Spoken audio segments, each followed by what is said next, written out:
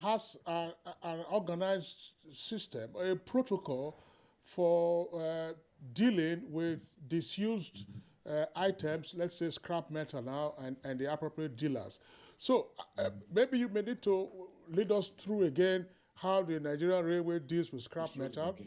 And in the light of the frequency of the vandalism of your rail tracks and so on and so forth, have you tried to reach out to scrap metal dealers or the light steel industries that are probably, receivers of these slippers and other scrap metals? Okay. Yes, thank you. In Nigerian Railway Corporation, there is a method.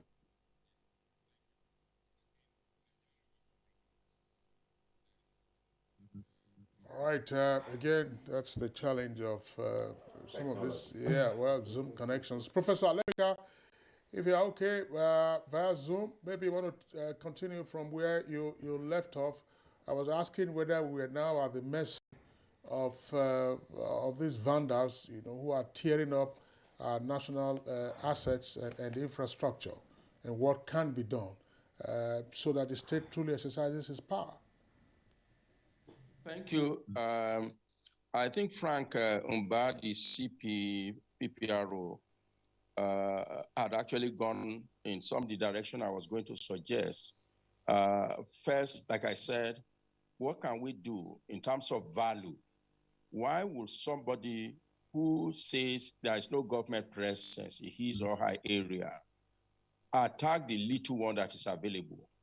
Why would a businessman, rather than source his or her product from a genuine licit angle, do so through illegal means? I think there is some kinds of level of value that does not support security, does not support development, and does not support, development of the country in a broad sense.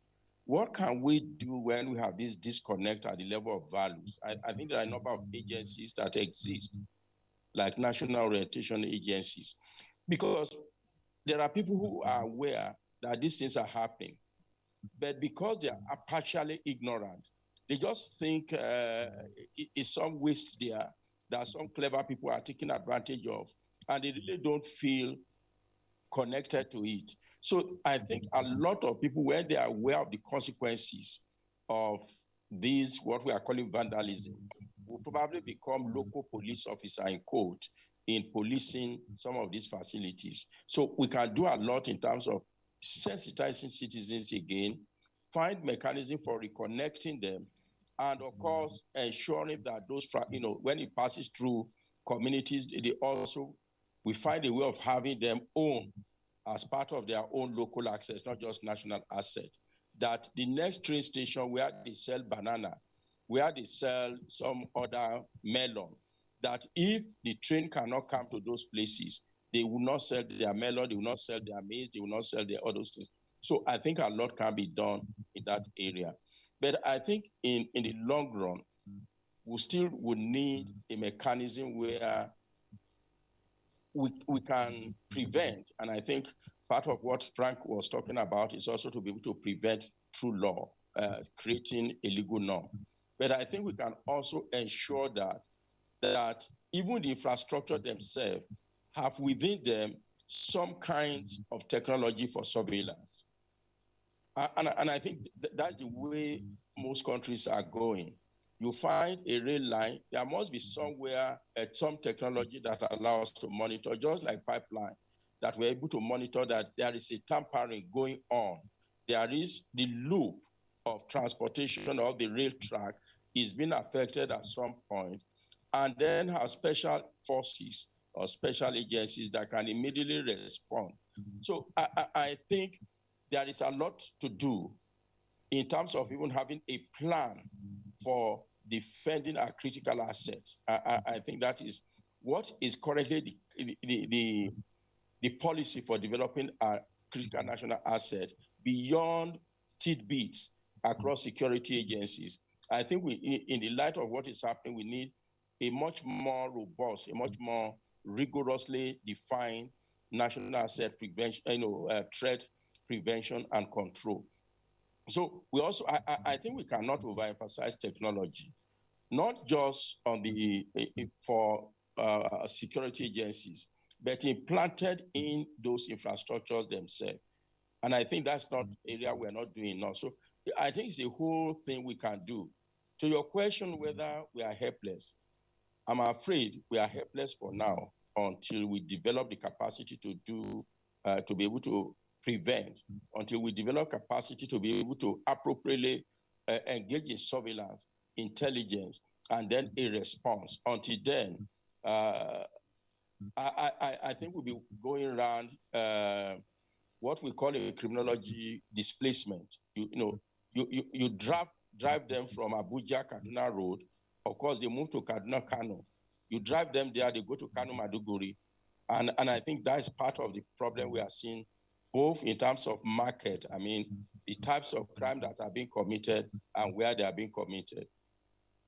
Okay, Prof, I'm still going to stay with you. If they can vandalize the rail tracks, don't you think they will vandalize the CCTV or any other technology, object that is there to, survey for surveillance and on the rail tracks?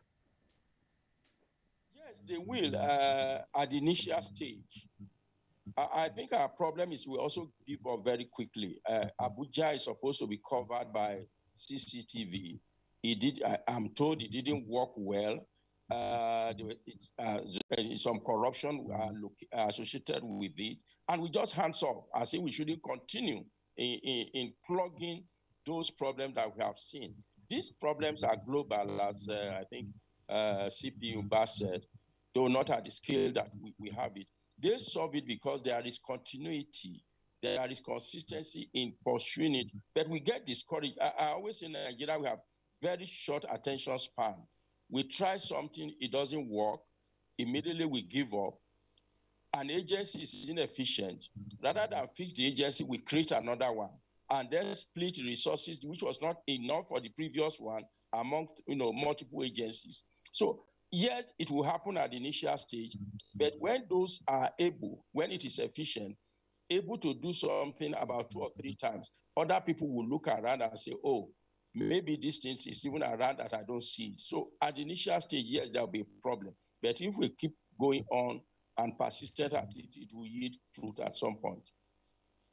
All right. Thank you very much, Professor Alemika. We'll return to you in the course of the conversation. Back to the studios. CP Francoba, I want to come back to you and let's deal with 2 aspects. I'm wondering, again, this is based on mere observation. Do we sometimes experience, if you like, jurisdictional neglect in the policing of our critical national infrastructure?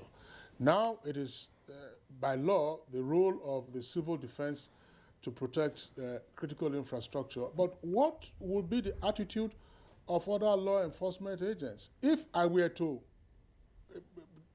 get out of the studios now, drive in my car, and begin to just pick up manhole covers in different parts of the city, chances are that other law enforcement officers who will say, including the police, will say maybe he's doing that one. That one is civil defense work. Maybe it's not really part of my. Does that compound the challenge that we are faced with? Does that also embolden criminal elements? I'm sure you must have heard about this in the course of your career. Sometimes street lights, criminal elements will just go, take out the wires, and they now go and smelt the copper in it for other purposes. And nobody touches them, and everybody is driving past, including law enforcement officers who are driving past. I think your question is big and huge, and it's not just about the law enforcement community. I think Prof also touched on this when he talked about the disconnect between the citizens and the government. There is this lethargy between that exists amongst a lot of citizens. And again, I am probably not the right person to do this analysis, so I'm just going to touch on it very mildly. But the truth really is, when citizens are struggling with a lot of basic needs, sometimes they don't have time to deal with those noble issues. And so if a citizen wakes up this morning and the only thing in his mind is how to get his next meal, and then he's going past the road and he notices some things, no matter how much you try to tell him, if you see something, say something, he might not be inclined to say something even though he has seen something, because at the very top of his priority is his next meal. But beyond all this also is, what sense of civic orientation have we had growing up? And how also have our politicians been able to present themselves as role models to us? And that's why sometimes when you see younger people vandalize or steal public property, and it doesn't matter what it is, it doesn't matter whether they are bridge railings, whether they are things that has to do with power, or things that has to do with petroleum, or they just feel like, okay, the politician next door have stolen so much, the local government chairman has stolen so much, the minister has stolen so much, the director has stolen so much, and so this is the only access I have, and this is the only one I can take. So this is my own, I'm just taking a bit out of the national cake. And so he or she does not even say this as if he's doing something bad or something criminal or something condemnable. And so these are things that we need to work on. And again, the National Orientation Agency has got a lot of roles to play. But beyond the National Orientation Agency, we need our leaders to also live what they preach. And that's the only way to go. Leaders must also be true to their calling. They must present themselves as that perfect, true role models that they want the rest of us, the followers, the rest of the boys and girls on the street to also look up to. And so corruption, the larger picture, the multiplier effects of this corruption, and then the copycat syndrome of everybody saying, okay, everybody is stealing, so, and they don't even see it as stealing. For those of us who are in the core law enforcement business, we've arrested bank robbers. And when you interrogate them, they say, Oga, why are they treat us like this? We know thief Kinsley money. We know thief Mwinyi's money. We've not stolen anybody's money. We stole from the bank. But that's people's money now. Okay, that's what you know. So they feel, we no thief anybody money. Na government money we thief. Money with the bank, no be government money now. That is the mentality. So for them, they see themselves as noble thieves. Noble in the sense that they have not stolen from private citizens. They've been so nice that they left all the private persons unattacked and they went to the bank to steal. Some of them are even intelligent enough to tell you during interrogation that this money are even covered by insurance. So, God, why are you people giving us wahala? They are intelligent enough to know that. Yes. So the point I'm trying to make is this. We need to work on our national orientation. We need to, and honestly speaking, politicians need to just turn things around. They need to play the game right. They need to stop sending mixed messages and then expect the younger ones to. So, some of the Yahoo boys we've arrested and prosecuted, they've also had that kind of mentality. Oga, we know if we thief oil money, we know if we thief from government, we dey thief from foreigners, we leave all our people, we dey collect money from Oyibo, so may una leave us. A crime is a crime. and we must deal with these crimes the way they should be dealt with. On the issue of jurisdictional complexities, I think that is not really the problem. The problem, again, for us is when you are in a situation where, for instance, you get a distress call. If I'm sitting here now and I have just one patrol team, and I get two distress calls, and one of them is saying that there is a kidnap going on, an active kidnap situation going on, or an active armed robbery operation going on, and there's somebody is trying to vandalize a street light, I'm going to deploy my resources and access to the kidnap situation, to the armed robbery situation, to the rape scene, because I in as much as I identify the huge implication of the theft of the manhole covers or the vandalism of the street light, I am going to manage my resources in such a way that I am able to save life instantly. And that's why in the police we created the Railway Police Command, which is essentially saddled with the responsibility of working with the Nigerian Railway Corporation. And I think the MD of NRC will attest to the fact that with the growth, with what we're seeing in the rail development currently, the successive inspectors general of police have also taken measures to strengthen the Nigerian Railway Corporation, increase their manpower, deploy more assets. But both the Transport Ministry and the Railway Corporation also need to invest in security. Let me tell you, in everywhere in the world, the global best practices, you do what we call dual investment. As you are investing in infrastructure, it doesn't matter whether it's transport, it doesn't matter whether it's aviation, it doesn't matter the kind of infrastructure. But as you are investing in infrastructure, you are at the same time simultaneously investing in the security, the protection of that infrastructure.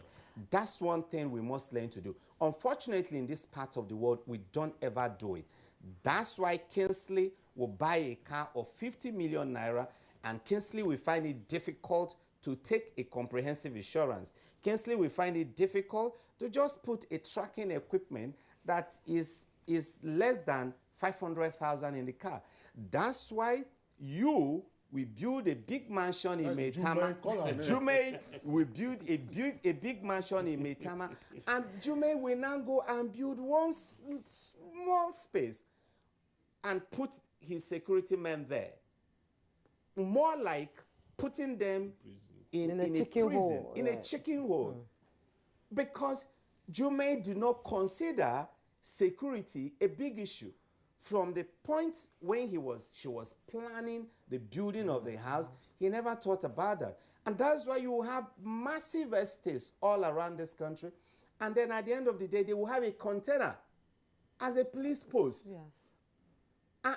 And that's the mindset. So it doesn't matter what we're doing, but whatever infrastructure we're developing, particularly critical national infrastructure, we must think security. As we are investing in those infrastructure, we must simultaneously, instantaneously, also be investing in security for the protection of those infrastructure. Indeed, we need to invest. Yes. We have to thank him, but also to quickly issue a disclaimer to the examples that he cited, that these were metaphors. Because I heard him say Kingsley will buy a car worth 50 million naira. I'll build a mansion. Amen to that. I will join you saying I say amen to that. But that car issue is not. It's not. Otherwise, somebody will see me on the street and I say, "This is my house, 50 million naira to buy a car." We'll take a break right now. When we return, our conversation continues. Don't go away. The center is purposely established in order to provide these services that are examinations, medical examinations, and investigations that were not provided for in Kano as well as the entire Northwest region. It's equipped with modern technological equipment in terms of radiological services. We have MRI 1.5 Tesla. We have digital X-ray as well as 4D ultrasound equipment. The importance of the center cannot be overemphasized. Just within 1 year, the center attended to thousands and numerous patients as well as medical examinations. NKDC is established in order also to provide these healthcare facilities as a discounted price. This message is from the Federal Ministry of Information and Culture.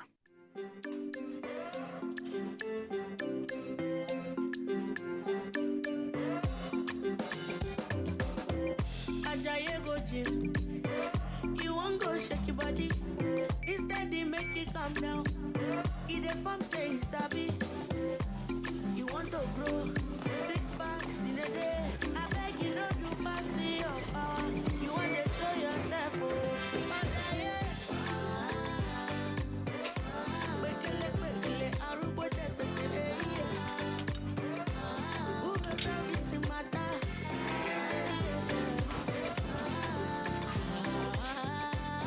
Whatever your size, find it with the new Airtel data plans. Dial *141# now to get the plan that suits you.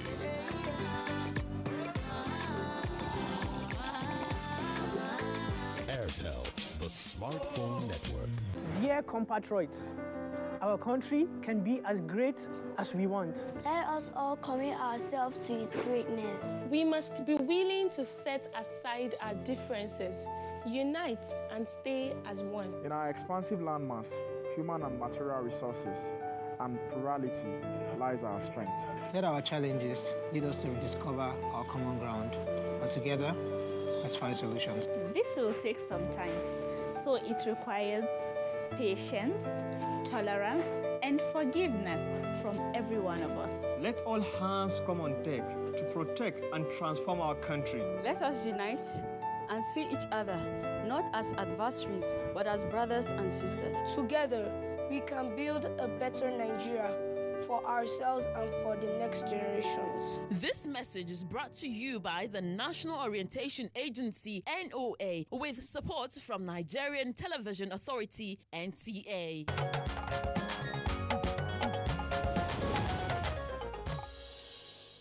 All right, you're welcome back, and it's still Good Morning Nigeria live on the network service of the Nigerian Television Authority.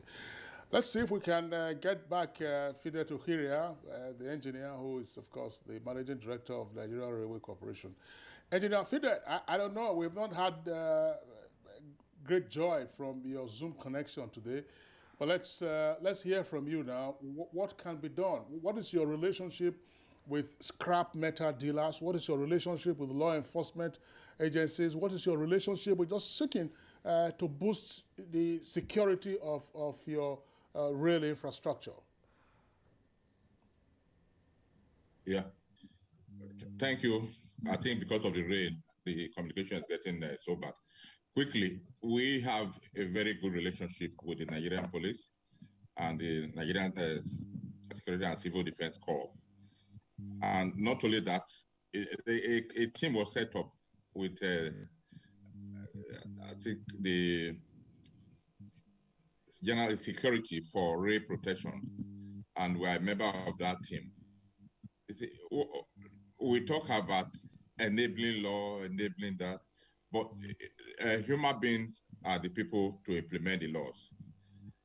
And when any small opportunity comes, what I've discovered or what I've learned that Nigeria want to benefit materially, not knowing that it may end up affecting them either directly or indirectly. Why am I saying that? We have arrested not less than 200. If I say people, I mean different incidents occurring of vandalization. And to date, apart from that one in just that we said we concluded in court, others have been asking for updates from the various we have arrested this, we have spent money to go and investigate. What is the update in the investigation? I think we have to set our minds to be a little bit patriotic to achieve meaningful results. I'm sorry to say that, but I've tried, even bent backwards, to ensure that I support the team sent to us. And the first major thing is that anybody posted to railway look at it as a punishment. Either officer or men, they look at it as a punishment. No matter the incentive you give to them, it's not compared to what they would get if they were in the state command or doing roadblocks. So that's a major thing. And we try to encourage them, but at least assisting them with transport, accommodation. But I discovered that it's not enough. So, and as he said, my brother, the CP, it's your state of mind. It's not what Mr. A or Mr. B is doing that will affect your life. So it is your target goal in life that will affect what you contribute to the society. If whether you deploy technology, there are instances who put CCTV, and CCTVs are the first target to be vandalized. First, they record the wire. By the time you are trying to trace the wire or the cable, they remove the camera, and you repeat it again. You repeat the same thing happen, and by the time you are able to catch one person and send to the police, or you will never get the end. Either they go to court, and by the time they get to court, they get lawyers, and even the person who is passing judgment in the court is compromised. Everything returned to zero. So we should, whether we want to make a nation of Nigeria or not, because it's so painful and it's disheartening because this vandalization is something that's really opened up with a sort of can that people are struggling to even arrest the culprit.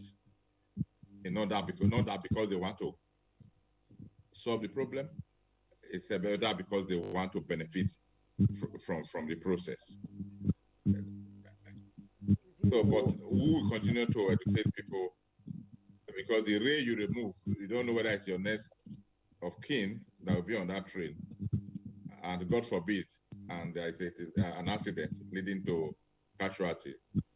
So we will try our best and able to encourage the team working with us, and at the same time, we will not fail to tell them the truth and the position. You see, now, before we sell any scrap, we advertise, and people, as of today, we have done, I think 3 times advertise that we only have one state company, which is called CAM Industry, that have a factory between Offa and Ilorin, and one at, I think, Ijebode. Okay, Mr. Fidet, if I might come in, you know, Mr. Frank Uba talked about the National Orientation Agency raising awareness, you know, for people to, to know the threats this vandalization poses to, transportation of lives and property, we're using the rail line. What level of awareness are you raising for these vandals to understand the danger of what they are doing? Apart from the National Orientation Agency, do you have any jingle, that goes on TV, radio, and all that to educate our people that these things that is being put for them is for their own good and they need it for survival? We've done that. I think every human being knows that when you have a good rail, it will impact on you. But we discovered that the more you are telling the people, the more exposed they become on the negative side, the negative side. It's an irony that I think most of us don't look at the positive side. They try to take advantage of the negative side. The more enlightened, the more exposure you give to them, the more they try to take advantage of the negative side. That's what I've discovered.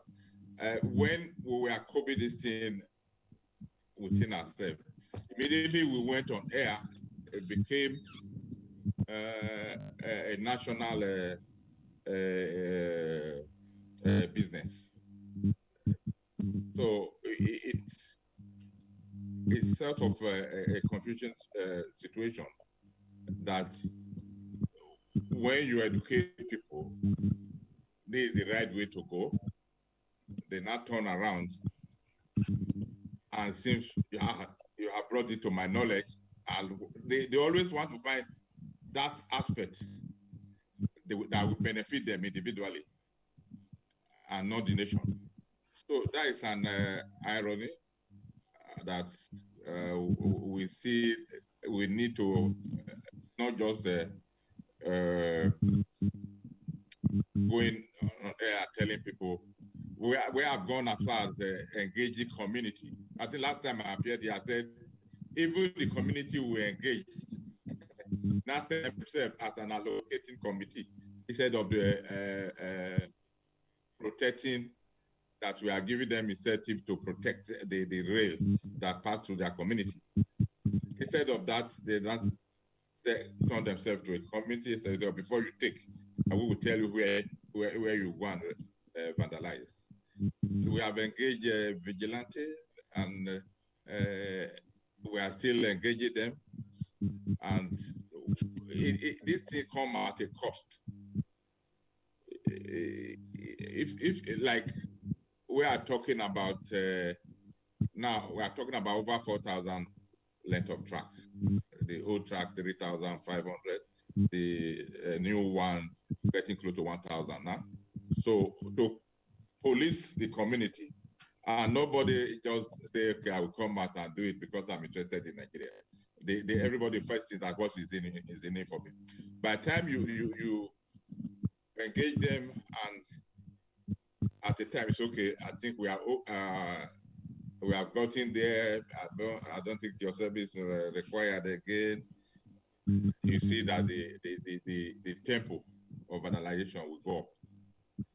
So I think the best way is for us to have enough rolling stock and occupy the track, so that if we can operate with every 30 minutes, so that if there's even an attempt to go and vandalize, before you settle down to set up your wedding or cutting machine, a train will come.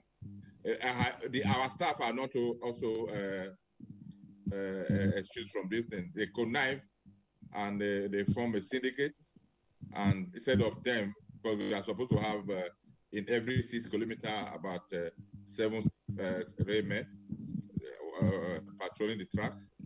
So what we've been trying to deal with our staff internally by ensuring any parts that have been vandalized, the staff that are supposed to be there, because they don't come up and say, when I came to work, I saw this track vandalized. If somebody else come there, that's when you know that the track has been vandalized, which means they are contributing to the vandalization. A case in point that happened 2 weeks ago is between Jeba and Mokwa. All right, Engineer Fideto Hiria, thanks a lot. You were just, of course, giving us more examples, but we're getting pressed for time, so we're coming back to the studios to engage Nnamdi Nweye, who is the Acting Deputy Commandant General of Civil Defense. CP Frank Oba tells us that, okay, there are a number of measures that we could adopt. I was just wondering, the scrap dealers, they have an association in Nigeria. I don't know how much engagement there is between, of course, the civil defense and the police authorities with the scrap dealers, so that in the event that there is no law stipulating what they ought to do, as CP Frank Oba had indicated, they could also self-regulate. And if they don't self-regulate, they should also be made aware of the consequences of not self-regulating. One simple example to also cite in this regard, You know, the panel beaters and spray painters, you know, who deal in vehicles and so on and so forth. I mean, if you have a slight dent on your car, you want to ask them to help you touch it up, X, Y, Z. And if the car is going to stay there overnight, they normally would ask you to deposit the photocopies of your documents. When you ask them, they will tell you that, you know, anytime officers feel combo and ask us where are the particulars of this vehicle. So what stops law enforcement agents from going into the scrap metal yards where the scrap dealers are and then just asking for their papers? I don't know, I'm not a law enforcement officer, but two issues here. What is your interface with scrap metal dealers? That's one. And then secondly, why are there spot checks unannounced at these scrap metal yards to find out, you know, how they got them in the first instance, and where there are no convincing responses, you take them to your office for further interrogation? Yes, there's interface going on between some of our field men and these scrap dealers because they have association in Nigeria. You can't just move in scraps into where they stay. But most times you find out that they're not really, some of them do not have an organized business environment. Some on their own open up their own personal business that are not under the subjection of the union. And we have been able to find out some of those ones, and at times we involve those ones that are already in union to help us interface and also monitor their activity whenever even stolen goods, apart from these railway sleepers, even stolen metals, vehicles and scraps that come in. They give us information. Some of these are some of the information we are seeing that will lead to even arresting the movement of these trucks we are seeing. Some of them come from where they were loaded. And most of them are scrap dealers. So, we just loaded a vehicle that is just taking off now. Please, this is the number, this is the way particular. We will send out signals to the relevant personnel in the field. And they follow it up from there and make the arrests at times, try to get to where they're going to. On the other one, issue of spot checks. Spot checks. Unannounced. We carry out spot checks. We even enter markets unannounced. We enter markets, we arrest. We arrest people that cannot show justification where they got whatever they have, because we are backed by the law in that particular incident, because we are asked to enter any premises, search, detain any individual found to be dealing illegally in any material used for bunkering or some proceed of bunkering or anything used in selling of power holding wires and all those things, materials. So we are bound by law. We arrest even without warrants. So we do spot checks. And most of the successes we have recorded in the field have also been on those spot checks, and also with the intervention of the union leaders. At times when some people bring things into the market, they will ask them to hold on, we'll get back to you. They will send signal to us to come down to look at where these people brought these things from, because they will interview and we make arrests. So what's the latest on the Nasarawa incident? The Nasarawa incident, we are still investigating. However, the issue is that, like I told you before, we had 2 men arrested, and those are the ones that have given us the lead. They told us that in the course of their movement towards, on their way to Abuja, they discovered that they were being monitored and being trailed. So the driver quietly stopped the vehicle by the side, and himself and 3 other occupants quietly entered the bush and abandoned the vehicle. Of course, the vehicle has been towed to office, and we are doing due diligence to get to the owner and also people that are owning those, the vehicle that are moving those exhibits with. Okay, I just wonder, CP Francoba, how can we have more diligent prosecution of suspects who are arrested in connection with the vandalism of critical national infrastructure, in particular, say, rail sleepers?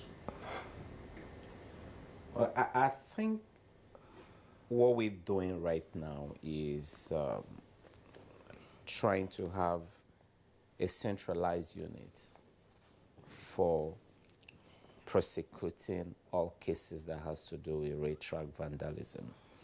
That's one thing we did at the peak of the vandalism that was taking place in the power system. And that's what the police leadership is also doing right now, because the advantage of that is that when you centralize that, over time the officers who are saddled with that responsibility become experts in that field. So we did that also in the oil and gas sector. when we created the pipeline monitoring unit and centralized it. And so when there are arrests of rail track vandals, we intend to just move them into a centralized area. So over time, the people in that team will acquire the requisite skills and competence. They will make mistakes in one or two cases, and they will learn their lessons and go into the next case and do better. And that's exactly what we're trying to do. We also need to continue support from the Railway Corporation. In most cases, when we do this arrest, we will also need to get them to make statements. I was talking to the commander of the STS before coming in here, because I knew things like this might come up. And he told me that the last set of suspects that he's prosecuting right now at the Federal High Court, that he has had a lot of problems getting even the railway staff to even come and make statements. They've not even made statements to him, to the police, let alone coming up to testify in the court. So we will also need a lot more collaboration with the railway workers. And he rightly, Mr. Fidget actually rightly hit the nail on the head when he talked about possible internal subversive elements. And so that's an issue. I'm glad he's dealing with it. Those of us in the law enforcement community must also deal with possible aiding and abetting that sometimes occur amongst officers, whether in the police, in the civil defense, or even in the military. Okay, on that note, CP Frank Mba, Force Public Relations Officer, thank you for coming. We have Nnamdi Inwiyi, he is Acting Director, Deputy Commandant, General Crisis Management at the Abuja headquarters of the Nigerian Security and Civil Defense. Also, we're joined via Zoom by Mr. Fidet Ohire. He's the Managing Director, Nigeria Railway Corporation, and Professor Enatibi Alemeka. He's the Professor of Criminology and member, Presidential Advisory Committee Against Corruption. Gentlemen, thank you so much for coming on the program.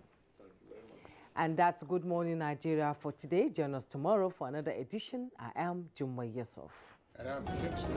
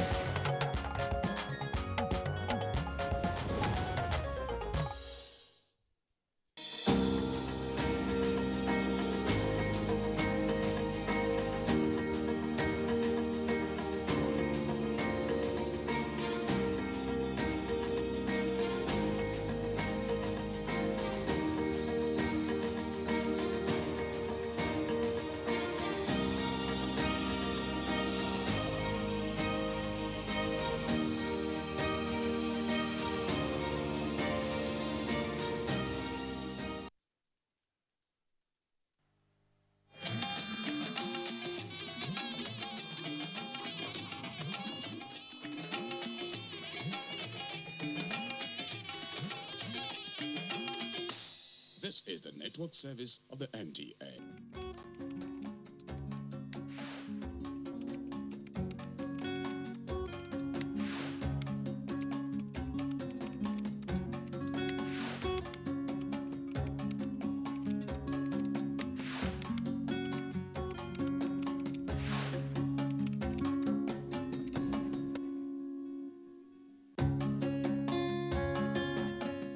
Hello and welcome to Thoughts for the Week. I'm Cordelia Obe, and the idea is to talk about things we usually would talk about. This time using proverbs, wise sayings, fables, you call them any name from around the world. And what are we looking at today? We are looking at being faithful to our friends. Welcome. Now, I have a story to share. It's a fable because I have some animals in it. Many, many years ago, there was a shark who had a monkey as a best friend. Every time the shark would swim to the island where this monkey was, and they'll be happy together. One day the shark said, my friend. As some people would say, my friendship. You don't even know where I live. Won't you come and visit me one day? And the monkey said, okay, why not if not? So it hopped onto the back of the shark, and the shark swam fast and straight towards the middle of the sea. When he got to his own home, all his friends, relatives, and all that were very happy. And the monkey said, why are your family people this happy? Shark said, our king is very sick. And they say we need the heart of a monkey to take care of him. And the monkey was almost fainting. Boy, he was very bold. So he said, my friend, why didn't you tell me what you wanted to do? You didn't trust me enough to tell me. Don't you know that we monkeys, we usually keep our hearts somewhere else? You see that tree you used to meet me? That's where I kept my heart now. And the shark said, He said, just take me back home. Let me collect my heart. I will come back. And the shark, okay. So to the amazement of everybody, the shark turned back and took the monkey back home. Now, our elders say, if God had not been the friend of the faithful ones and made them wise, even in the valley of death, life would have been extinct in the world. So, our monkey got home, got up to the tree, and told the shark that, you are a bad friend. Who told you? My heart is here with me. But thank God I escaped from you. And that was how the monkey got saved. My father told me that story many, many years ago. And I never forgot it. Because he said that every parent should teach the child or their children how to be faithful to their friends. When you are faithful to your friends, somehow, when they try to plot evil or anything bad against you, somehow you have a means of escaping. It may not be the case all the time, but posterity would hold it dear in its heart, knowing that you have been faithful to your friends. That story is a story we should share every time, because every day it seems as if things are getting worse. People don't trust each other anymore. Whose fault?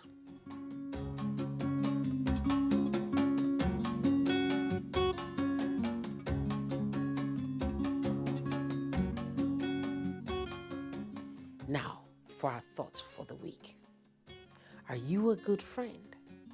Or are you a friend who is deliberately leading other friends into evil traps just because you want to make your own ends meet? Are you teaching your children to be faithful to their friends, but at the same time to be very, very wise? Think on these things till we meet again next time. Take care of yourselves, my friend. My name is Cordelia Obe. I'll see you next time. Bye-bye.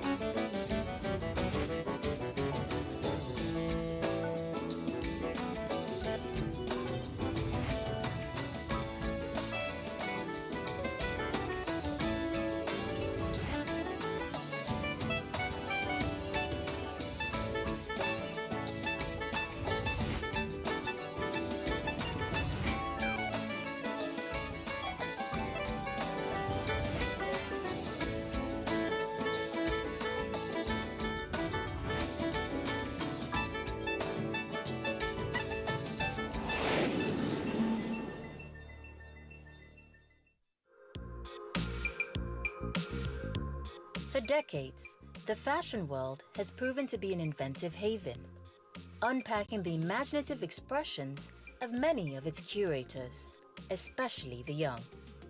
According to statistical reports, fashion is the largest sector in the developing world after agriculture, having the largest percentage of youths dominating the sector. The big question is, how is fashion empowering young people in Nigeria? For the second annual installment of the My Nigerian Dream initiative, I Choose Life Foundation celebrated the talents and achievements of young creatives through the medium of fashion. Young designers from all over the country exhibited a diverse range of fashion garments and accessories that highlighted the creativity of the Made in Nigeria industry. Beauty, Brains and Burn, it's our focus for this year, but it's generally under our My Nigerian Dream, which is our annual event that we do every October. And when we do My Nigerian Dream, we try to promote young Nigerians. Last year we had art and tech, and so we brought lots of young 14 to 25, to come and exhibit their artworks. This year we are focused on fashion. We want to project them as models to young Nigerians.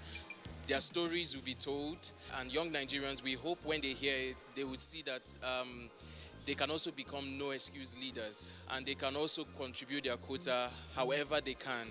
The fashion really touched us because when we went out there to search, we didn't know we would get this wide range of young people doing amazing things, from bags to children's clothes to shoemaking. We've been able to bring a few to exhibit from the 30 that were selected as our top finalists. But we are so amazed that if these guys could be given the support, we can start using our own Made in Nigeria product quite easily, because their work is so innovative and so cool, because they understand the trends of the fashion world and all of that. Over time, we've seen Generation Z take a front row seat in the world of fashion, from the energetic millennial era to the more alternative-styled avant-garde Gen Z fashion statements. This new face of fashion has contributed to the growing logic of what fashion has become. Empowering young people through fashion creates a necessary culture where every individual in society is able to promote their own unique expressions to widen the representation across the global fashion landscape. Growing up, I always isolated myself a lot.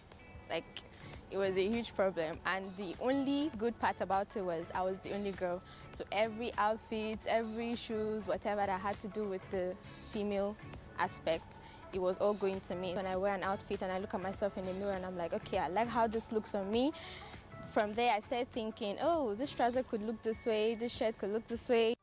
Empowering youth through fashion not only increases representation, but also allows the possibility of an evolving narrative.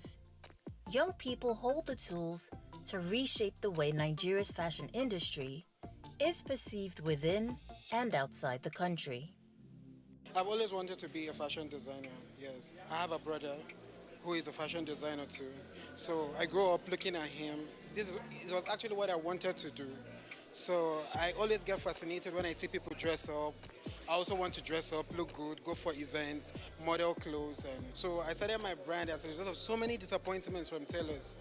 And so you give people clothes, you give them their styles, and they mess it up. So I started mine, hopefully to do it better. Youth empowerment is arguably one of the most valuable target sectors in every nation, and fashion as an empowering tool is helping to power that sector. Recently, there has been a radical change in the fashion business, as more and more youths are choosing it not just as a passion project, but as a source of livelihood. Harsh economic circumstances forced this designer to discontinue his education, taking up fashion instead as a means to support his younger siblings. My dad insists that I should go and learn fashion designer because we don't have much and just have to, and I can't furthermore. So I just have to go and learn fashion designer. When I came to Lagos, I I look for a hustle and I build a canopy in Lagos there. So that's where I've been working. Most work I do, I create it. Like agbada, kaftan, all these buba for female, for woman, like big ones like that. And I can also do cap. It's different cap different type of cap. Key players in the youth empowerment space are equipping these young people passionate about fashion via virtual classes, seminars, workshops, mentorships, and of course, the financial means to refine and expand their skill set. This way, young people are able to make an inroad into the fashion industry, empowered with some level of financial freedom. My brand is Mama Stula. Mama Stula started August precisely 2019 during my annual leave. I took my 1 month annual leave and I took the opportunity to learn a craft. The brand makes dresses for children ages 0 to 10. I recently launched my fashion school and I have students, thank you, I have students coming in. So I need space, I need more equipment, I need more industrial machines. I Choose Life has really helped me in the aspect of connecting with other brands and connecting with influencer people that can really help me with my business. Encouraging young people to follow their passion, let them do what they like doing. Because like me now, what I really love doing is to make bags. Especially when I'm free, instead of me going out, doing a lot of things, I just sit down and create things. So I would really like other youths to be able to sit down and see within themselves what they feel they can do, what they like to do, and try to create something instead of doing the other way around like drugs and stuff. That's not really helping. Fashion houses are impacting the level of employment around the world, and Nigeria is not an exception. It is a known fact that the upward trend in fashion has helped to reduce unemployment in Nigeria. In 2017, the Africa Development Bank launched the Fashionomics Initiative to increase youth participation in the global textile industry and empower women enthusiastic about fashion. We are the co-founders of Vondama, which is a fashion brand, female fashion brand. We deal on birthday dresses, wedding dresses, haute couture, ready to wear, and we're based in Asaba and Benin. So we flew all the way from Benin because we're students of the UNIBEN for this occasion. Being in this event has been amazing. We had the opportunity to showcase our designs to the whole world, and they give us a platform to express ourselves, to market our brand, and we are really, really grateful, and the world should be ready for us. We are coming with our designs. Being that the youths are facilitators of positive change, as evident in their lifestyles, the government should make moves to empower the fashion industry by partnering with the stakeholders on ways to better reflect African culture through fashion expressions. I'm from Kaduna State. I'm based in Kaduna. I am a fashion designer. I started my business 2019. Yeah. I make shoes. My mother, she loves shoes, and she said I should start making shoes. So she took me to a place where I will learn how to make shoes and all. While fashion is the focus of My Nigerian Dream this year, the overall idea is that by encouraging varied avenues of empowerment for young people, they will be more inclined to make better life choices. So this is what we try to do at I Choose Life. We try to create these platforms so that young people can see that there is an alternative. We don't want people to get to that point in their mental health that they choose drug and substance abuse over life. Mental health is really our core, is really our focus. And we know that when somebody doesn't have good mental health, one of the products is drug and substance abuse. And so we try to tell people that, look, you can choose to look at the opportunities around you. You can choose to do the things that can bring productivity to you, your family, and your community. You can start from wherever you are right now. So this is us trying to always encourage young Nigerians. Through this initiative, I Choose Life Foundation seeks to safeguard the future of Nigerian youth, give them equal opportunities to follow their passion, and by empowering them, bring the youth much closer to realizing their Nigerian dream.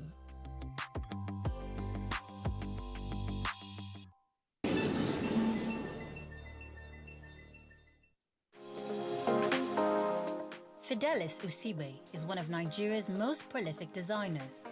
Under the fashion brand Del Africa, his Afrocentric and often futuristic designs have graced runways all over the world.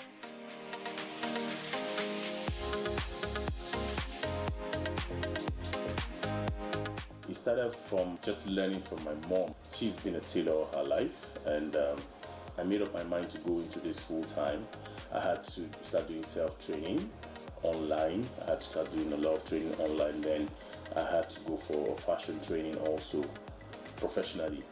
You know, I've gone for one in Lagos, I've done in Italy. There's a lot I gained from finishing, you know, because like the one I went for in Italy, it's called luxury finishing. With the kind of trainings I've been able to acquire, I've been able to train a lot of young people that come through me in finishing. One of the things you have to master, no matter how good you are with cutting and sewing, if you come through me, you have to master finishing. If you're not good at finishing, there's nothing in your work. And that's one of the major things I learned. And I've really put that into the way I shape the things I do, like how you go about your straight line, how you go about your cut. Your cutting, you don't need to cut and begin to iron later. Your iron has to be on the side, working by your side while you're doing your cutting. You're ironing, you're cutting, you're shaping, you're cutting. Whatever you're doing has to go well. Your finishing has to come out well. Africa is the future for fashion, the future for music, and a lot. I remember when I started showcasing the Adire and the African concept, people always ask, are you sure people will like this? People will appreciate this?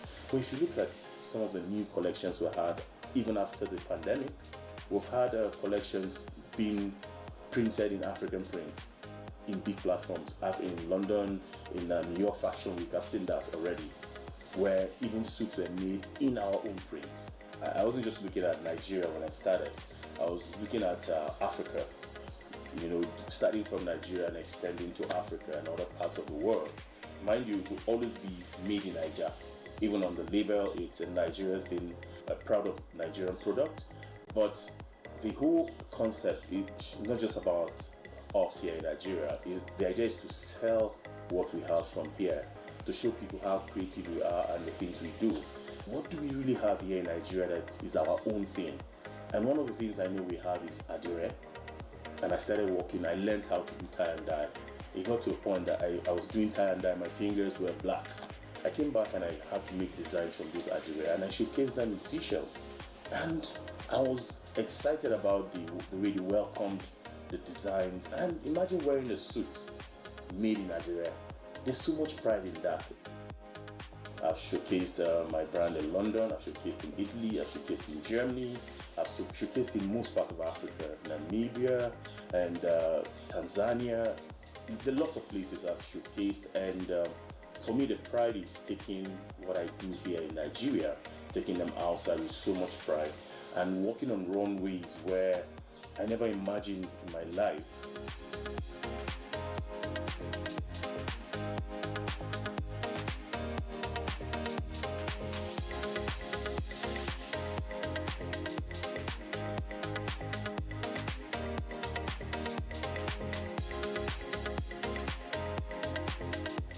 I've gotten nominated in other countries, but for me that showed that what I was doing, people are beginning to recognize and see the things I do. I got that from the Who is Who Award, and I also got one from the Plateau Award.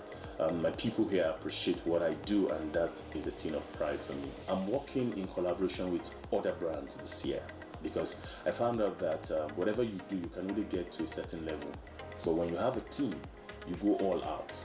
And we've spoken with some teams and a couple of other brands. We're ready to begin to explore. We're ready to begin to do new things. So what we're doing right now is setting and laying down foundations for growth for the upcoming and already established fashion designers in Nigeria. And we'll keep pushing and keep doing it. And I'm sure very soon, people will begin to look back to Jos to see what's going on with the fashion world, like it used to be back in the 80s and in the 90s. The fashion thing in Jos has always been there. It's been there even before we got to Jos. A typical Jos man knows how to dress. And we've had a lot of our artists that pass through Jos. And if you check their dress code and the way they are being styled till date, they are always top at what they do when it comes to dressing. It's a thing for us in Jos. Fashion is what we do. From the first collection I had in Lagos, when I was showcasing that first time, even when I looked at the picture and I looked at myself coming out to take a bow, I started laughing at myself. I was like, you can imagine where I started from. But you know, one thing I do every time I go for a show, a runway, I begin to look at other designers that are coming, designers that are already established, designers that are big. You know, I started from a very, I didn't just push myself, I want to be in the forefront of any runway. I started showcasing from a very low platform. But each time I go, I look out for people and see what they do. I'm like, wow, how did you get to do this? How did you achieve a thing like this? I had something to do some years back in Benin Republic, and it's actually centered around Afrofuturism, you know? That's the whole concept. And I came up with some designs that some people would call crazy, with a very long sleeve, you know, a sleeve that ordinarily you look at and you're like, how do I put this on? But for me, I just felt, okay, this is different, you know, it's different and it's not the usual kind of sleeves that people wear around, but futuristic. You know, if you're looking at a future kind of design, it works for me that way. And when it flows, I really don't restrict myself. For me, it goes with the theme for the runway, one, and then secondly, if it's a collection that I have to work on freely, then it goes with what I'm going through, the experiences I'm going through at that moment. I lost my dad last year. The experiences I had that period actually birthed that experience for me to do the Jungle collection. For the collections people know me with, they are mostly patterned stuff. Like what I'm wearing, it goes with a lot of pattern. Whether I'm doing the Adire, I'm doing the African design, they go with a lot of pattern. And people know me with those kind of patterns, and they'll tell you, yes, this is Del Africa.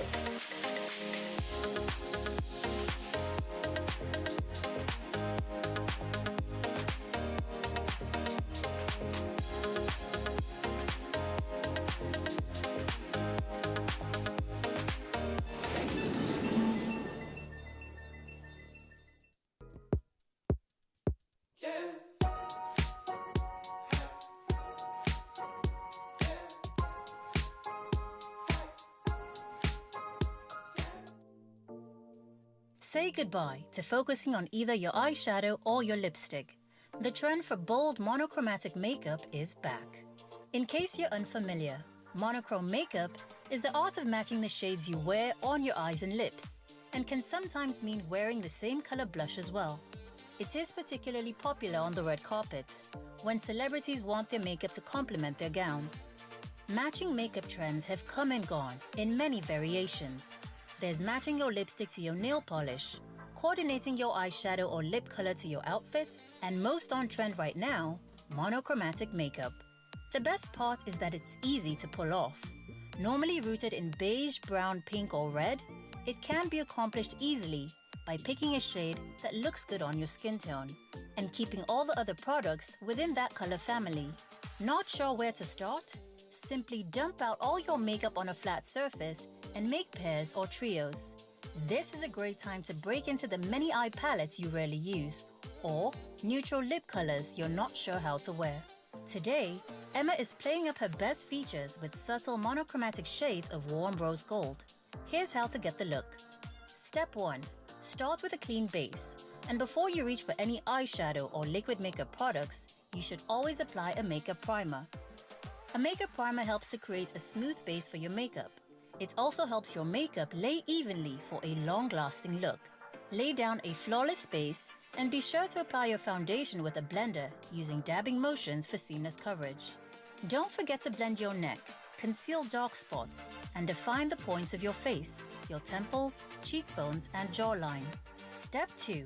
It's time to introduce some color. Mimic a natural flush by applying a soft pink blush on the apples of your cheeks. You can also complement your warm rose gold palette with a highlighter in pearlescent pink above your cheekbones. Step 3. Define your brows with a pencil, gel, or combination of both. Then prep your lids. Brighten your eyes with a shimmery eyeshadow, highlighting your lid, crease, and lower lash line, making sure to blend until even. Step 4. Line your upper and lower waterline so your lashes will sport a thicker appearance. Every look needs mascara, this one included.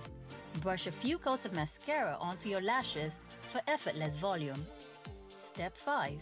Trace the outline of your lips with a skin tone pencil and punch up your picture-perfect pout with a few swipes of lasting wear lipstick topped with strawberry glaze for a glossy finish. Step 6.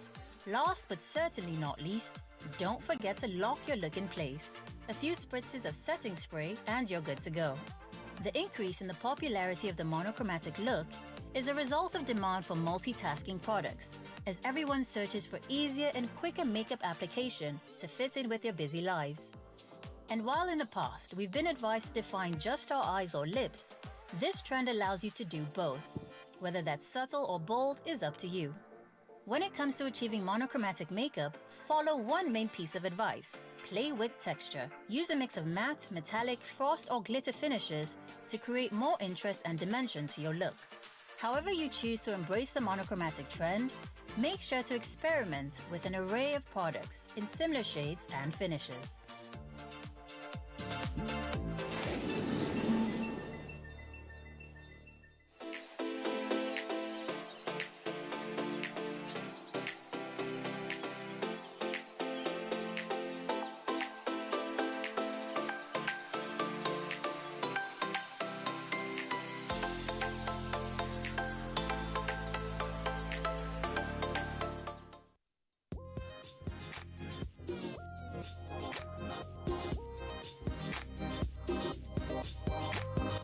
wannan labarin ma yana peji na 36.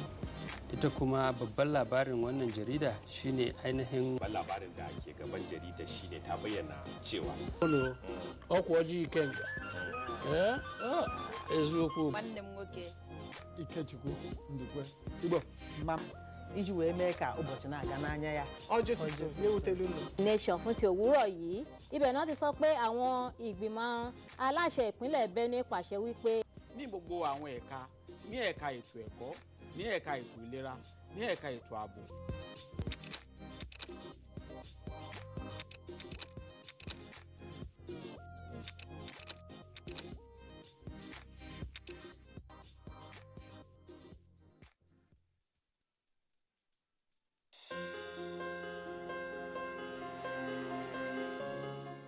The vaccine offers hope for a safe country free of coronavirus.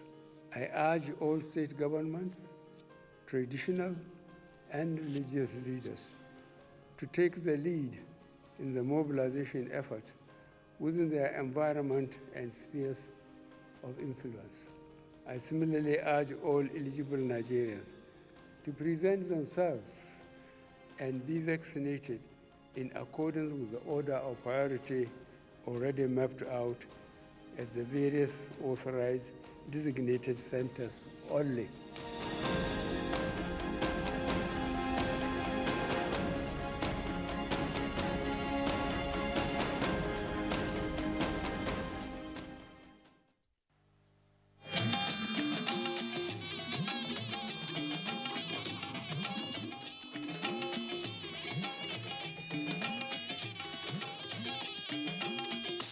This is the network service of the NTA.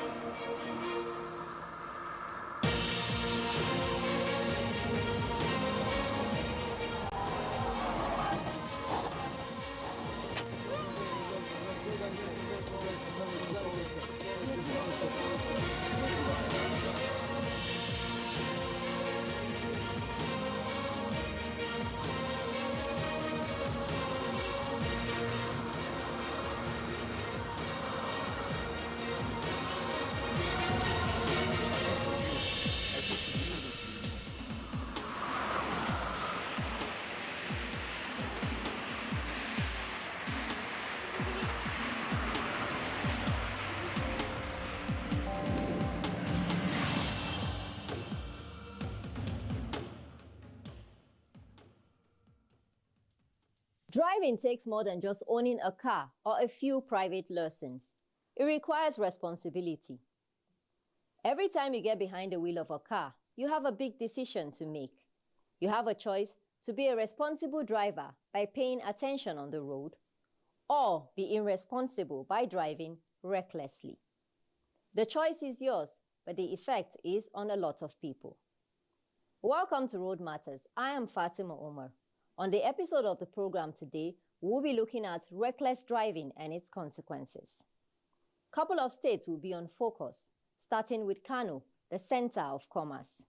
With high vehicular activities, reckless driving is on the increase.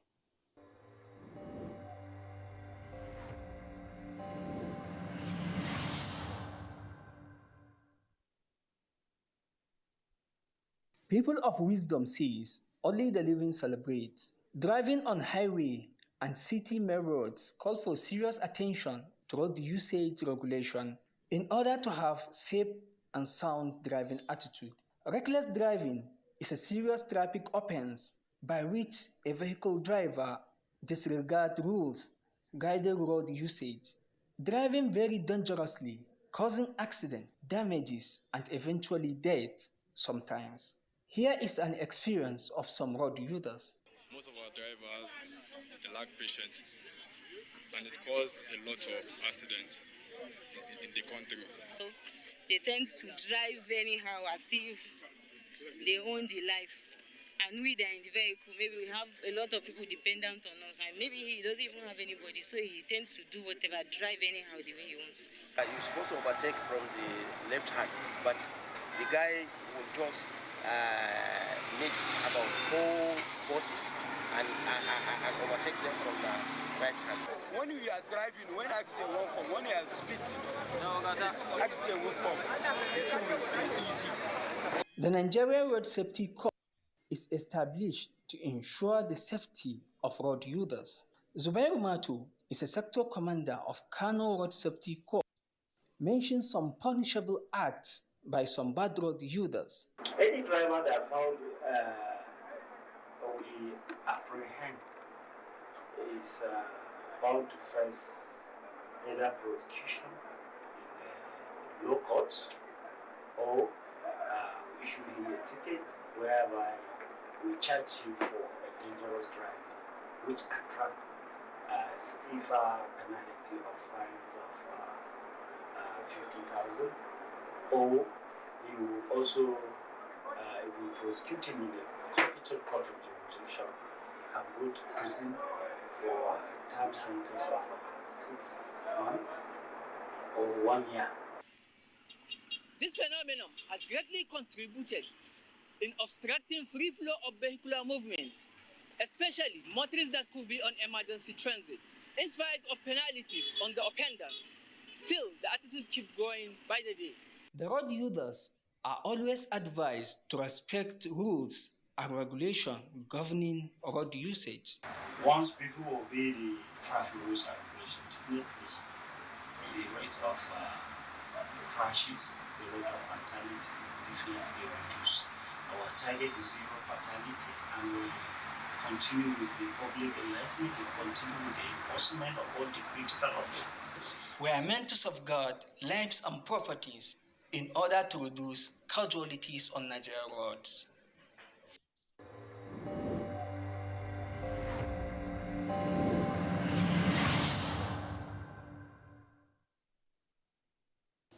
Once you're caught driving recklessly, you have to deal with serious consequences. Sadly, this is experienced on most roads across the country. Ibadan is no exception. Or is it? Let's find out from Weju.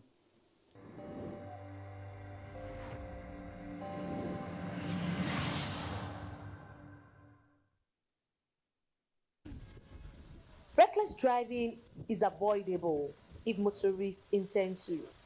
However, most of the accidents in Oyo State are caused by reckless driving. Statistics from FRSC and reports from major hospitals indicates that the accidents are attributed to the uncarefree attitude of some drivers, both commercial and private.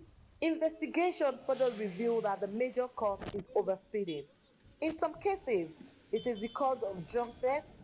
In another instance, driving while answering or receiving phone call, while the worst of all is sending text messages on phone while driving.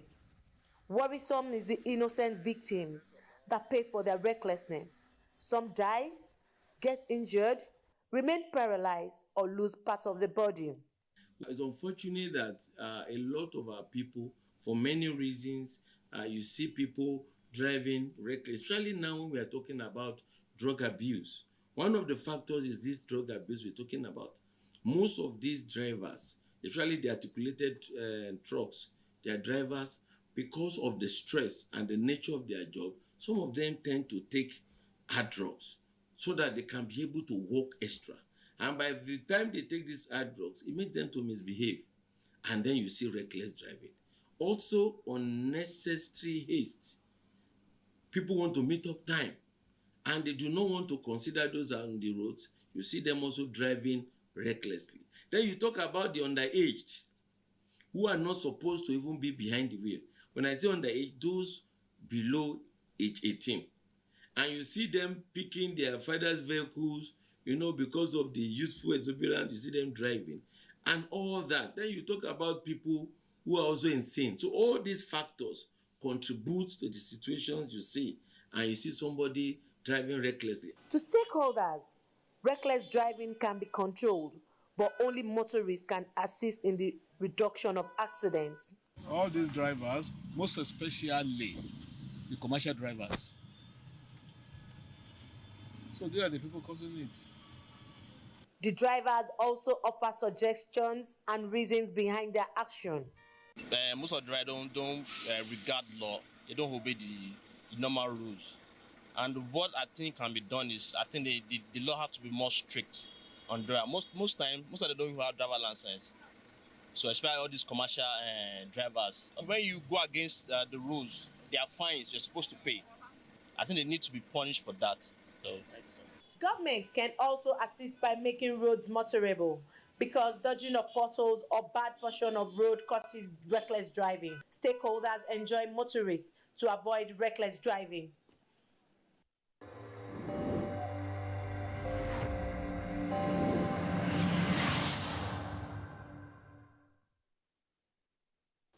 The dangers of reckless driving are significant, and the consequences can stay with you for a long time. In the Center of Excellence, Lagos State, the situation is same, if not worse, as reckless driving is the order of the day.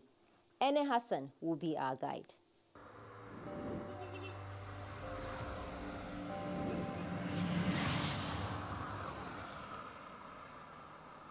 Driving recklessly without regards for one's safety and that of others accounts for thousands of accidents, injuries, and fatalities each year. Not only are the physical consequences severe, the legal consequences are just as serious. Due to its extensive nature, driving recklessly is a traffic offense. Reckless driving could result from unruly behaviors of drivers, intoxication, excessive lane changing, overspeeding, poor vehicle maintenance, using a phone while driving, failure to regard road signs, among others. We prosecute people once we impound them and we discover that, yes, we have all the facts on their recklessness. We take them to court. Some drivers have the view that overspeeding contributes to road mishaps and death. Whatever you are doing when driving, just because it's calculation, you have to calculate very well. Because if you do not calculate very well, it might lead to an accident or something else. Overspeed for the motor is not a good thing. But what causes overspeed is that some thinking in driving and some happiness in driving. Reckless drivers do not make safety a priority and do not consider the consequences of their driving. Most of them, they are erratic. Let me put it that way. Even when you start talking to them, they get angry. They are afraid of LASMA and these security people more than even the passengers they carry.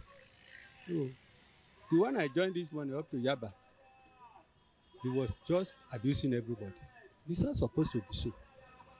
But those of us that are let people that are passengers, we have no option than to keep quiet till we get to our destination and come down. The Federal Road Safety Corps often carry out sensitization exercise for drivers. Has this yielded expected results? There's improvement on their recklessness, but there's a lot to do, and it's something that we keep doing. We are not relenting. Like, we go to motor parks to educate them, we carry out rallies.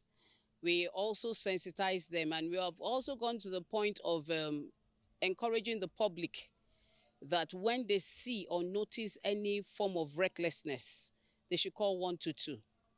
Tell us the details, where it's the location, details of the vehicle, the location where they occurred, and leave it to get the person apprehended. And we are also synergizing with the NURTW, the union members, to make sure they work. When we get reports like this, because sometimes when you also want to enforce, you want to arrest them, and they tend to drive dangerously, we note their numbers and get to them through their union. Do not drive in a manner that puts your life and the lives of other road users at risk. Always adhere to traffic rules and regulations. Constant reminder and sensitization of drivers through media, seminars and campaigns against reckless driving are ways to reduce the menace in Nigeria. I am Ene Hassan. It's back to Fatima.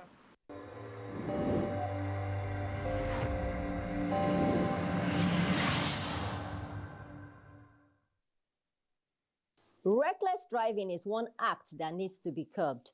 More needs to be done to curb reckless drivers. Now, most of these drivers belong to a union. Are the unions doing as they should?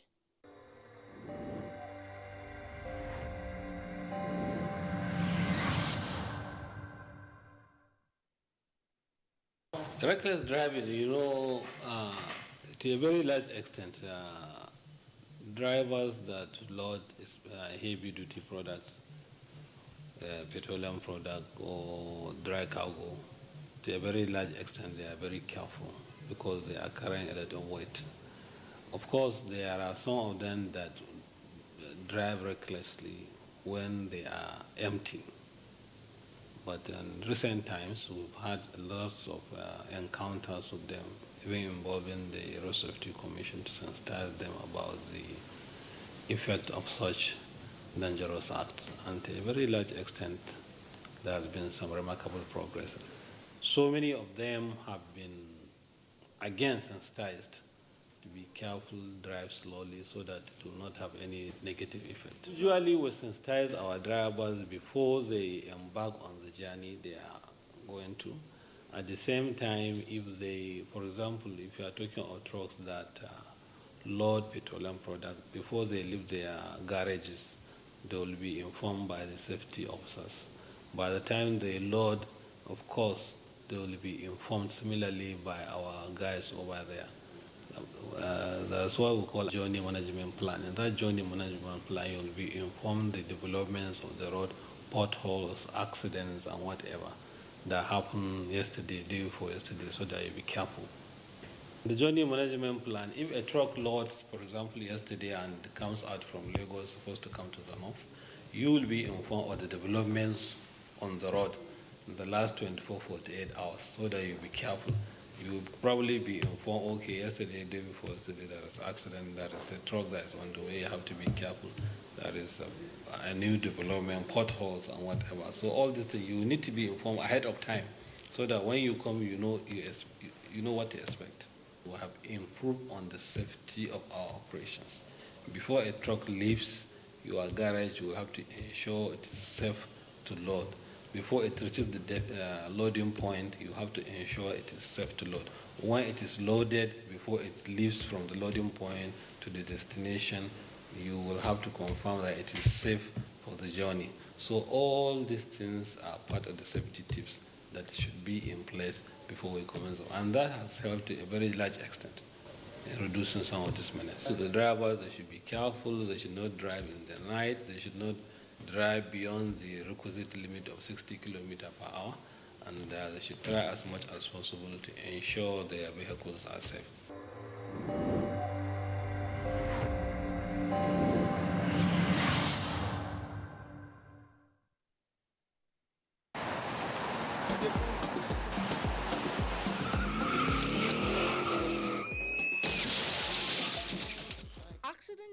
not just occur, they are caused. We therefore can avoid them by being careful and wise. A wise driver is one who drives for himself as well as for others by considering and following these simple tips. If you must drive, then you must not drink alcohol. Alcohol, even at the lowest level, intoxicates and reduces reaction time and coordination, which makes most drivers take unwise decisions. 30% of auto crash in Nigeria and beyond have been linked to impairment caused by alcohol. Avoid speeding.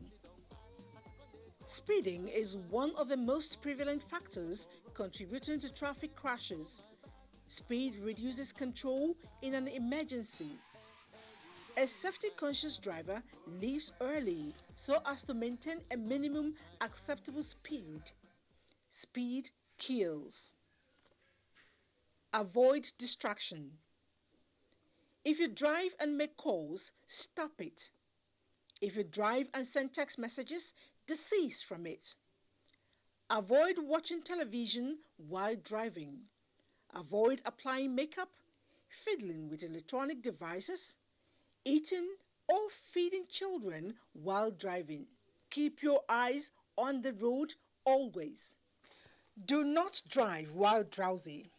A study conducted by researchers at Virginia Tech reported that 20% of all accidents have sleepiness as a contributory factor.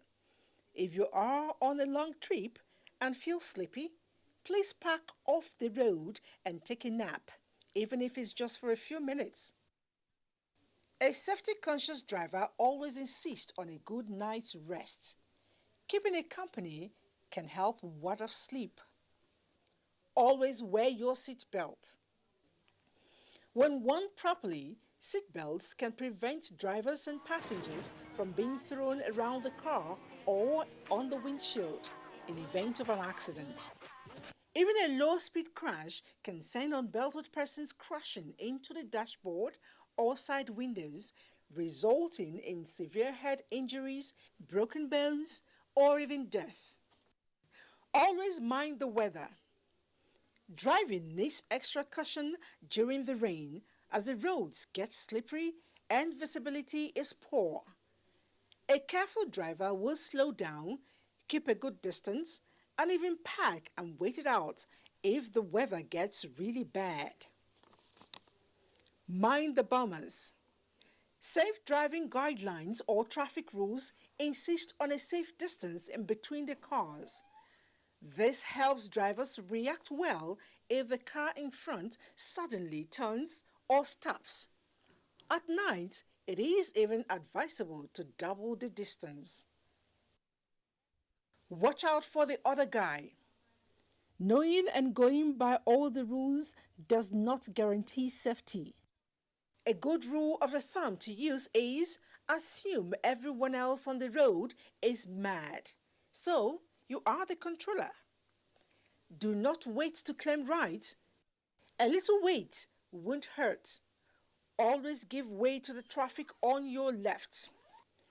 A safety-conscious driver must do the first things first daily. Check your car oil and water. Check the tires and always listen to your car engine and have them serviced when due.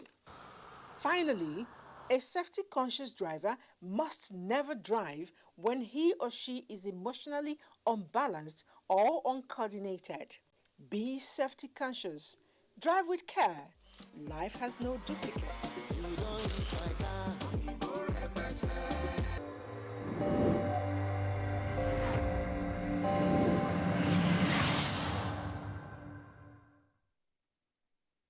Do not drive in a manner that puts your life and the life of other road users at risk.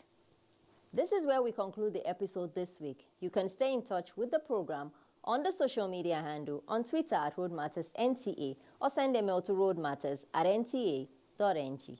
Until the next episode, I am Fatima Omar. Adhere to all traffic rules and regulations. Bye-bye.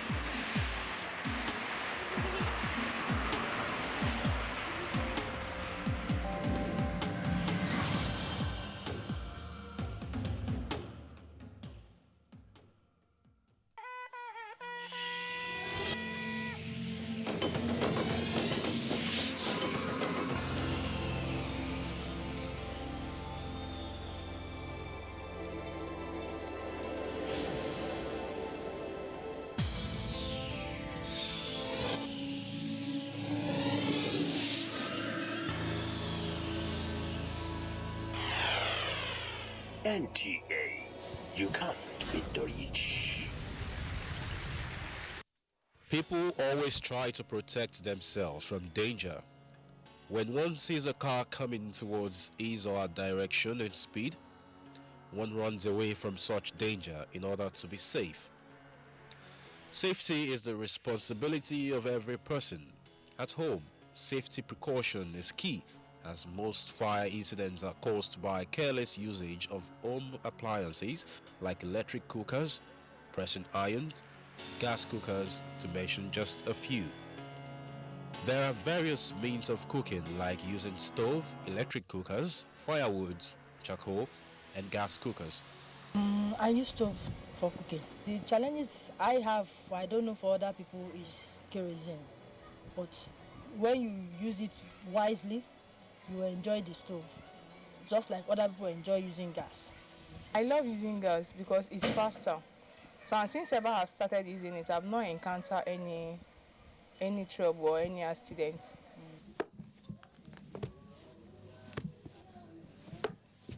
Cooking is often a relaxing and fun task for some people, but without safety tips in mind, it is one of the major causes of home fires.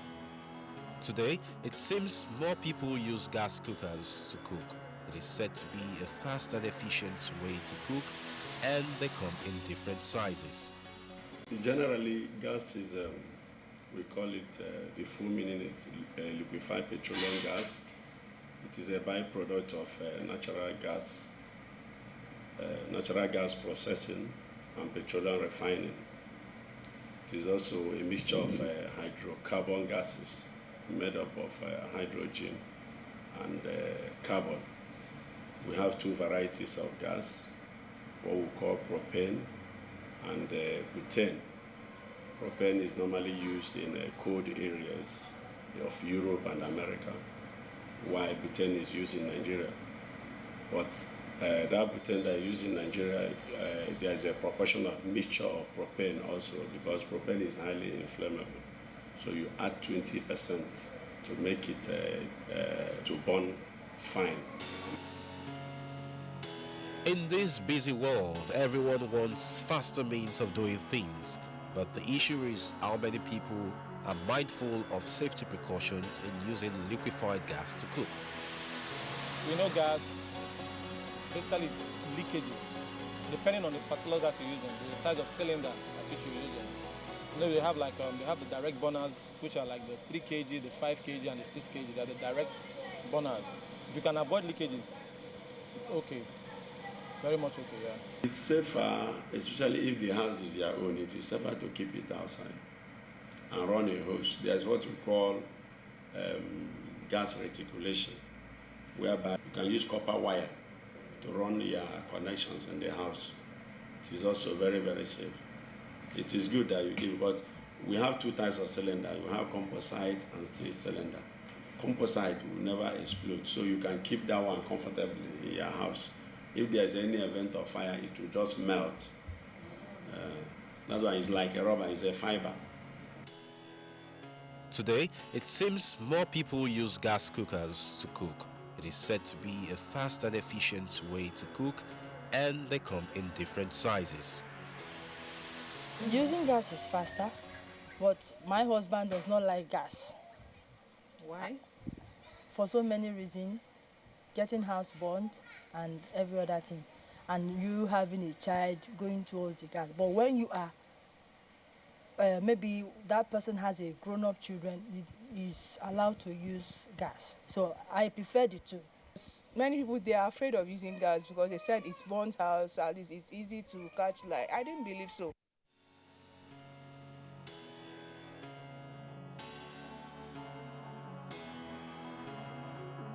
Some people like using long hoses.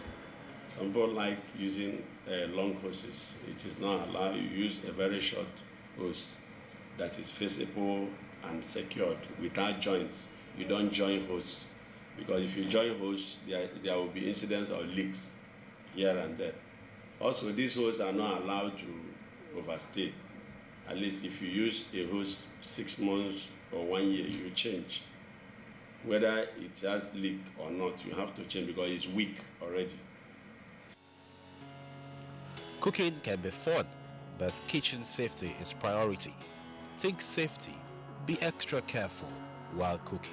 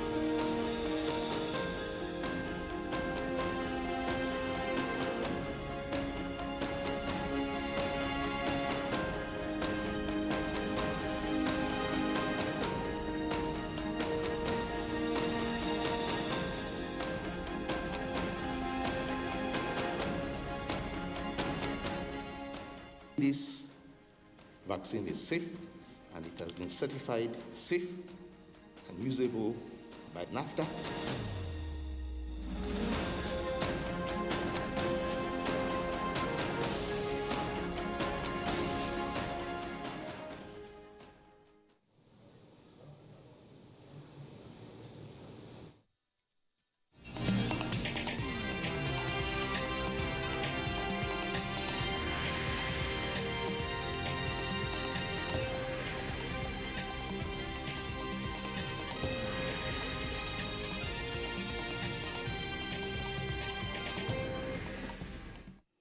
Good morning and welcome to the news at 10, reaching you live on NTA News 24 Abuja. I am Nolin Ebel Ame.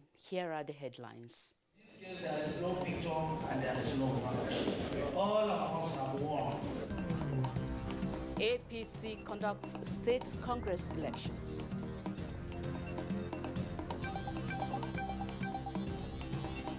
We have recorded over 1,400 criminal convictions associated with high-profile corruption cases. Over 1,000 criminal convictions associated with high-profile corruption secured by federal government.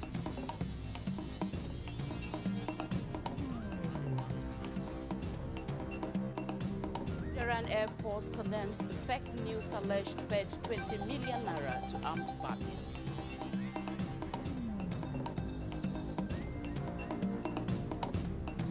COVID-19 vaccination. Federal government gives 6 weeks ultimatum for federal workers.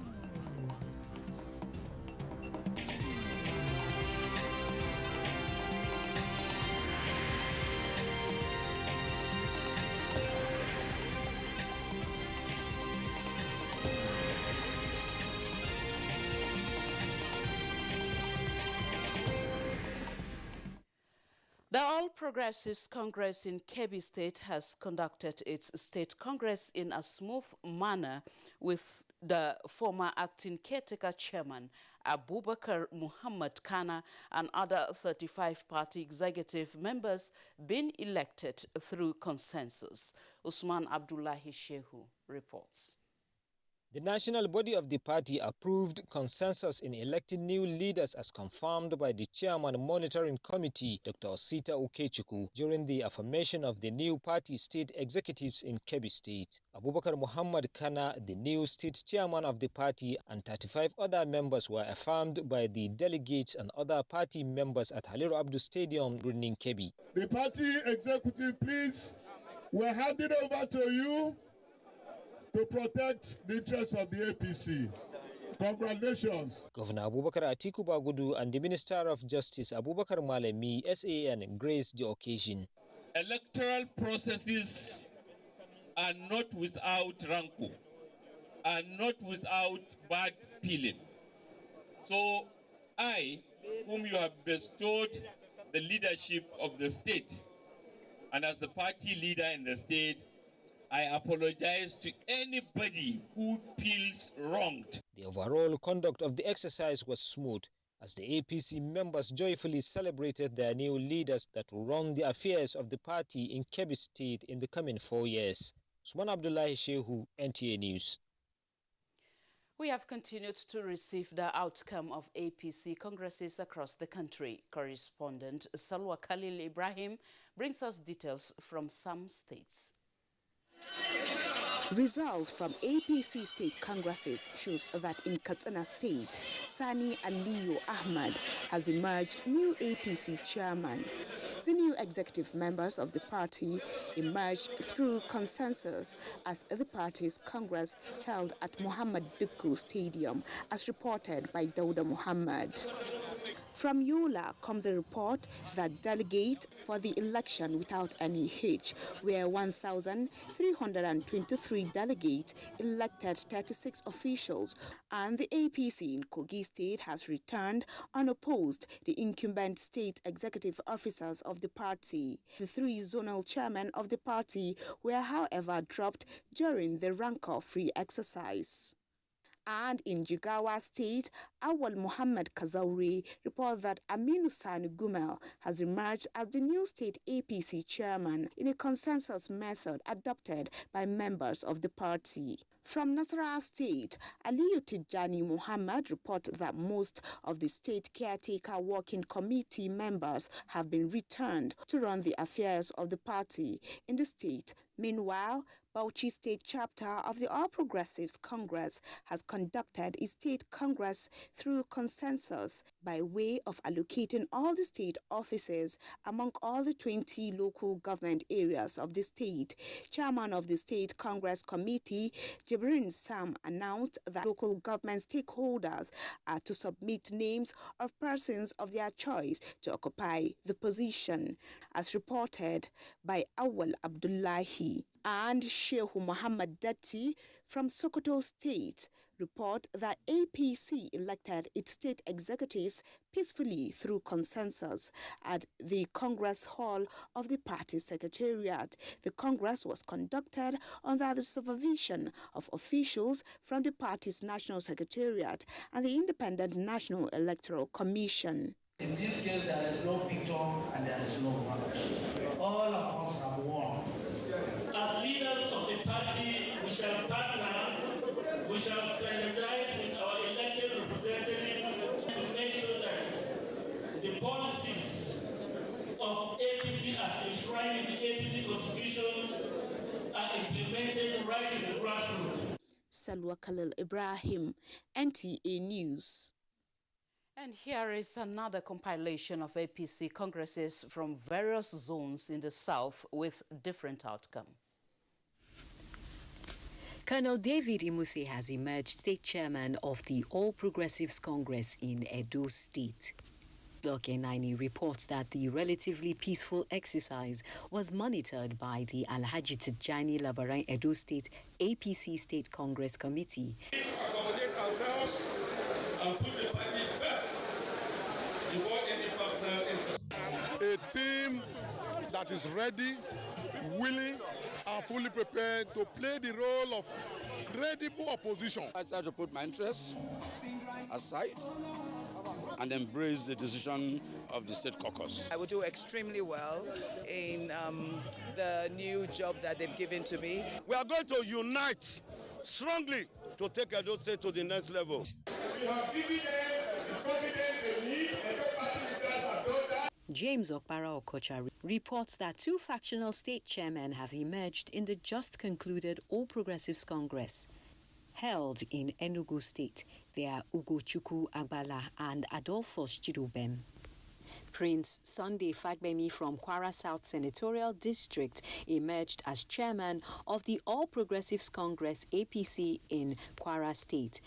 Raliat Ibrahim, however, reports that a faction of the APC also held a parallel congress, which saw Bashir Omolaja Bolarinwa emerge as a consensus candidate. Meanwhile, the chairman, All Progressives Congress caretaker and Extraordinary Convention Planning Committee, Governor May Malabuni, has urged members of the party to keep being peaceful and disciplined in their conduct. Two congresses were held simultaneously at two different locations, which produced the two chairmen. Plateau State Governor Simon Bakola says the All Progressives Congress family in Plateau State remains a beacon of democracy and the hope for the peace, progress and unity of the state and the nation at large. Mila Butua has the details. Governor Lalong, who spoke at the APC State Congress in Jos, where members of the State Executive Committee were elected, said the level of maturity and seamless conduct demonstrated by members clearly shows the strength of the party in the state and the unity of its members. Lalong said the peaceful conduct of the State Congress, which was through consensus, shows how committed the members are in galvanizing all differences and working together for the common interest of the party. Lalong said such unity of purpose has been responsible for the continuous acceptance of the party and its consolidation in Plateau State, which accounted for the recent overwhelming victory of the APC in the recent local government and elections, and enabled the party to win in all 17 local government areas. While urging the new state party executives to work in synergy with other party officials at the local government, ward and unit levels, Governor Lalong emphasized the need for them to carry along all members and be fair, honest and transparent in all their dealings. Deputy Speaker, House of Representatives Idris Wase and other APC political leaders described the State Congress as yet another record breaker in the success achieved by the party in the state. They said the successful Congress has clearly shown that the APC remains the biggest party in the state and across the nation with clear capacity for more victories in forthcoming elections. Responding on behalf of the newly elected State ESCO Chairman-elect, Honorable Rufus Baturi expressed appreciation to the members and leaders of the party for electing them. He said the fact that the election done through consensus without any challenges means that the party has fully evolved and is taking major strides in good governance and fairness to the citizens. Now to other matters. Over 1,400 criminal convictions associated with high-profile corruption cases have been secured by the federal government as Nigeria is to see more in the fight against corruption. The Attorney General of the Federation and Minister of Justice, Abubakar Malami, Senior Advocate of Nigeria, said this on a visit to NTA Birnin Kebbi. Fight against corruption is one out of the three key campaign promises the President of Nigeria made to Nigerians in 2015, and that got him the mandate as Nigeria's president. The Attorney General of the Federation stated that government will do everything within the law to sustain the tempo so that more high-level corruption cases are won. As at 2015, when this government came into office, only 103 convictions were recorded. But as at today, even before the 2021 runs out, we have recorded over 1,400 criminal convictions associated with high-profile corruption cases. And then if you are looking at it from the perspectives of legislations as well, Nigeria had indeed came up with a lot of legislations that had indeed translated to the successes we are now recording in the fight against corruption. On the Nigerian Television Authority as an emerging media giant, Abubakar Malami has this to say. In respect of all issues of development, you always desire for more development, more progress, and I wish you more in terms of doubling efforts for the purpose of propagating the programs of the federal government. One thing that is certain as far as propagation of policies is concerned is the opposition that are not interested in seeing the successes have greater noise-making capacity, and I expect the NTA to double up in terms of noise-making for the purpose of establishing the successes of this government. In Birnin Kebbi, Ibrahim Hamidu, NTA News. The News at 10 is reaching you live on NTA News 24. There will be more news after the break. Stay with us. This is NTA News 24 broadcasting from Abuja. You can watch us anywhere, anytime on the following platforms. Start Times, Channel 101, Greek TV, Channel 743, DSTV, Channel 419, and GoTV, Channel 486. For more information, log on to our website www.nta.ng or join us on our social media handles, Facebook at NTA News 24. For comments, suggestions and inquiries, send an email to news24@nta.gov.ng or call us on the following numbers. NTA News 24. News and more news. Thank you for staying with us on the News at 10 on NTA News 24. Let's shift our attention to security now. The Nigerian Air Force NAF has condemned what it calls fake news reports circulating on some media platforms alleging that it paid the sum of 20 million naira to armed bandits operating in Jibia local government area of Katsina State in exchange for an anti-craft gun allegedly seized. In a statement refuting the claims made in the Washington Post and Summit Post News, the NAF said there was no basis to engage with bandits or criminals in such a manner, calling the reports untrue and attempt at casting doubt on its good name. This latest false report could be a part of a campaign to further cause insecurity in Nigeria by elements who see the NAF as a threat following series of successful exploits in operations against criminal gangs, while reaffirming its commitment to defending the nation's territorial integrity. The NAF therefore calls on citizens to keep cooperating with security forces and disregard the news as fake. In the same vein, the Nigeria Customs Service has described as ridiculous a video trending on social media claiming that a newly promoted Deputy Superintendent of Customs is a bandit. The Public Relations Officer of the service, Joseph Atta, says the said officer was recruited through a rigorous process in 2011 and has just been promoted to Deputy Superintendent of Customs, but people misinterpreted his excitement. He described as unfortunate the fact that those who are bent on presenting the country in a bad light could take a simple human error during the decoration ceremony to ridicule his person and attempt to extend same to the service and the nation. Atta said, a look at the circulating pictures clearly shows that the officer is not the same person as a pictured bandit and urges Nigerians to disregard the claim as false. The National Drug Law Enforcement Agency, NDLEA, on its part, has arrested 663 suspected drug traffickers at notorious drug joints across the country.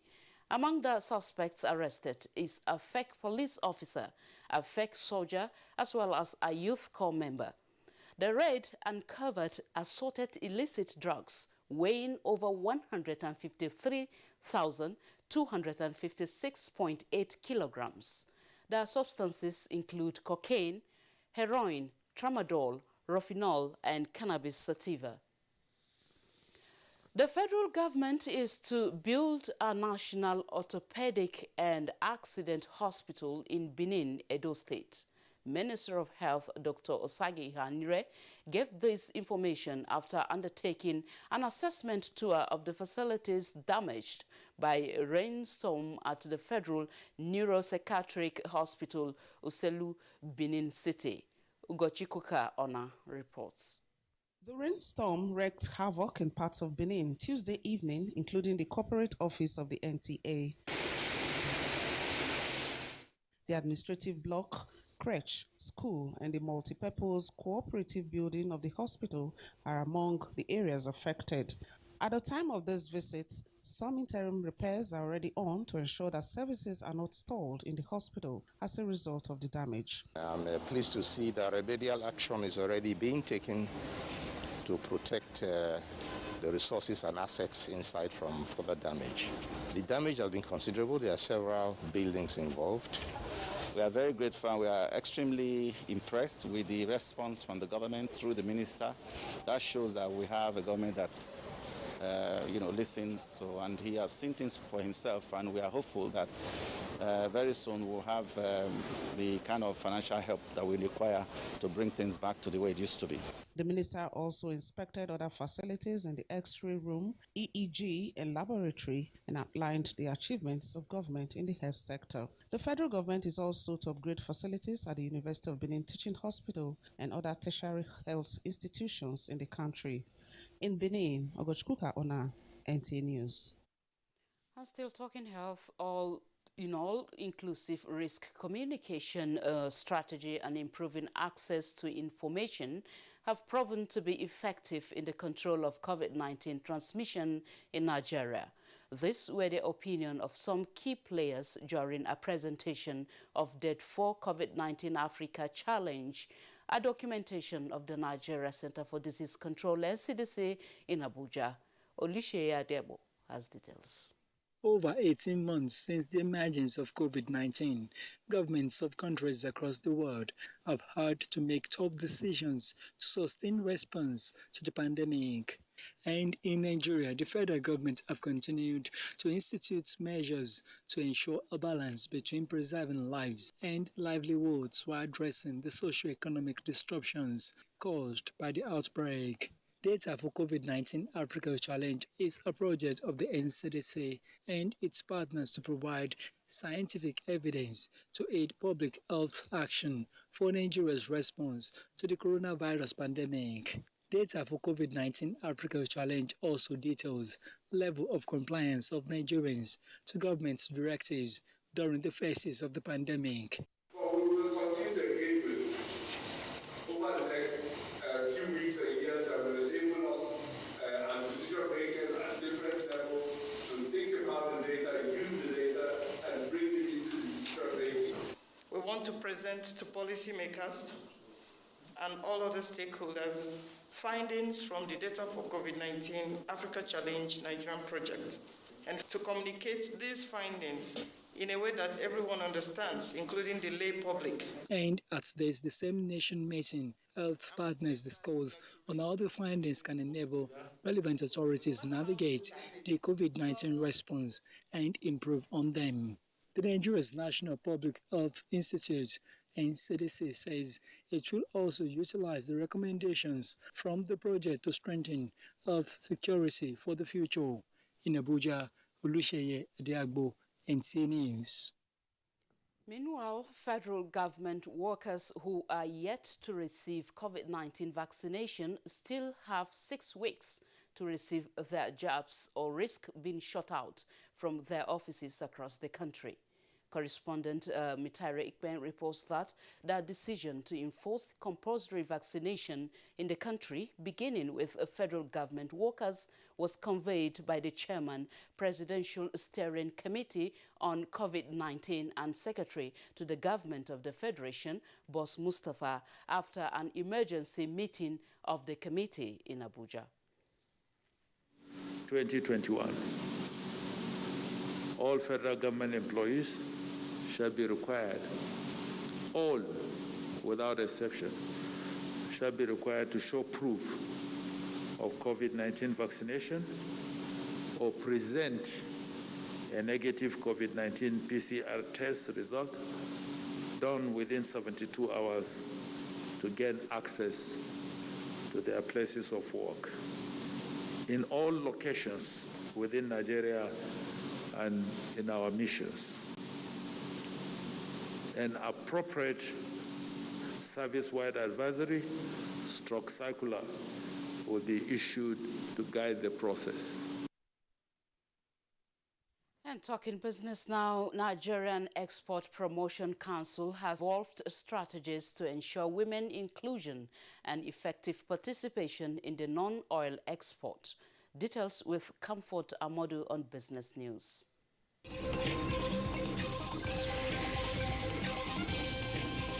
The Nigerian Export Promotion Council, through the Export Expansion Facility Program, has taken steps to ensure inclusion of women in export business as the council starts a capacity building workshop for about 100 women on export readiness in collaboration with Agro Chains Consult in Lagos.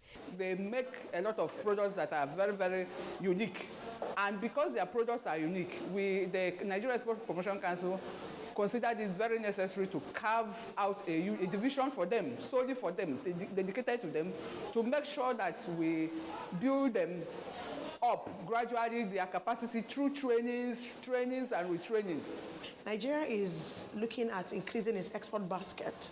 Because there's a lot of technical barriers, it's just very important that our exporters begin to prepare for a time when they can export. The initiative is geared towards institutionalizing the inclusion of more women-led SMEs into the non-oil export network, targeted at training them on improved branding, packaging, standardized certifications, which will in turn help the businesses access new global markets through its Export Expansion Facility program. There are a lot of women producing a lot of items, but they do not even know their means through which they can be exported. Really demystifying export, which is something that for someone like me, I've been trying to get around. The drive by the NAPC to promote the variation of Nigeria's export for inclusive and sustainable growth is gaining traction as the federal government commits to raising an army of exporters. With Business News, Comfort Amodu.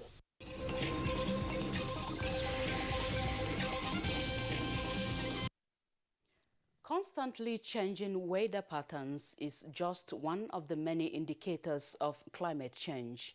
Environmental experts blame the changing world on human activities, with the media expected to play a significant role in raising awareness to mitigate the unpleasant consequences. This was extensively discussed at a workshop on the role of journalists in the quest for sustainable environment at the University of Nigeria.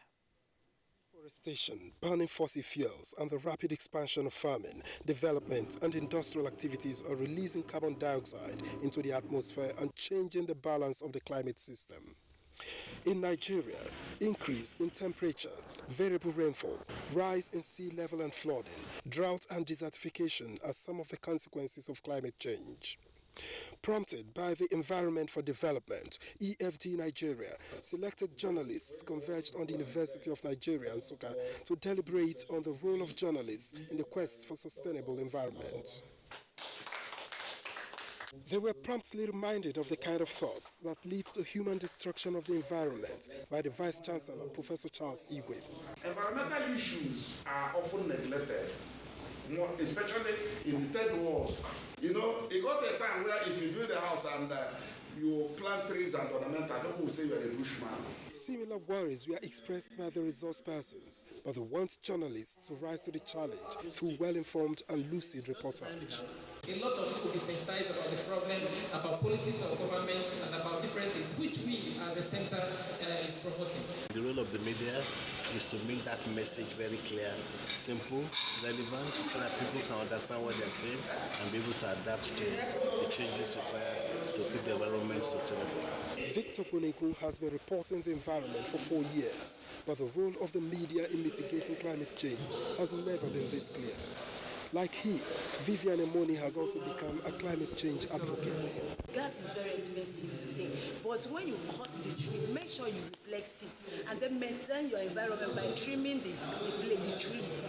It's also an eye-opener on the need to do more reporting on issues of environment. They need to create more awareness for the people to wake up on the need to ensure sustainability of the environment. Indeed, planting and nurturing of trees is one easy way to stem the tide of climate change. There are other ways. It's a message that needs to trickle down to every nook and cranny of Nigeria, and these participants are expected to lead the way. From the Resource and Environmental Policy Research Center, University of Nigeria, Nsukka, Victor Azu, NTA News. Time for another break on the news at 10. We will be back shortly.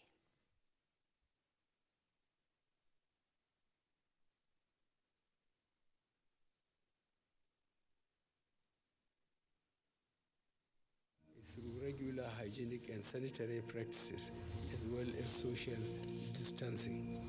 As individuals, we remain the greatest weapon to fight this pandemic. By washing our hands regularly with clean water and soap, disinfecting frequently used surfaces and areas, coughing into a tissue or elbow, and strictly adhering to infection prevention control measures in health facilities, we can contain this virus.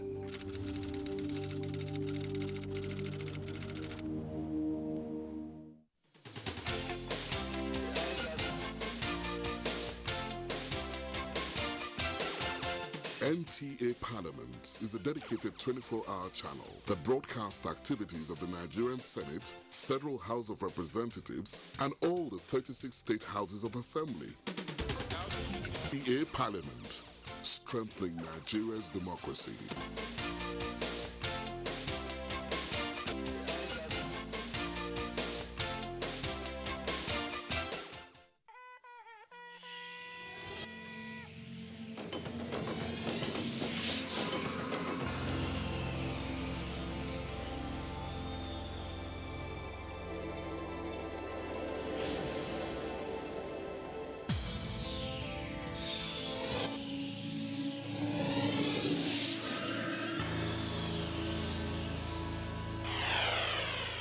NTA, you can't beat the rich.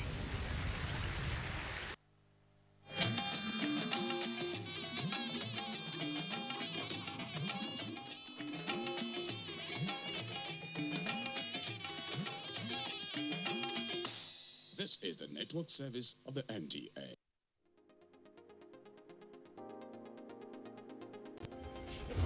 Total is a mustard seed, then nurture it, water it, grow it into that tree in your rainforest. We will be highlighting one of the prevalent social issues in our society.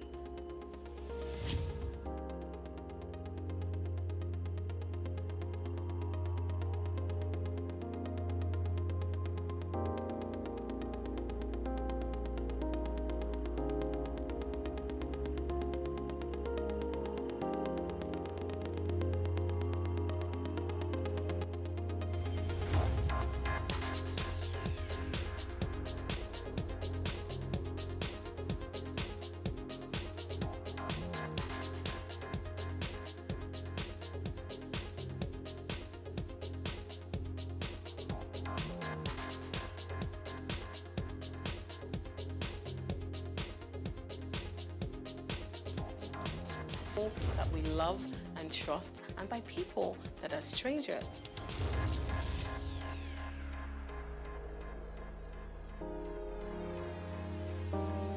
In the wake of current events, we are revisiting the topic rape. We're overwhelmed by the feedback we got from the first rape episode, and we decided to do this all over again. We'll be right back.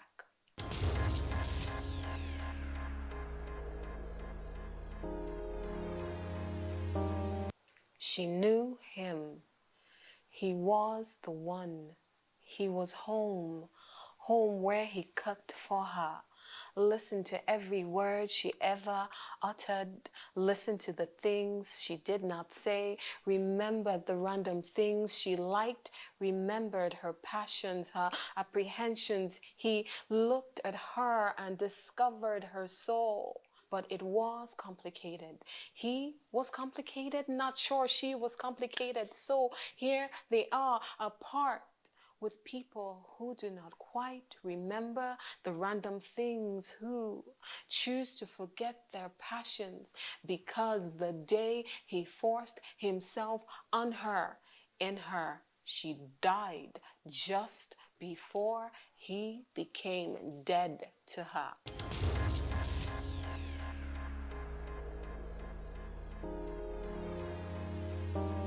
Welcome to Our Reality Wet Sky. On today's episode, we will be highlighting a prevalent societal issue, rape. In the poem I wrote and read out earlier, we see that the victim was raped by someone she knew. So we'll go over what rape is. We'll ask the following questions. How? If she knew him, why? If she knew him, what? What caused him to rape her? Could it have been her flirty behavior, her mini dress or skirt, her wayward past or even present? Drinking, visiting him alone? What? What was his excuse for raping this female? I'll tell you what. Nothing. Nothing excuses rape. Absolutely nothing excuses rape. Stay tuned. We will delve deeper.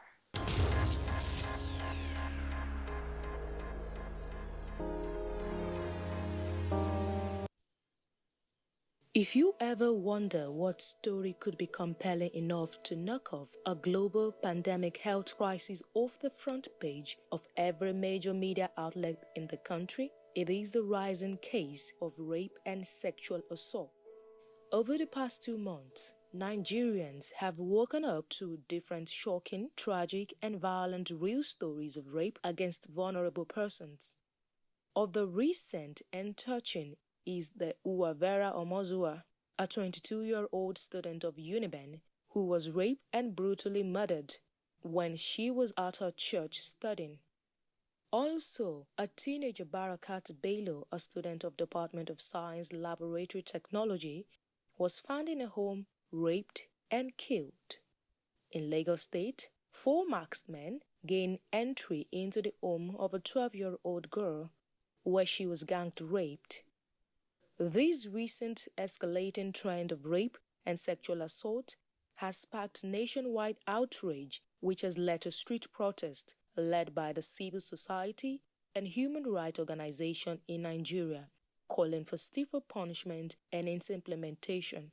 We are tired of the incessant cases of women being raped in their own houses, in their own churches. When a person gets raped, the family wants justice. When a child is raped, this is a crime against the state, not against her family. And so even when parents are pressured to withdraw cases, the state must say, no, this is a minor, this is a 2-year-old. The state should take up the case. This is why we're here. Social media has been ablaze with outward of messages of condemnation with different hashtags. Hashtag we are tired. Hashtag say no to rape. Hashtag say no to rapists, to bring focus to these horrifying incidences. Some celebrities have also lent their voices in condemning this horrific trend of rape and demand justice for the victims. If all you can do right now is contribute positively to the conversation online, don't feel like it is not enough. Let us keep speaking, keep talking, keep the conversation going till the right people in the right offices in the government listen to us. Those people who can make a difference and who can make Nigeria a safer place for young boys, young girls, and essentially for all of us. According to the National Bureau of Statistics data report in 2018, received from the Nigerian Police Force and the Ministry of Justice, rape cases have been on the rise. The percentage of rape incidents of girls was 63.04% in 2015, 72.13% in 2016, and 69.33% in 2017. These figures are high, and with the current trend of rape and sexual assault case has prompted Nigerians to ask big questions such as, why does our legal system make it hard to convict suspected rapists? Why does our society blame women when they are victims of sexual assault? How can the medical science be used legally as evidence in sexual assault cases? These questions have evoked responses at the Senate level, where the current bill to prohibit the stigmatization of victims of rape and insurgency, which has passed the second reading in the Senate. The objective of the bill is to provide the legal and institutional framework for the protocol for reintegration of victims of rape and insurgency in the country. Every person, community and institution shall protect and uphold the right to dignity and freedom of association of victims of rape and insurgency. Victims of sexual assault in Nigeria most of the time never report to the police as they fear stigmatization and would rather live with the trauma and battle emotional problem in silence with the feelings of unworthiness. There is value in each and every one of us, including you. That is precious even on the days you might not feel it. You never depreciate in value. The nation has bound together to bring the spotlight to the menace of rape and how it has eaten deep like a cancer into the lives of victims of sexual assault and their families. This is the beginning of hope and true healings needed for the victims. Stand by me, oh stand now, stand by me.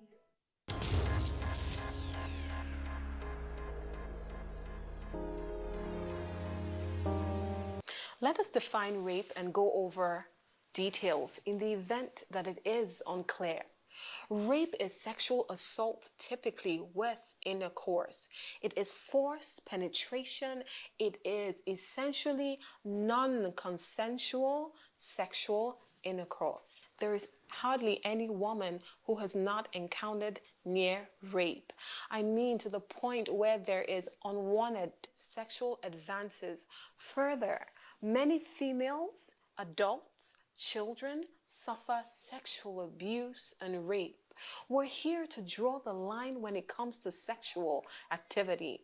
Recently, we heard a story of a man who was supposed to be sentenced to jail for rape. And before he was taken away, he told the judge to also convict the ladies who were dressed inappropriately. So you see, to him, he felt that the dress, the outfit of the lady was an invitation to sex. Every single solitary day, rape suspects are being arrested and cases are being conclusively investigated and charged to court. This is a call to all and sundry to join efforts to combat rape, to stop rape, and then in the event of rape, be sure that these victims are well taken care of and the perpetrators, the rapists, are convicted. The point is, victims should quickly report to law enforcement agents. I repeat, victims of rape, sexual abuse, gender-based violence, quickly report to law enforcement agents. Keeping quiet does not help anybody. All it does is encourage the rapists, and it makes them feel that they can get away with it. It allows them roam the streets for more victims. Stay tuned.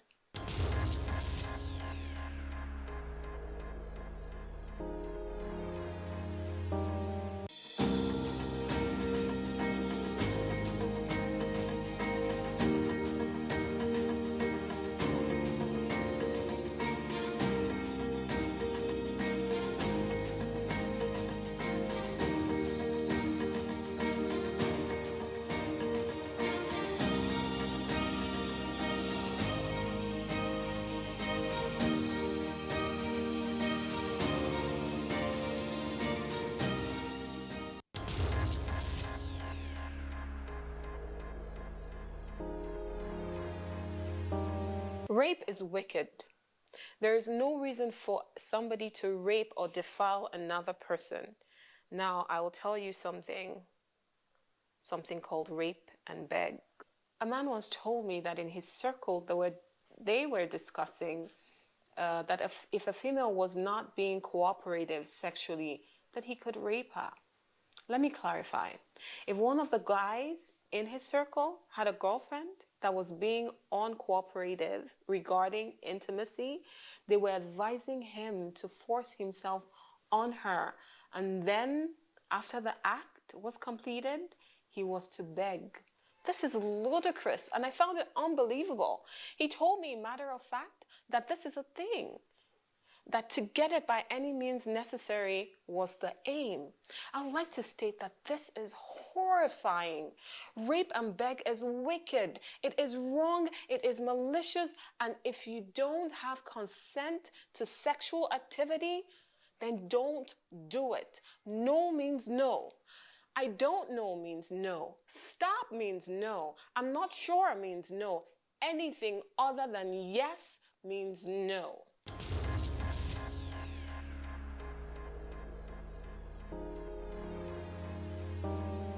Let's talk about her outfit. That mini dress, that short skirt, that short short. No, it's not an invitation to intimacy. Like I said, no means no. Stop means no. I don't know means no. I'm not sure means no. Anything other than a yes means no. If she's unsure, if she's saying no, if she's acting like she's playing hard to get, leave her alone. If possible, exit the space. She is not playing hard to get. She's not being a woman who's not sure, who doesn't know what she wants. Please stop and exit the space so that you don't get into trouble, or take her home. Now let's talk about her flirty behavior.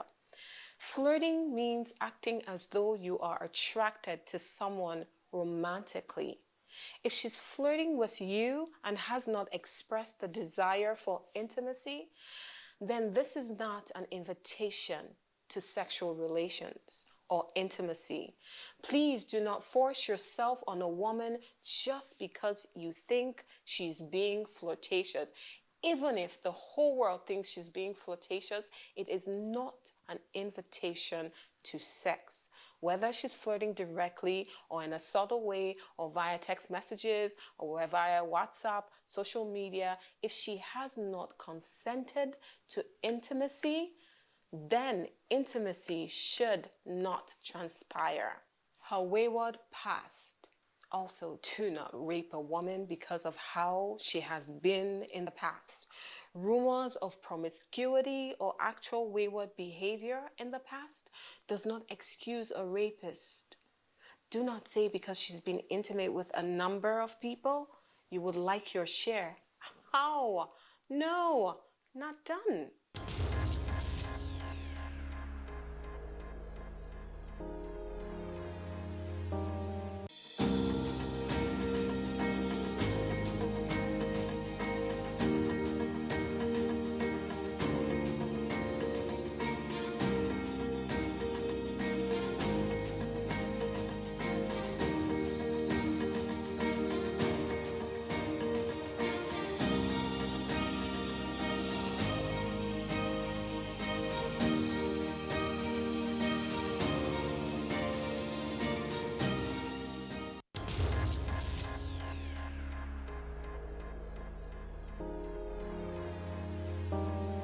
Drinking. These days, sex offenders and rapists that were intoxicated at the time of their offense claim that they were too intoxicated to know what they were doing or out of control because of the alcohol. They are still held accountable and liable for the crime of rape. So alcohol or intoxication does not excuse rape.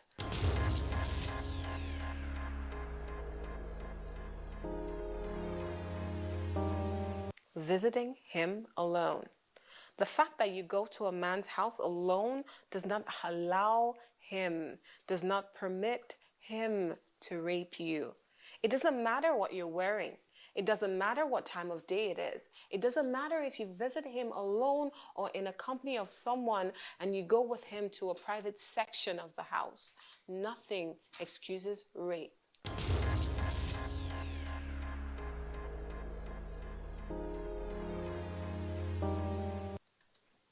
Nighttime.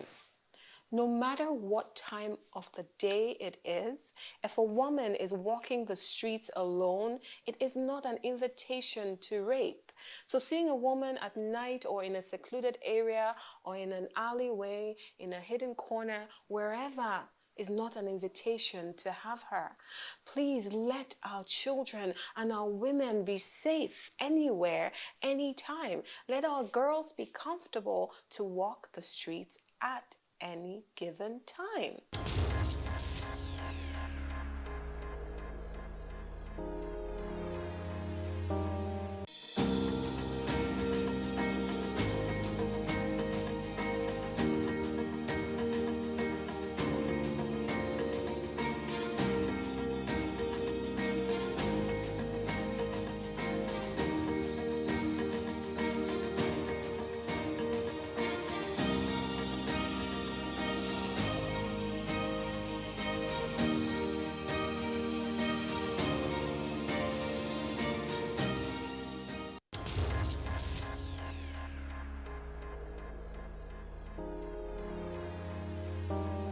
Nigerians are cracking down on rapists. A new law to punish those who rape children in the state of Kaduna has drawn praise from some and accusations of legislative sadism from others.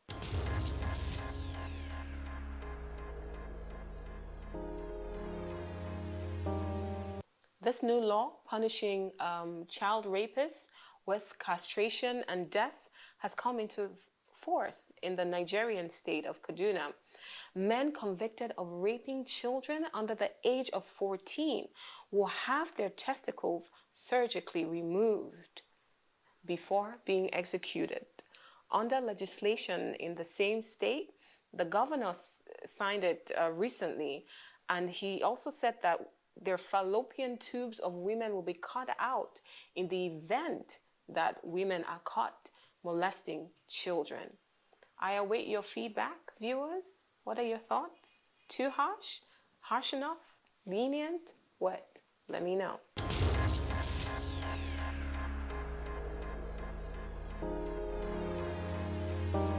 So the Kaduna state government is the only one in West Africa to adopt such harsh, quote-unquote, punishment for rape. But castration has been tried elsewhere. Czech Republic. The Czech Republic offers voluntary surgical castration to violent sex offenders. And several American states have legal provisions for chemical castration. Now let's talk about the myths surrounding rape. First myth: if someone gets really drunk, it's their fault if they end up getting raped. They should have kept themselves safe. That's not true. Fact is, people have the right to drink alcohol without getting assaulted. Having sex with someone who is very drunk, drugged or unconscious is rape. And it's always the rapist's fault. The second myth: women often lie about rape because of regret or they want attention. No, this is not true. Fact is, women hardly lie about rape. Stories in the media can give the impression that women often lie about sexual violence. In fact, false allegations of rape are very, very rare. Most people who have been raped or experienced sexual violence or abuse never tell the police.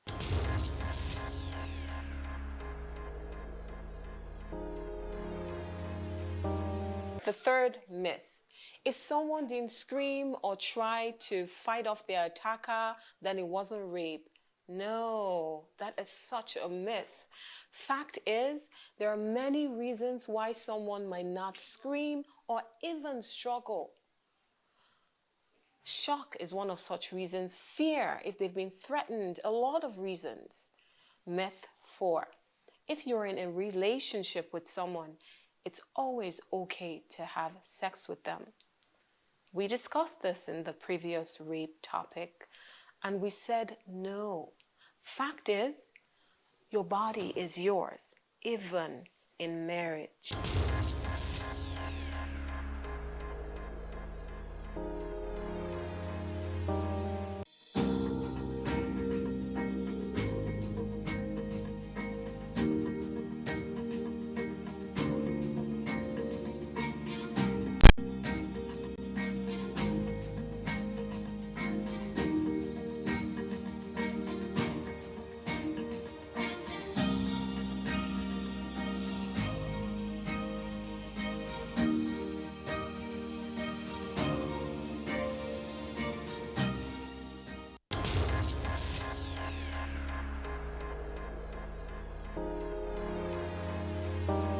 So that's our show. We've talked about what rape is. We've talked about the myth surrounding rape. We've talked about her dress, her attitude, all these things. We also said that no means no. I don't know means no. Stop means no. I'm not sure means no. Anything other than yes means no. Thank you.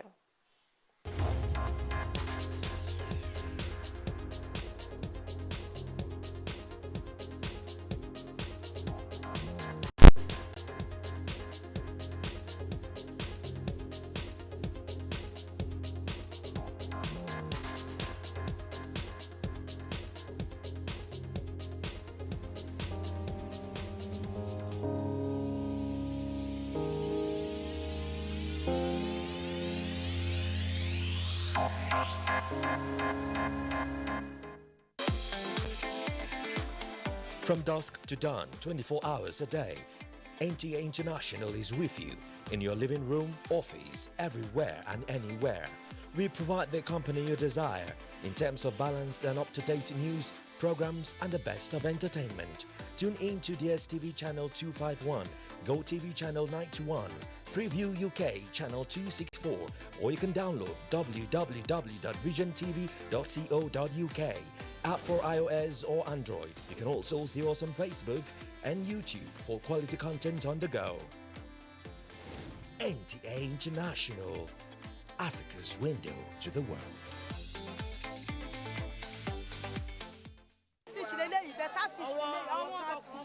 Everyone likes a good meal, especially if it is prepared with fresh fish, such as those from the fresh waters of Ekpe. This is Ekpe, a town located on longitude 4 east and latitude 6.31 north, and approximately about 89 kilometers from Lagos. Ekpe presents a picturesque setting with its location on a slightly elevated land ranging between 30 to 60 meters above sea level. Ekpe is a riverine town with its waters bounded by thick mangrove swamp.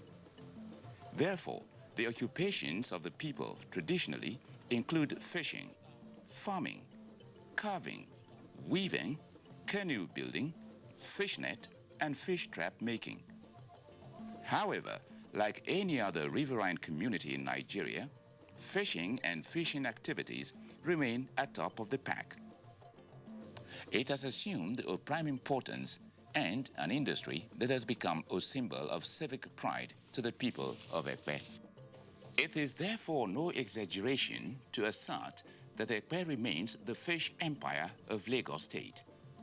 The uniqueness of the people to perpetuate their traditional way of life is reflected through their organized approach in matters of fishing. Most times, it is family business, integrating entire members. Irrespective of scale, whether from a traditional subsistent level, using paddled canoes, to bigger boats using outboard engines, or to a large-scale dragnet system, the fishes are now at the mercy of the fishermen. Through cooperatives and other organized associations, many fishermen have been able to weather the storm. There is a customary practice by which middlemen are engaged to meet the fishermen on high seas and buy off their catch. They then resell to other big-time buyers at the beachfronts, who in turn sell to the market women. Like in gold, to dig for a good catch of fish depends on how far you can dig.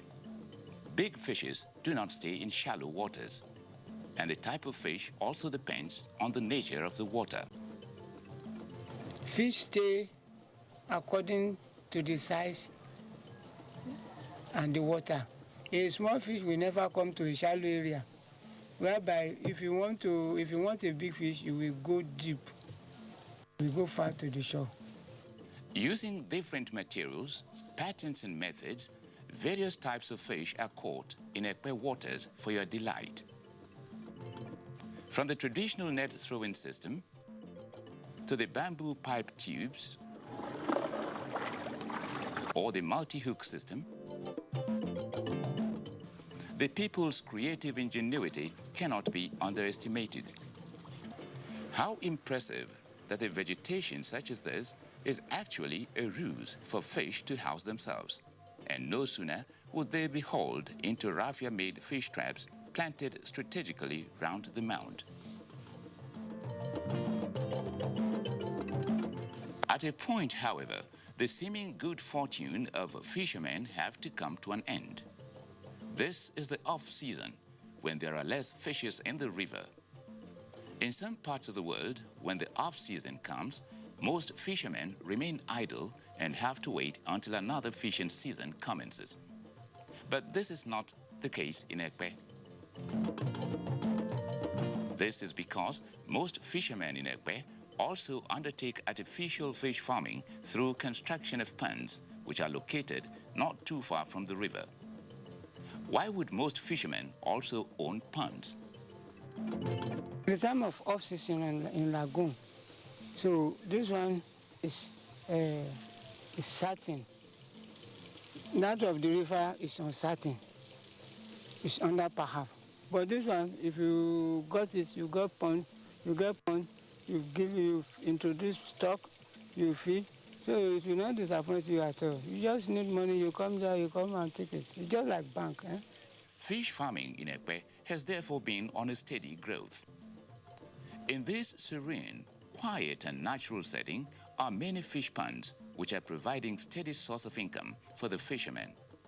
The ponds are over 400 in number, dotted along the coastline, with catfish being the dominant breed.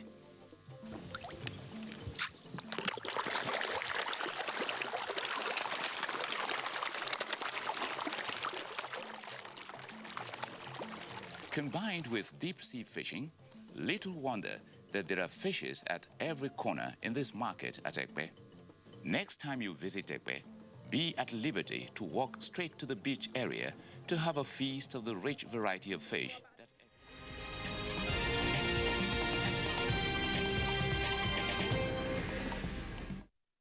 Hello and welcome to News Update at 11. I am Nolin Ebel-Ame.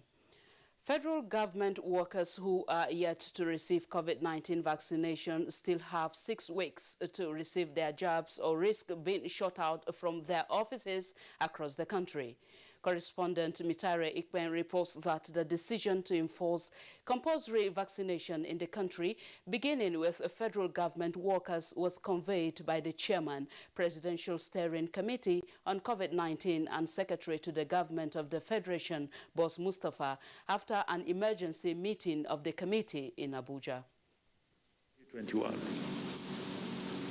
All federal government employees shall be required, all without exception, shall be required to show proof of COVID-19 vaccination or present a negative COVID-19 PCR test result done within 72 hours to gain access to their places of work.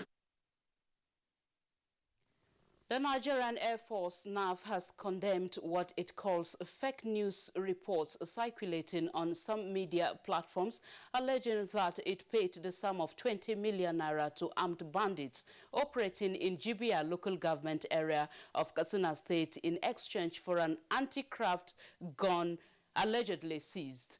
In a statement refuting the claims made in the Washington Post and Summit Post News, the NAF said there was no basis to engage with bandits for criminals in such a manner, calling the reports untrue and an attempt at casting doubt on its good name. This latest false report could be a part of a campaign to further cause the insecurity in Nigeria by elements who see the NAF as a threat following series of successful exploits in operations against criminal gangs. While reaffirming its commitment to defending the nation's territorial integrity, the NAF therefore calls on citizens to keep cooperating with security forces and disregard the news as fake. That's the news update. Another update comes up at 1 p.m. I am Nolin Ebel Ame. Good morning.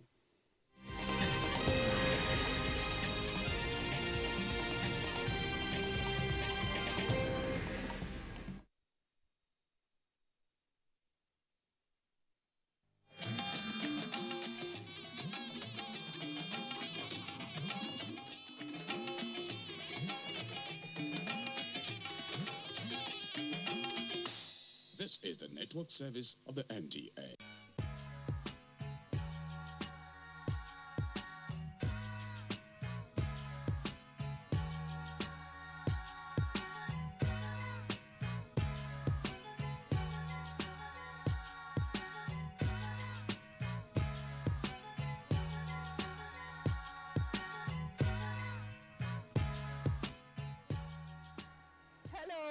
Property and Style, your one-stop shop on everything real estate.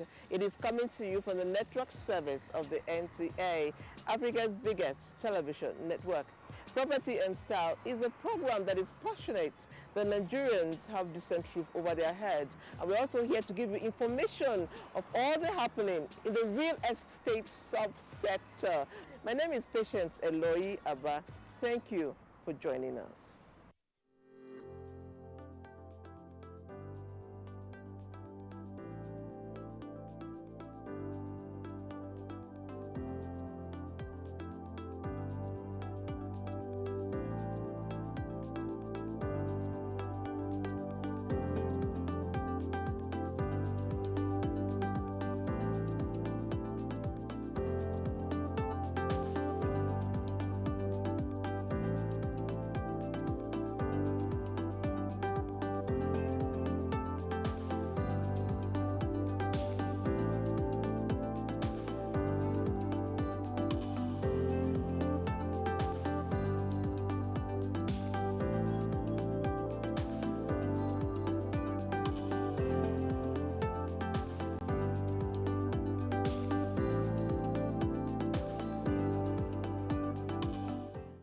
Welcome back. Abuja is the capital city of Nigeria, a city that all of us Nigerians are proud of. It is sitting literally in the middle of Nigeria. Established in 1991, how much of the master plan as far as infrastructure is concerned have been implemented and how much more to go? If you look around the FCT recently, there have been a lot of efforts, developmental efforts, opening up the town, road networks, and other infrastructures have been developed. As a matter of fact, some motorists find it very difficult to navigate and find their way around most of the new routes, especially the Southern Parkway. To throw more light on these and more, Property and Style visited the FCDA, where the Executive Secretary graciously granted us audience and shedded light on these developmental efforts and a whole lot more. Question of the day.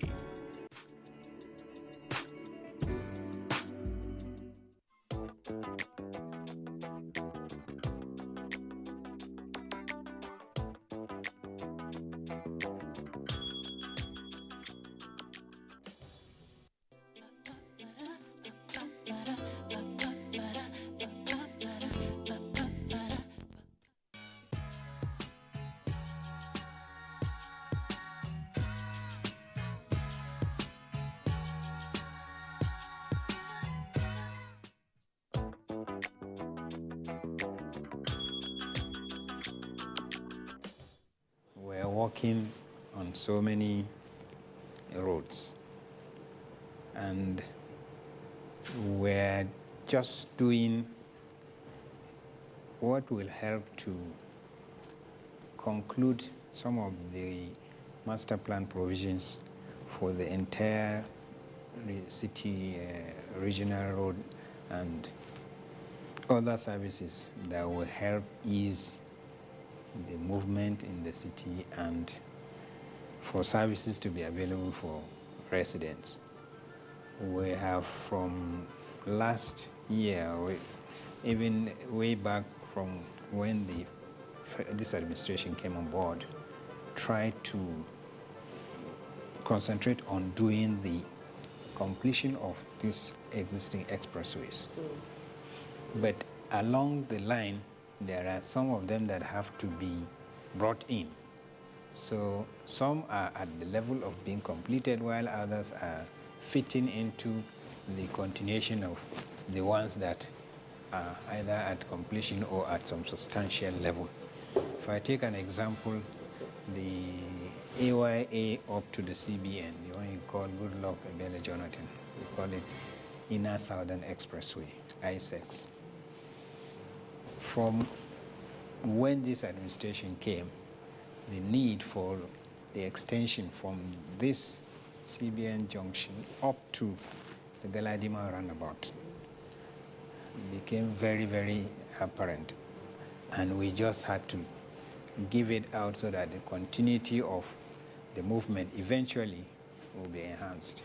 So we've been able to at least finish from the AYA up to the CBN junction, and that is why the entire place is now free for the link between that and the one that is passing from Villa up to Apo, the one we call the Outer Southern Expressway. At the rock outcrop just around the Villa there, they are now trying to do the link road between it and the one below. So you see them now walking around the rock terrain trying to do the link road, so that if you now have any reason to go from here and you want to go back to Powerhouse Junction, that was Asokoro, or coming back again back to Villa, Yakub Crescent, you can easily do your networking without any stress.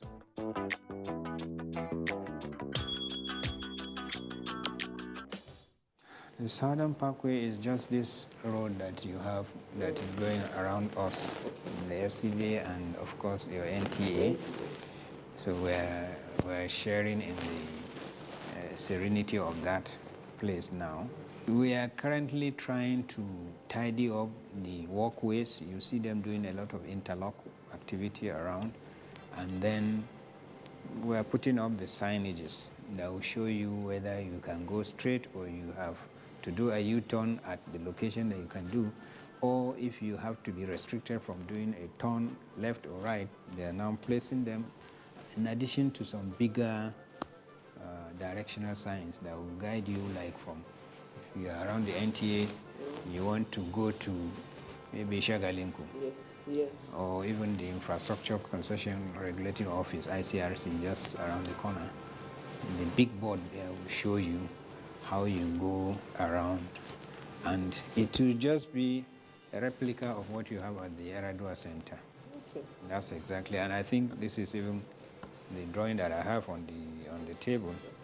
You can see it that if you are coming from the NTA, this is your NTA.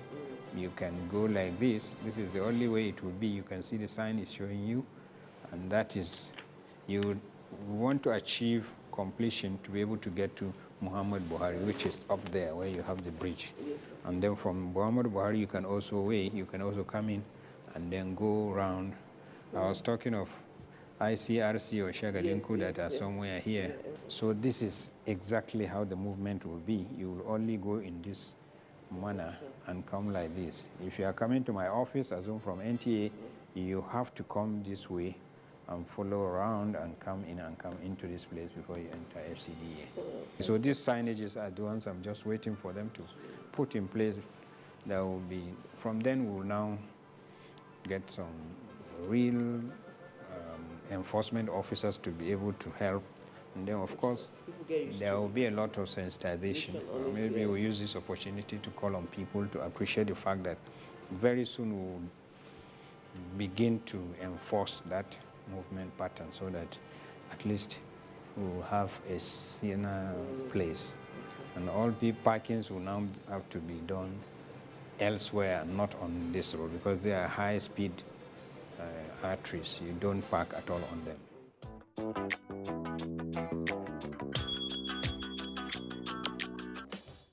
The Apo Karshi you're talking about is on course. We're trying to achieve its completion, hopefully within this budget cycle, because substantial of the work has been done. Like I keep saying, from the city on the alignment of the Outer Southern Expressway from Gudu, where you have an intersection with the Bega Road from Apo, you now notice that work is going on around the stream course after the cemetery. They are trying to do the extreme carriageways. It's a 10-lane road. We now want to do the 2 on each side, the extreme one, the one we call the service lanes. The one on the right has been completed up to where we call Wasa Junction. That's the link to Karshi. And once the internal works within that location and Karshi is completed, then we already have a link into the city. The left-hand side is still on course, and that's the one that will cut through where the Apo Mechanic Village is, and we're also appealing that, of course, they know that where they are now, part of it is within the corridor of this expressway, and we already have been talking with them to be able to do our clearing and then do the left-hand side so that it will meet up with the right-hand side at that same location. The idea is to open up the southern side of the city, because that's on the south now. Just the way you have up to Zuba. On the northern side, we're going to have that eventually link up with Gwagwalada, and that's the southern. So that's from eastern part of the country. If you come in, you just at Gwagwalada, turn in and come right. You will be at Apo and other areas in very short while.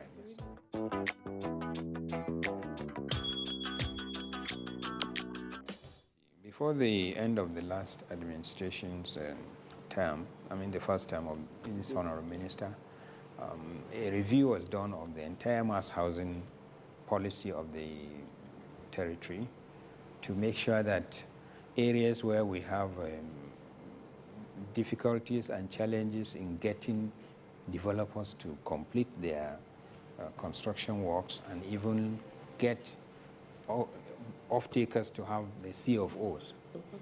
That has been done by a presentation we made at the FCT ESCO, and the entire process has been reviewed, and approvals have been given for every developer to be given a deadline for him to actualize the development within those terms that have been reviewed, and to ease the process of them getting CFO for those of them that have been lying completed, but the occupants haven't any titles to their properties.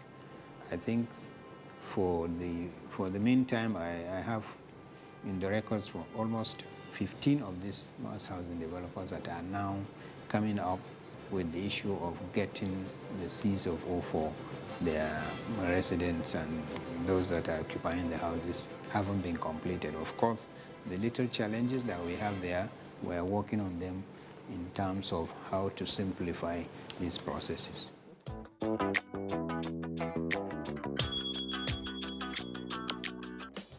Our mandate is to give the land to will-be investors who have funds to put housing in place. And then to, of course, make the environment conducive for them to be able to do those constructions by putting the primary infrastructure.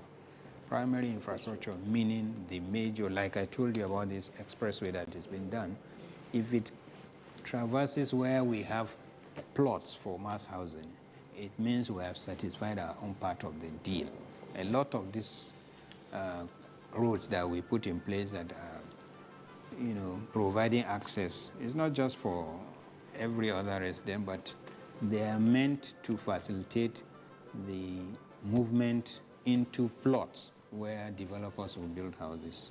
And they, in turn, are supposed to do the internal arrangements as in the roads and the water supply. And so we do both the main water supply also to this area, so that each estate will be connected eventually to have water supply. And then for the sewage too, we do the primary connection so that you ultimately now find a place to have your outfall from where all the sewage in your estate will be channeled into. I think that's primarily how this enterprise is done, and we're making sure that every developer, complies with these requirements, in addition to, of course, the standards of these houses at the end of the day.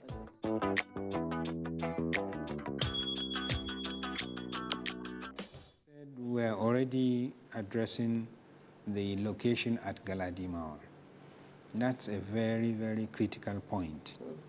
Really, the issue was that in the past, there were not many houses in the local Goma district. You know that till today, we have not done any infrastructure work officially in local Goma, except for these primary roads that are passing at the boundaries between that and the phase 2 side of the city. That side is on the phase 3 of the city. We haven't gotten there. But over time, people began to build houses without recourse to the master plan arrangement, including building on water courses. I think that's where the whole thing started. There are many houses, and the flooding now, the runoff from when it rains became very intense because there is no more place for it to go into the soil structure. It has to find its way, and any building that is the way will have to give way. We have taken stock of whatever it is, the ones that are right on the corridor. We have done one of the major arterials that will provide access to that particular area where there was an issue at the time on the real crossing point. And we have done part of it, and we are going to continue to do the rest part of it while we are coming up with other measures that will provide the needed facilities.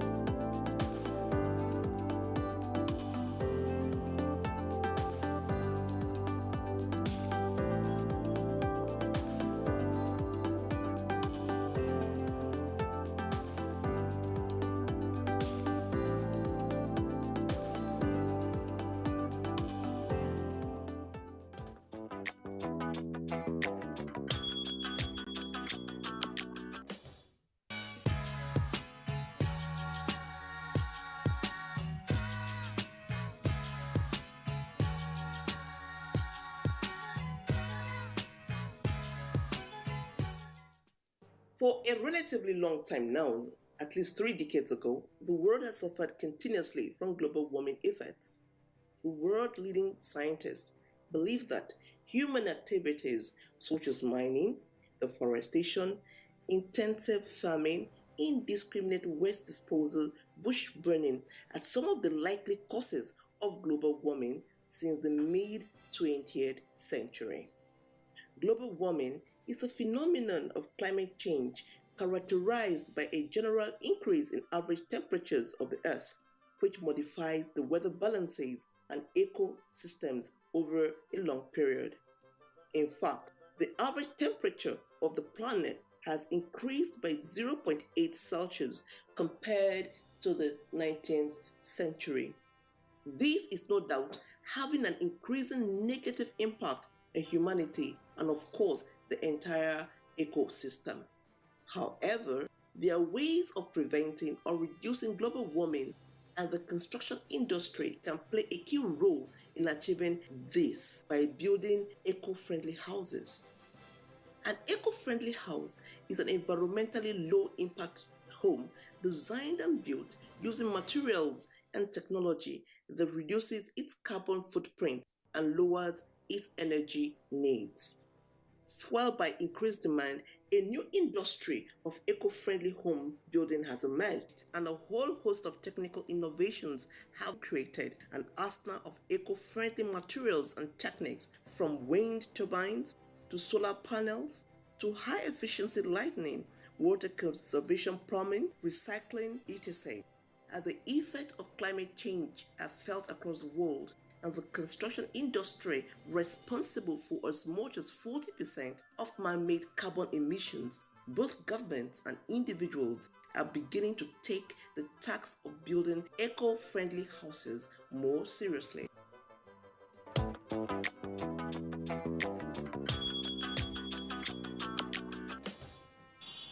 When you talk about houses whom are supposed to be eco-friendly, one, we are supposed to go on houses whom are more natural than bringing in houses today that we firstly cut down trees and then put down houses in such an environment that you don't have any other friendly shelter.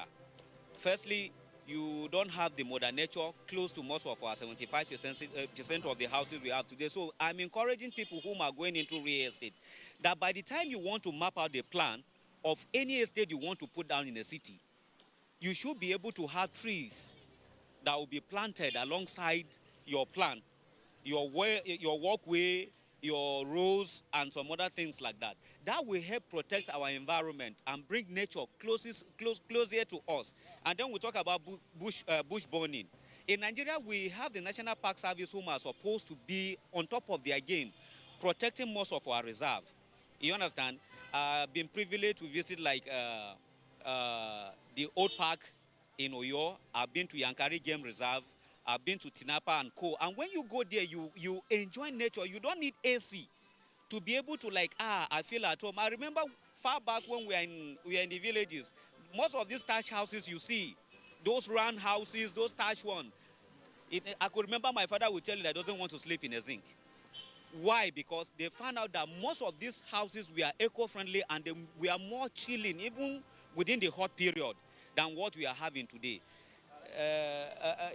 We are ought to bring back some of these systems, because with the invent of charcoal burning, a lot of trees, a lot of forests have been destroyed, and it will affect us now, sooner or later, because the environmental degradation is coming closer to us. You understand me? Like in Abuja here, I was searching for a place where I could do mass agro farming. And then we wanted to go into snare. And we needed a forest. But to my greatest surprise, the only place we can see a reserve to do that was a place called Rafindaji.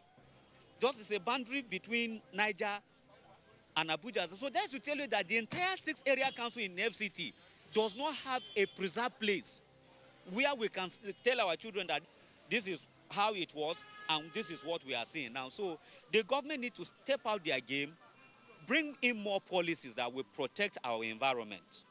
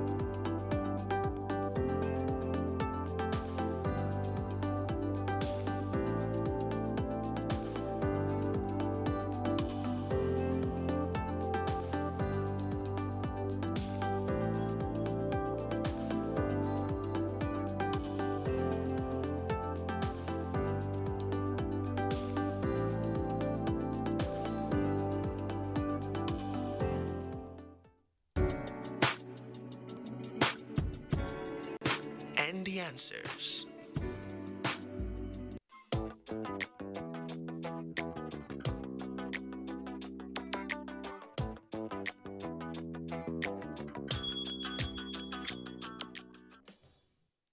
This is where we end today's episode of Property and Style. And like the Executive Secretary of the FCDA said, we must all contribute our own little quota in making our capital city great. And if you are an investor looking for where to invest, please invest in our capital city so that we can all be proud of it. Until we come your way next week, always do the right thing.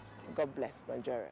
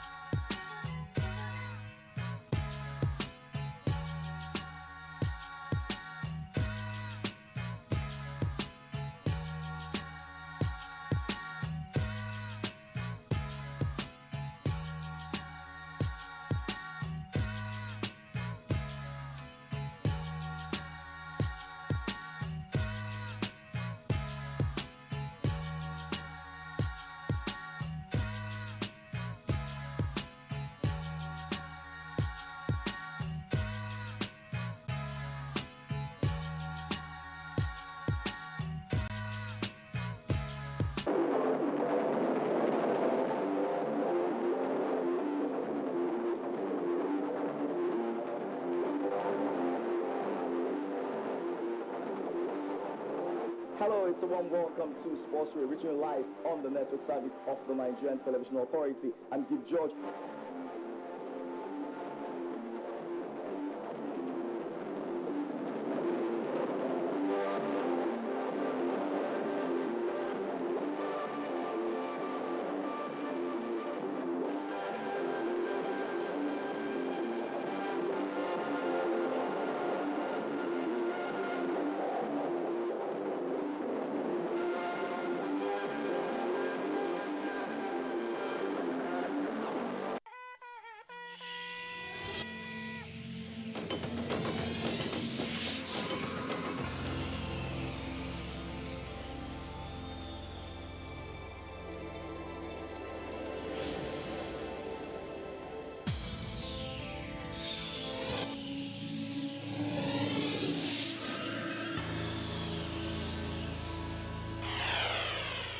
NTA, you can't beat the rich.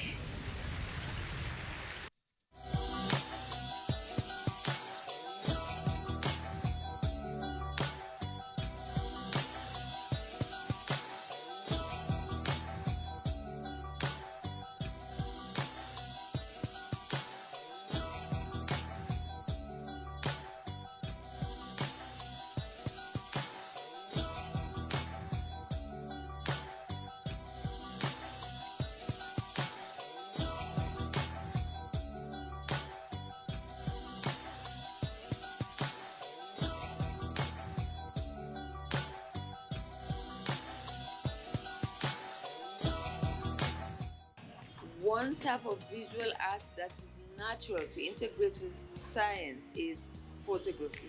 Photography is both an art and science. The camera, which creates art, also captures and teaches us scientific understanding. Hello and welcome to another exciting edition of Visual Impressions on NTA. I am Umar Mohammed. Now we had a chat with Khalid Aladi, an architect turned into a sought-after photographer. To say he's one of the best we have in Nigeria would not be an exaggeration. His architectural background assisted his unique style of capturing his images. Please, let's all take a look.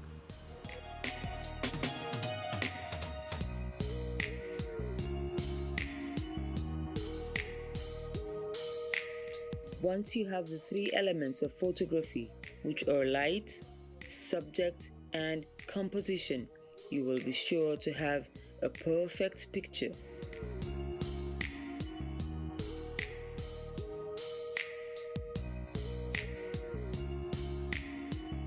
A visit to the fascinating studio of Khalid Aladi gave us an insight into mesmerizing images taken by him. I am the head photographer at Calligraphy Studios. We're a portrait and wedding photography outfit. We absolutely love creating images of beautiful people and their beautiful memories. You know, I've been photographing officially now for 6 years. Unofficially, I'll probably be doing it for twice that time, you know. Murray is an environmental engineer and a photographer who naturally gets fascinated by her environment. She is not your regular fancy photographer. She takes pictures of ills in the society and also an eco-friendly enthusiast photographer. I have a love for the environment, and in everything I do, I'm always thinking about the environment. When I moved to Abuja, I joined a hiking group, and it was fascinating being in nature. As I said, someone that grew up in Lagos is basically an urban jungle, concrete everywhere. So being in nature, being in the hills, the quiet, the stillness, seeing trees that I didn't see growing up, it was very fascinating. But with the environmental side, I also saw a lot of waste around. But also that love for nature, it brought out that instinct in me to want to capture the moment. So that's how I got started with photography.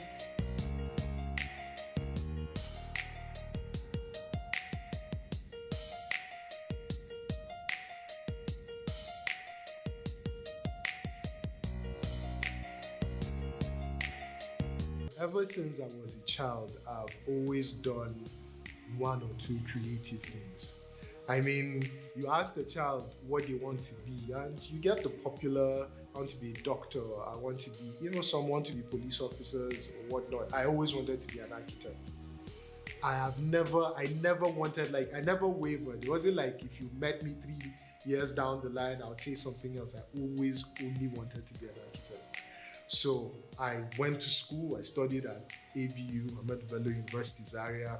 You know, I got my degree in architecture. But then photography, it was actually people that started telling me, you know, you take good pictures, right? Like I would hang out with friends and, you know, somebody would bring out their phone and I would notice that most of the time I'll be the one that they will give the phone like, please help us take this picture. Please help us take this picture. At first you're annoyed by it, like, why don't you guys want me in the picture, you know? But I realized it was because they thought I took better pictures than them. Now, I did that for a few years, just playing around with my phone. I would walk out and take pictures of sunrise or wait in the evening and shoot sunset and stuff with my phone.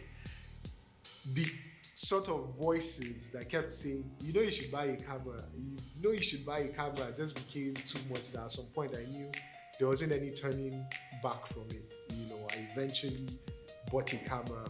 It was in 2015, I was traveling to Benin Kebbi for the first time. I had never been that far and I was excited about the trip. Like, you know, this wouldn't be a bad time at all to buy a camera. You never know what you photograph. And I'm glad that I made the decision to buy my first camera for that trip because it's a very scenic sort of journey, you know. There are lots of times that I would stop the car. Please, you guys, just give me 5 minutes. Let me take pictures of, you know, some of the things I was seeing was fantastic. Now, within 2 months of buying a camera, I had already shot my first wedding.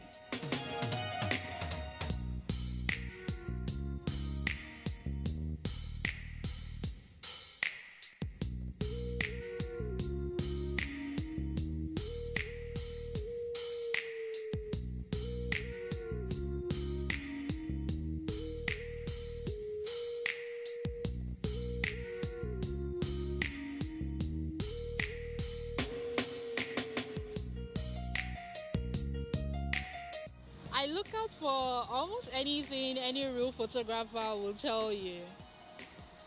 Basically having an eye for the scene, the composition, looking for interesting angles to highlight things. You could go lower to give you a really beautiful shot of how majestic a tree is looking. or the fruits that are on the tree, going closer and looking at it. So basically anything interesting, anything fascinating, looking for pops of color, looking for drama. That's what we look for when we're taking pictures in nature. There is a place called Crush Rock here in Abuja. It's a very beautiful, well, almost natural space, and I'm sure lots of people have seen lots of beautiful pictures of it, of which I too took beautiful pictures of the place. But with photography, you can choose to focus on the good or you can choose to focus on the bad. And everybody was focusing on the good, but I chose to take pictures that will highlight how much of an impact we have on that space. So it's kind of like the chosen genre of what I do in my photography, to expose the environmental side of things, showing the waste that we left behind, how we're marring nature. During the cleaning of Crush Rock, pictures were put out there of beautiful scenes, but pictures were also put out there of how all the dirt that was left behind. I was documented over some weeks. I was one of the first people to actually put the pictures out there about how polluted the place was. And through that, it was able to motivate some action. A group of individuals, we all came together over Twitter, we formed a group, and we went and we cleaned up the place as much as we could. But it wasn't just us, a lot of other people were moved as well. So there's a lot of power in marrying these two passions of mine between photography and the environment. Subject, I would probably say the subject that I'm most driven to is not a physical attribute, it's a feeling, right? It's emotion. That's what I look for when I'm about to photograph somebody or when I'm photographing somebody.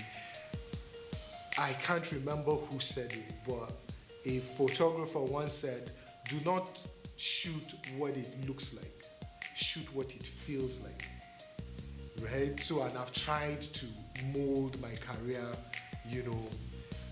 I'm saying I'm molding my career, around a quote, and I can't remember who the photographer was that said it, but yeah, basically, I look for what it feels like, so the emotions. So if I'm photographing somebody and it's their birthday, birthdays tend to be lively, happy, so my pictures should show that.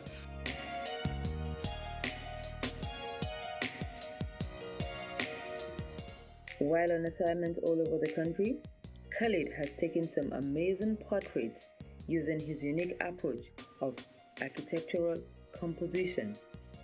It's interesting, right? Because when I'm behind the camera, when I'm the one taking pictures of somebody or shooting video of them, you tend to have to watch your subject very closely, right? How are they sitting? Are their hand gestures right? Are they smiling? Are they slanting? Do they look nervous?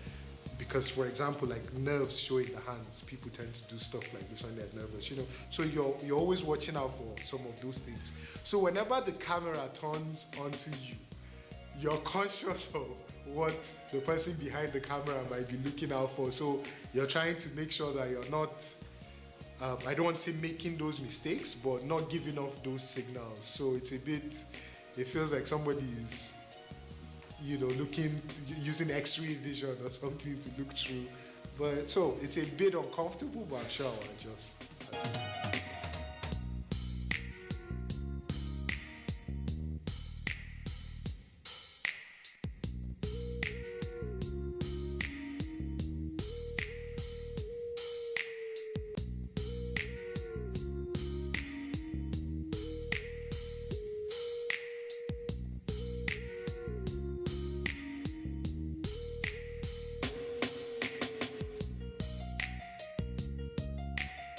We trek for hours to get to the middle of nowhere where we can't hear anything, where we believe few humans have been there before, but we still see their impact. We see waste and bottles and everything in the middle of nowhere. There's no one to clean up after them. So that inspired me to actually get my company started and start projects to clean up the hills, especially here in Abuja.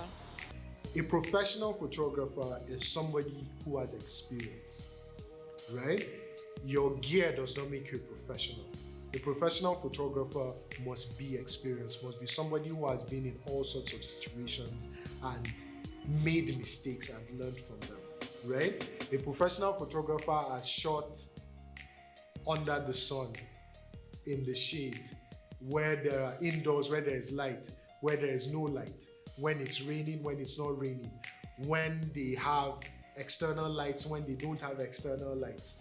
They've been in situations where they were photographing somebody and the memory card got corrupted and they needed to find a solution quickly, right? A professional photographer has a process. You know that this is my project.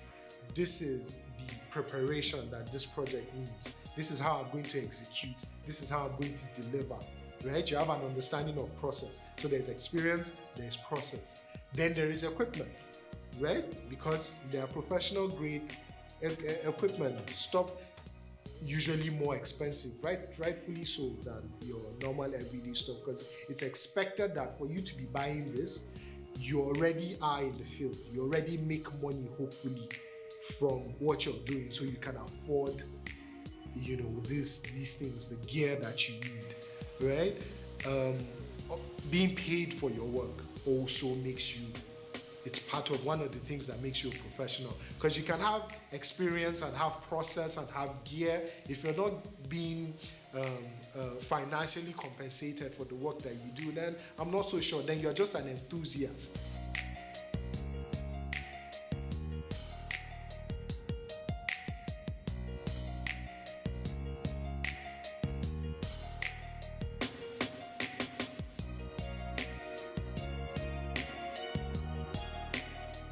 There are lots of things that a professional photographer sees that somebody with that a lot of people with smartphones might not. Professional lighting, professional posing, even simple things like me just looking and knowing that, oh, this isn't the right background. Let's move over to this place. Or the best light is coming over from over here. All of those things still have a place. Professional photographers still have a place. And people like quality as well, right? People like quality. I mean, the things that I can create with a 45 megapixel camera and 3-point lighting and with my backdrops and whatnot, you can't achieve with a smartphone. So there's been a huge upturn in smartphones and people buying phones now, and it unfortunately has led to a lot of people believing that they no longer need a studio setting or a professional photographer to get their pictures taken, especially for normal day-to-day. Some people take selfies and just post on their birthdays now, like they don't feel the need to go out to a studio. Or even, for example, makeup artists, right? A few years ago, makeup artists will say, hey, photographer, help me take headshots so that I can share those pictures, because they wanted really nice pictures of the work that they had done. But these days now, they have their ring lights and their cell phones, and they don't need the photographer's pictures, like they used to. But having said that, right, professional photography still has its place. People can still tell.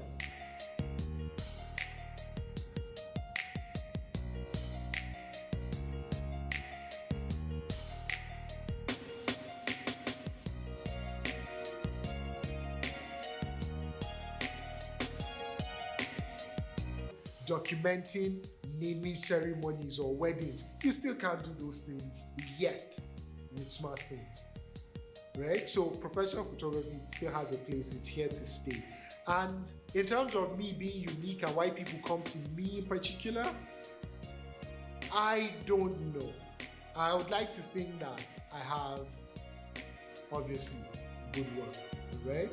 But I would also like to think that it's the environment. I like to create a fun, a laid back, a very chill environment, and people like that. People come into my studio and they automatically feel at home. People come in and say, I have 15 minutes for this shoot, let's get it over with, and they end up spending 3 hours. You know, I have tea at my studio. I have incense, tulare uta at my studio. You know, so people just come in and just naturally feel at home at my place. So even though I know that I take good pictures, you know, thank God for that, I feel like people still come because of the comfort, the vibe, the ambience that they're able to, you know, experience around here. I did fall into that trap most people fall into. Like, to get into photography, you need a good camera. And I saved up a lot of money while I was in school, and I bought a camera, and it's been amazing. Like, the picture quality, the colors, the vibrancy, it does help. It does add to how good the pictures turn out. Equipment needed for professional photographer. So let me answer the straightforward. The straightforward answer is, obviously you need a camera, you need lenses, right?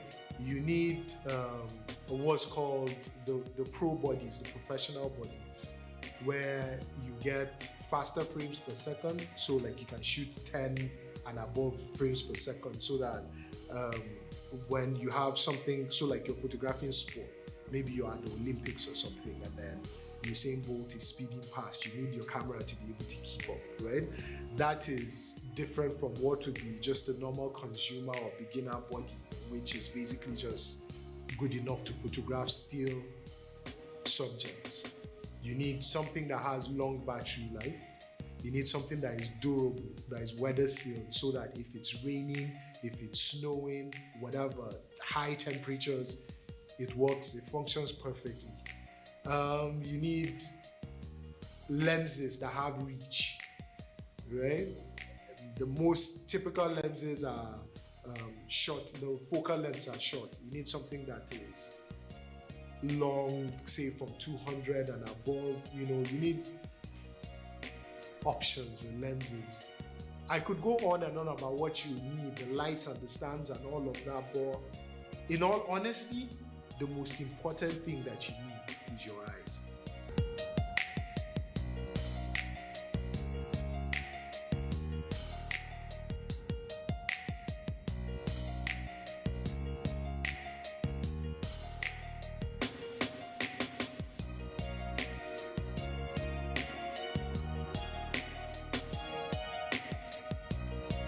Oh wow, in the next 10 years, where do I see calligraphy as a brand in the next 10 years? Photography is one of those fields where we can't even imagine, we can't start to imagine what it will be like in the next 10 years, because with the constant upgrade of technology, right, we have no, I mean, 10 years ago, we didn't have battery-powered lights, for example. So everybody had to shoot in the studio with electricity plugged in. Right? You didn't find a lot of people just taking pictures randomly on the streets and whatnot with professional lights. But in the last 5 years, it's really become popular. It has really changed the direction of photography, right? So because of technology, you never know. I don't know what I'll be able to create 10 years from now. But in terms of like a business perspective or ambition, I'd like to actually open a chain of studios, right? I would like, as much as I like what I'm doing now, I like my space, I like the sort of control I have over it, I'd like to be able to scale up. You know, we tend to travel a lot for work. I've been everywhere around the country for work, you know, everywhere from Dutse to Asaba, you know, for work. And as much as traveling is fun and you learn all of these new cultures and whatnot, I'd like to think that 10 years from now, I should have an Asaba studio. But with how large the field is becoming now, with the sums that people are able to make now off of photography, the society is becoming more accepting of it now, you know, thanks to people like Bayo Omoborio, for example, who's the president's personal photographer, people like Henry Nweze, popularly known as Big H, who just creates incredible images of, you know, all sorts of people. I mean, people like this are making it so that people almost envy the career path now, as in it's seen as, wow, you get to go to all of these places and create and meet all of these people, and you're able to still make a good living off of it. So a lot of young people are coming in. A lot of young people are more confident now to say, this creative path is what I'm going to.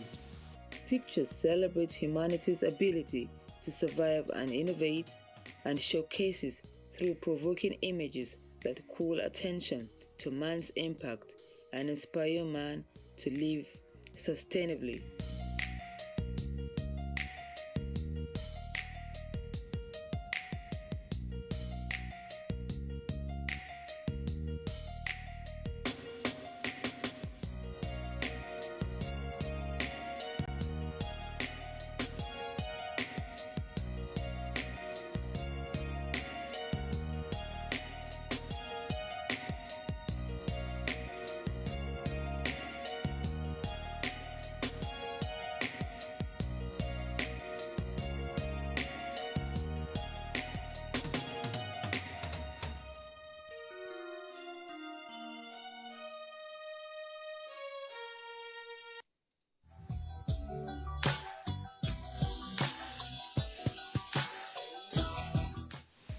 Hi everybody, I'm Khalil Yakubu, aka Calligraphy. You are watching Visual Impressions. Please keep it locked.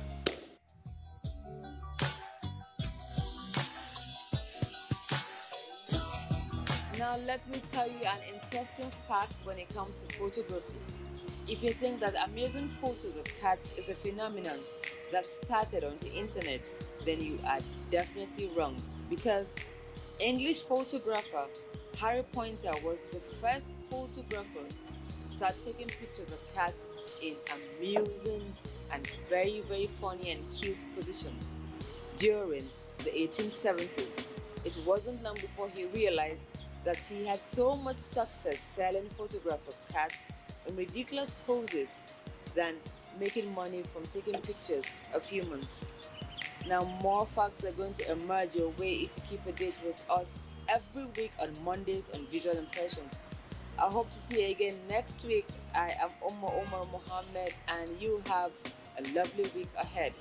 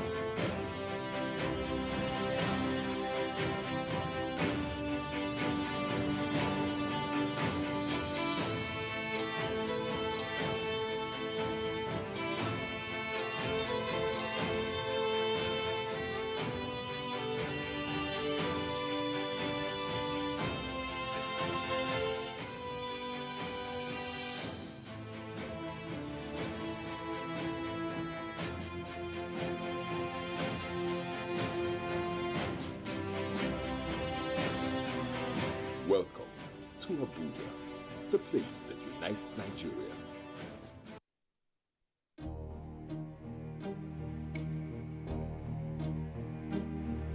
Disaster occurs on frequent basis. Some we hear of, others we do not. Terrorism,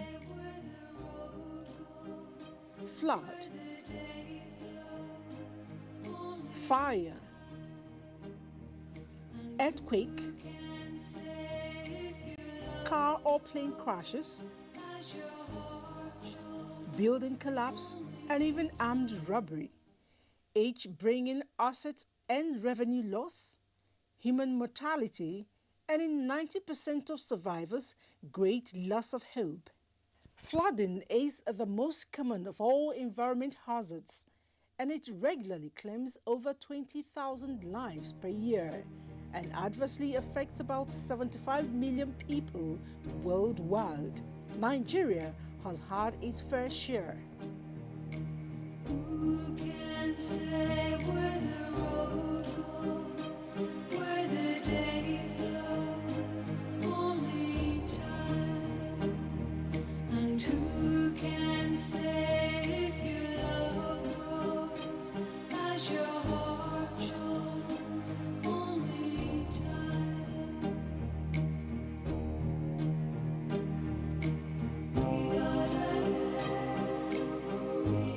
Emergencies, as the name implies, are not set out to happen, but they can be planned or budgeted for.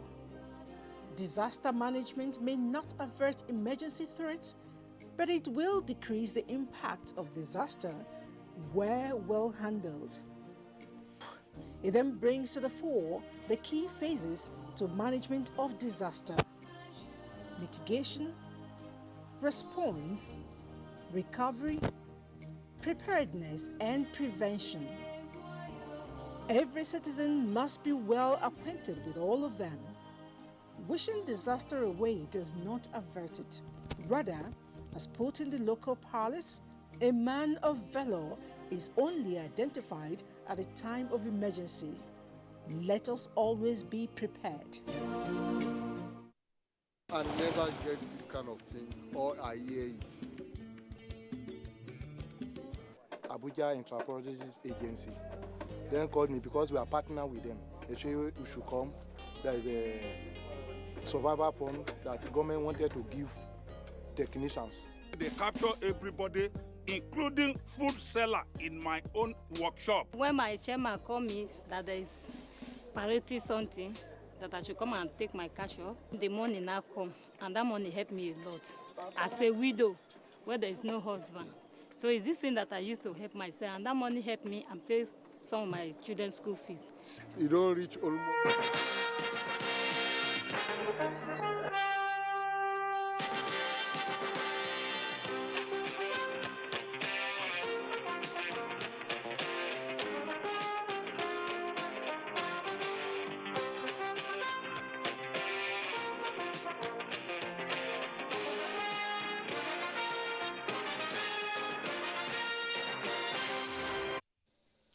Federal government creates more platforms for access to finance and markets for micro, small and medium enterprises in the country. Plus, today is World Menopause Day. How comfortable are you as a woman when talking about this natural stage of life? These and more you get on Panorama today. I'm Ruth Aguilera. Welcome.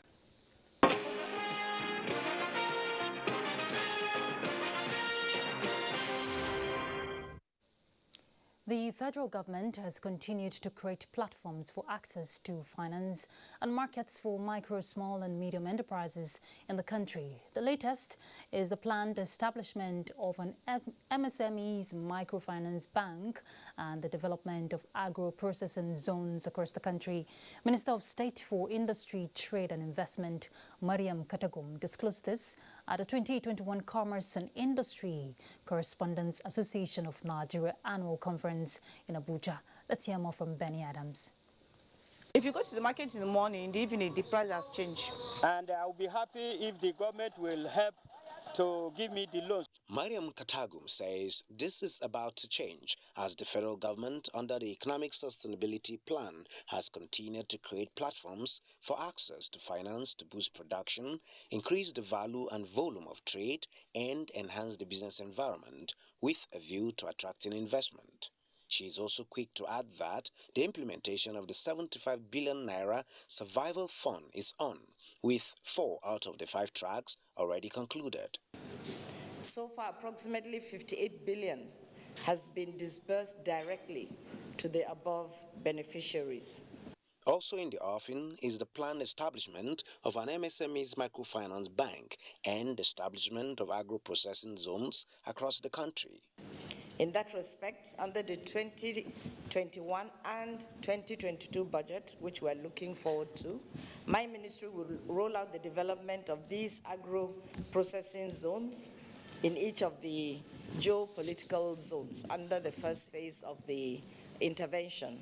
Speaking on the role of Nigeria's MSMEs, export commodities, trade and investment in stabilizing the post-COVID-19 economy, stakeholders in the economy are optimistic that the nation's recovery process is gaining traction, leading to Nigeria's automobile industry exporting vehicles to other African countries. In Abuja, Benny Adams, NTA News. Let's turn to Agric. The Ministry of Agriculture is set to implement 4 new policies towards boosting the country's food security. The policies, as unveiled by the Minister of Agriculture, Mohamed Mahmoud Abubakar, is geared towards actualizing food security within 2 years. The policies include National Agricultural Technology and Innovation, NATIP, which is expected to be effective between 2021 to 2025. Also, the National Policy on Agricultural Extension and the Policy Implementation Strategy. The ministry will partner with the Presidential Fertilizer Initiative to ensure adequate domestic production and marketing of fertilizer at affordable price to farmers.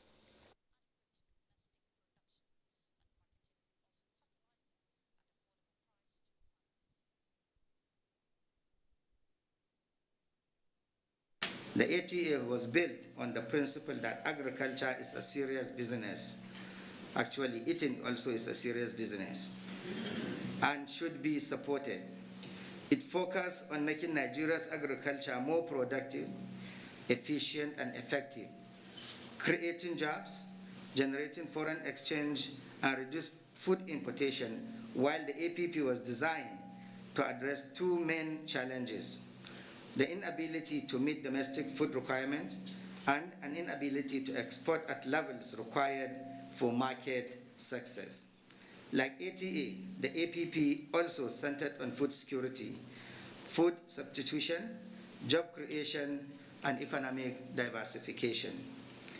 The upcoming NAPTIP is developed to provide an integrated approach to agricultural development in terms of access and application of improved inputs, linkages between agricultural research and training institutions, input provision for farmers, agricultural mechanization, extension services, provision of rural infrastructure, access to affordable funding, climate change management, and suitable agriculture, nutrition, and finally, security of agricultural land and investments.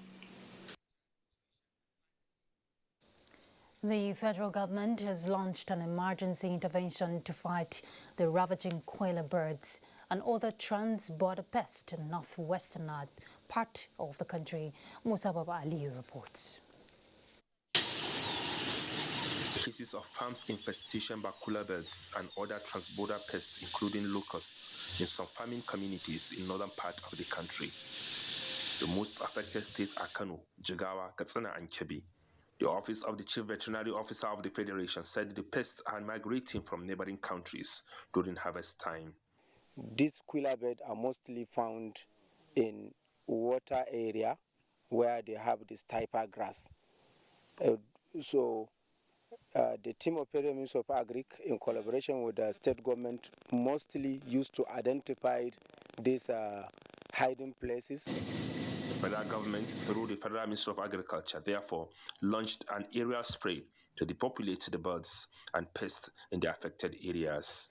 Because no matter how destructive these birds are, they also play a role in the environment, to maintain balance in the environment. So it is to reduce the population of these birds to a manageable proportion that the farmers can collect the yield from their efforts. We thank the federal government for this gesture. It will go a long way in helping our farmers, he says. The exercise has been completed in Kano and Jigawa, while the aircraft will soon move to Katsina and other states of the Federation. Musa Baba Aliyu, NTA News. Nigeria and other 149 countries under the United Nations mark this year's World Food Day with determination to end hunger and malnutrition in their countries. Musa Baba Aliyu again reports that the 2021 theme, Our Actions Are Our Future, better production, better nutrition, a better environment and a better life, calls for the attention of all. There is a popular saying that one will not know the value of food until he is hungry. Now, there are about 800 million people around the world who are facing food crisis as a result of conflict, environmental challenges including drought and flood. The economic impacts of COVID-19 have made the bad situation even worse. The pandemic has left an additional 140 million people unable to access the food they need. The United Nations, therefore, set aside the 16th of October for all the member countries to examine the impacts of their actions and inactions as it affects food production, demand and supply. This World Food Day calls on us to walk the talk and take the action. As producers, distributors, or consumers, we each have the power to make the positive impact on the transformation. Nigeria is among countries with people facing food crisis as a result of displacement over conflict and banditry in rural farming communities. While the government is resettling the IDPs in their ancestral homes, they are also being empowered to go back to land for their normal agricultural activities. Even we can farm, even in our homes, that we cannot go, maybe we will have to go and look for a land to farm, but we can produce some things close to us in our homes. The Minister of Agriculture, Mohamed Mahmoud, says the support from government has so far lifted more than 2 million people out of poverty in the last 2 years. A total of 2,205,576 farmers, including youth and women, were trained and empowered on different agricultural value chains. The exercise is still ongoing. Our ministerial mandate to train and deploy 75,000 agriculture extension workers has reached an advanced stage. Food prices have been going up due to artificial. President Muhammadu Buhari directed the Ministry of Agriculture and other agencies to address rising costs of food items attributed to activities of middlemen. In Abuja, Musa Baba Aliyu, NTA News. Today is World Menopause Day, which was introduced in 1984 by the World Health Organization to encourage women to feel comfortable while talking about this natural phenomenon, a natural and biological process which begins when the menstrual cycle finishes, usually after a woman has gone 12 months without a menstrual period. It is not a health problem, and some women experience it as a time of liberation. However, hormonal changes and other factors involved can cause discomfort. Hence, World Menopause Day is held worldwide every year on the 18th of October to raise awareness for women who face health issues and support options available for improving health and well-being when approaching, during and beyond the period. The day also gives people who are experiencing any form of discomfort during this time a chance to speak openly about their experiences while raising awareness. The theme this year is bone health. We'll definitely talk more about the day in a subsequent bulletin. Let's go on a break.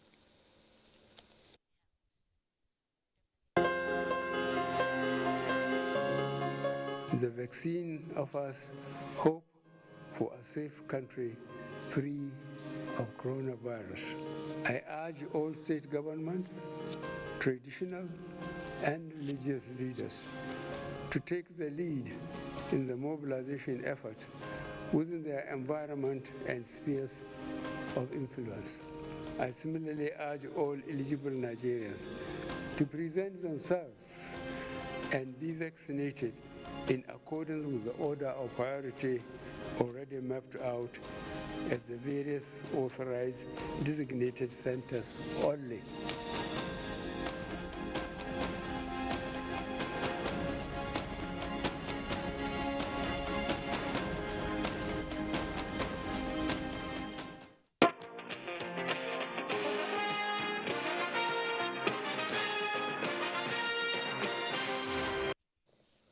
Welcome back. In order to ensure more efficient and speedy resolution of industrial disputes between employers and employees, the federal government has announced plans to upgrade the Industrial Arbitration Panel, IAP, which came into existence 40 years ago, into a permanent commission.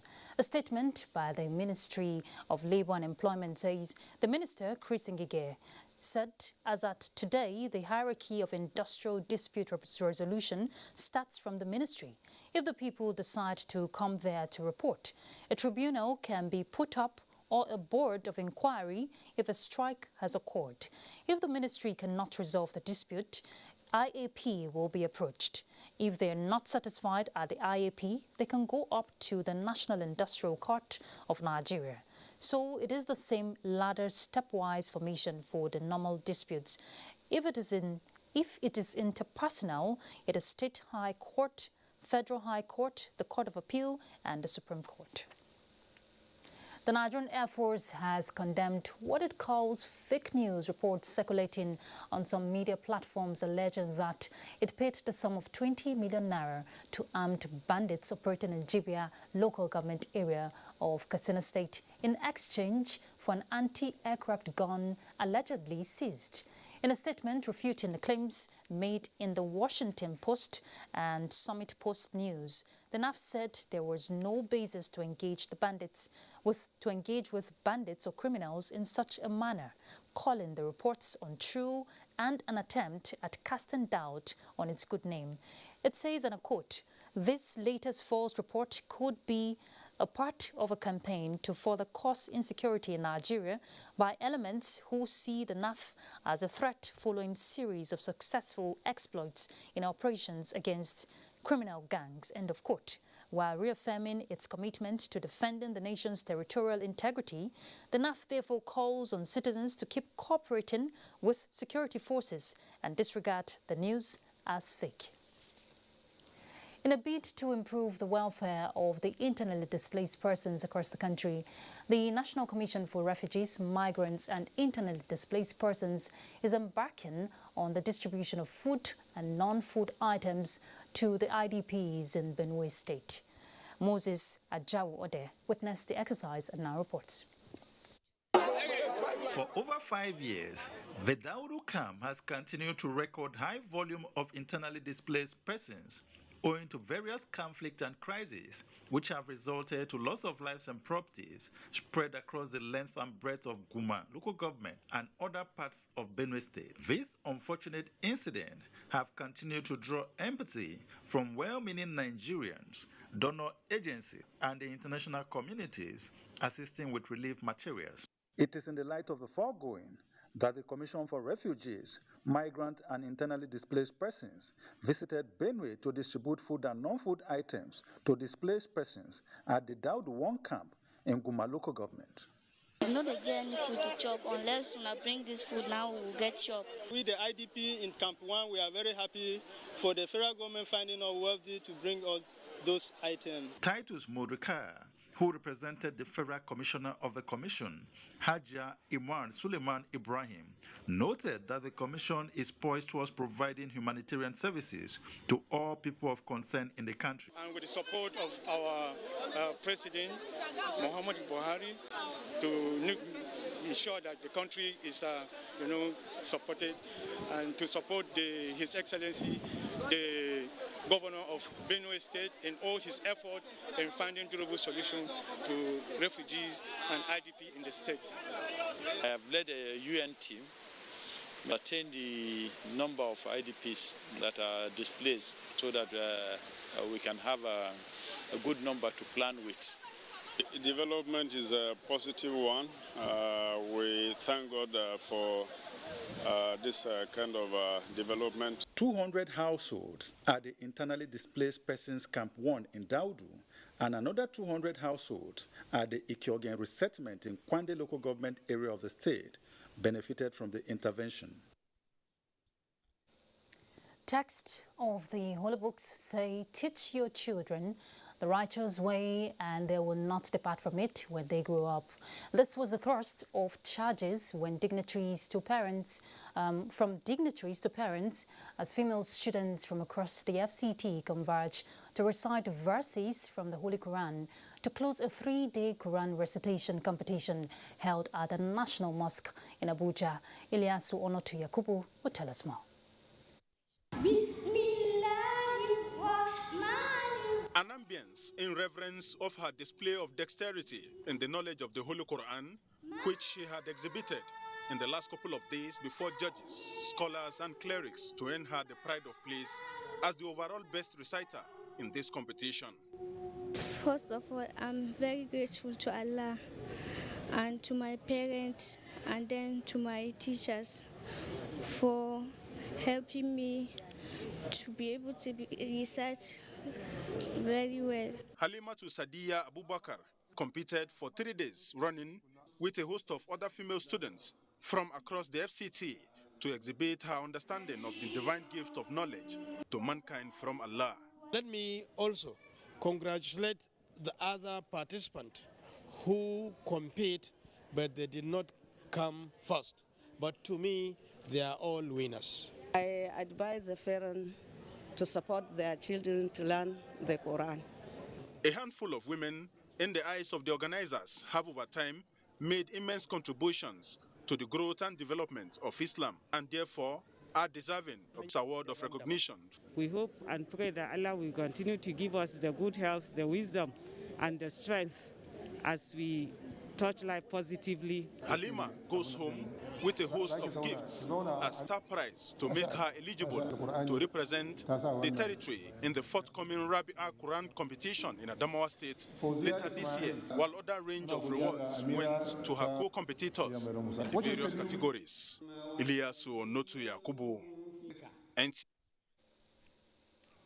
As Nigeria strives to develop and provide for its teeming population, it is also making headway in education. Thanks to strengthening efforts by the federal government, a lot has been injected into the system to overhaul it in past years. Rashidat Olagunju in this report highlights some strides made to upskill the sector.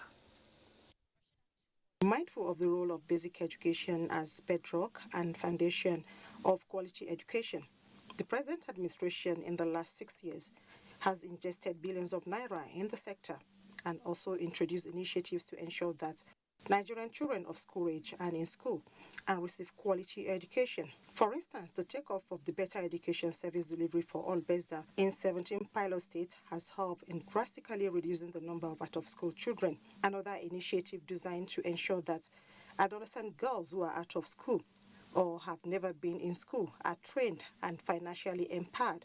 Going forward and with the determination of the President, particularly after the GPE meeting in London, we are very certain that a brighter future awaits the basic education sector. The National Senior Secondary School Education Commission was also established to regulate senior secondary school education in the country. We are hoping that basic skills, at least a child must go with a basic skill.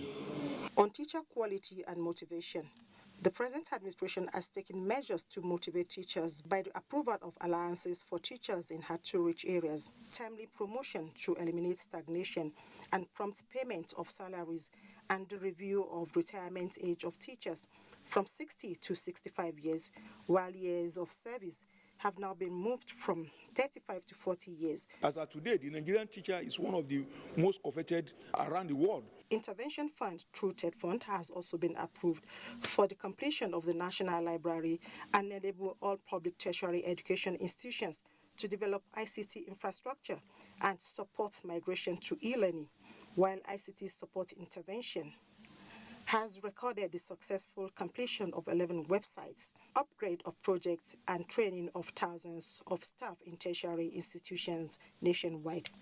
The administration also approved the establishment of 6 new federal colleges of education, 8 federal polytechnics, 2 new universities of technology, and upgraded 4 existing universities of technology, 2 specialized universities for health, nutrition, and medical science in Hazare, Bauchi State, and Ilaorogun, Osun State.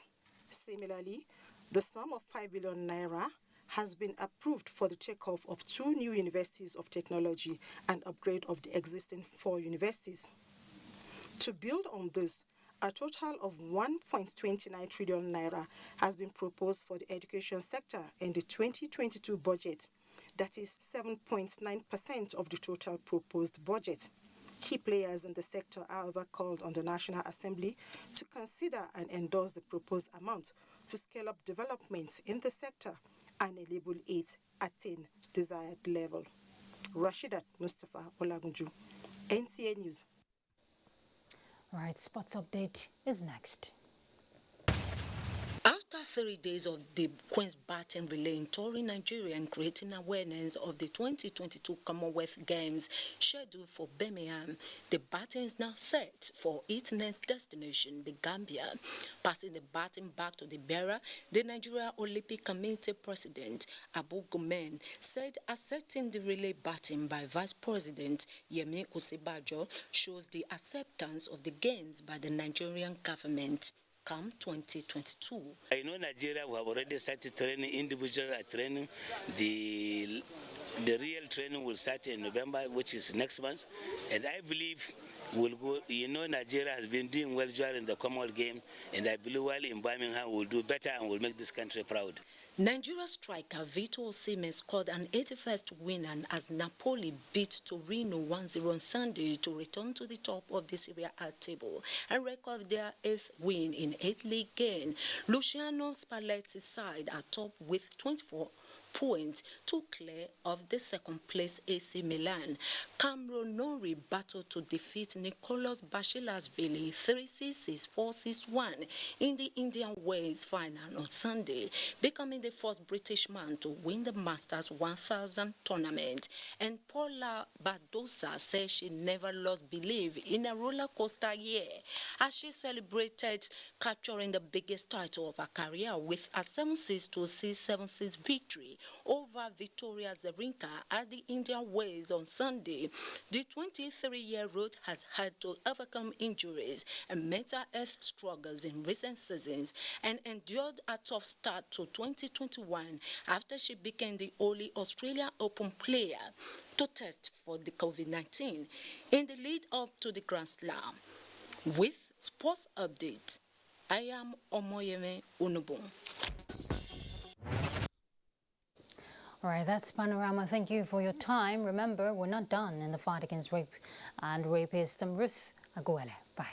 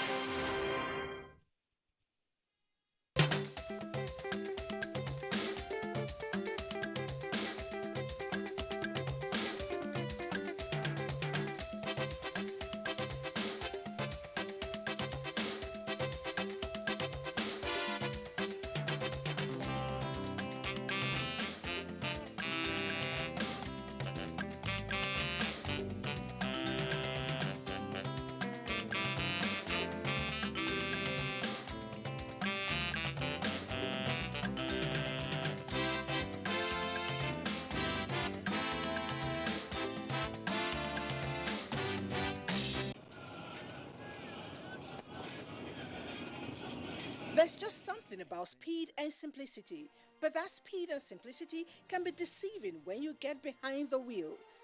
30-year-old Emily sent this text message to her husband: "I love you and I'll try to make you happy." Moments later, Emily was killed when her car slammed into the back of a tractor trailer. 18-year-old Midi was also texting when his car slammed into the back of a truck at 80 miles per hour. His final text was, "Driving and Facebooking is not safe. Ha ha."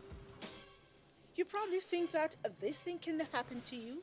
you are not alone. 55% of young adult drivers say that it is easy to text and drive. 3/4 of the same young adults feel that they are really good texting behind the wheels. Reality is, they are all delusional. That quick look at your phone takes longer than you think. 5 seconds are really long. Imagine you're driving on the road and someone suddenly covers your face for 5 quick seconds, like this. You will probably feel very lucky if you didn't crash. But you chose to take your sight off the road just like that anytime you're sending or reading a text.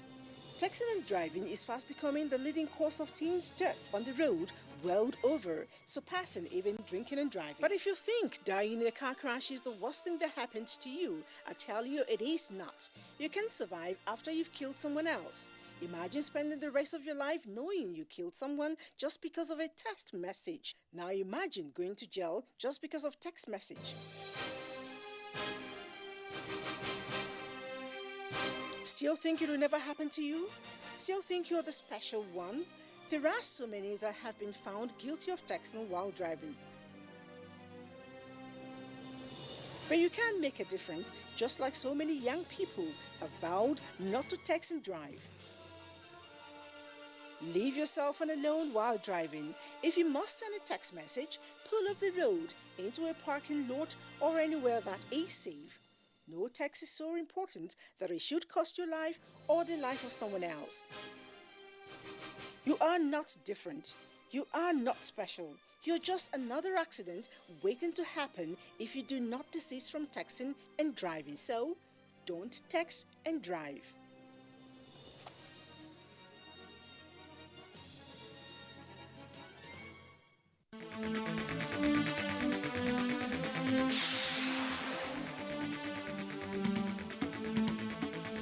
NTA Tuesday Live, analytical, in-depth, educative and interactive on national issues accommodating all sides of opinions. We as a people have understood that we have to fight corruption before it fights us back. Poverty has a financial index, so it should be fought also with a financial weapon. Give it to the social investments program. It has been a very courageous battle. Tuesday Live, every Tuesday at 10:30 p.m. Join us.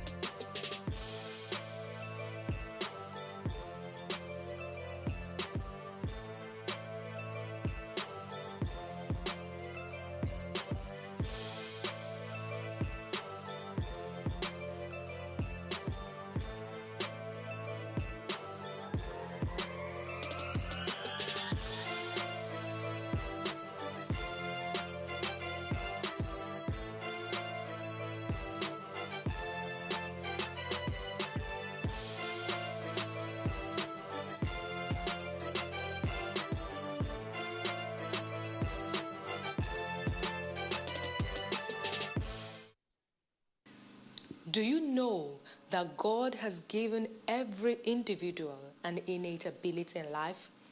This gift, if discovered and nurtured, can be a gold mine.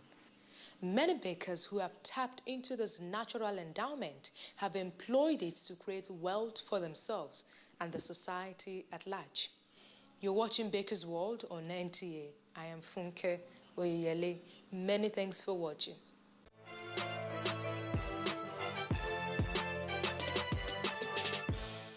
Today on the show, we're exploring a baby shark themed cake decoration. Our guest is a young, talented baker who discovered her culinary skills at a tender age. She'll be sharing her experience with us in our interactive session. It's going to be a total package for your viewing pleasure. Just relax and enjoy the show.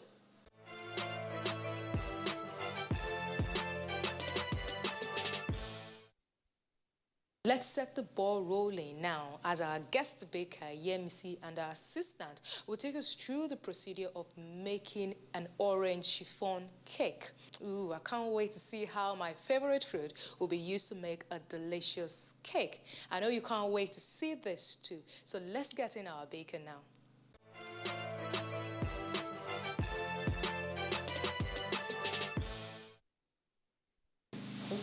Before we proceed, I would like to maintain good hygiene by washing our hands first. Great.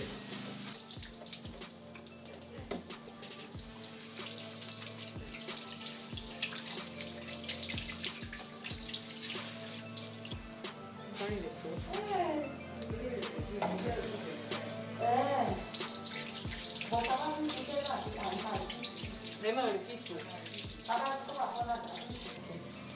The first thing I'll be doing now is to measure our ingredients of which have been done. Then I separated my egg whites from the egg yolk. The egg whites, I will be whisking it now in the mixer using the balloon whisk.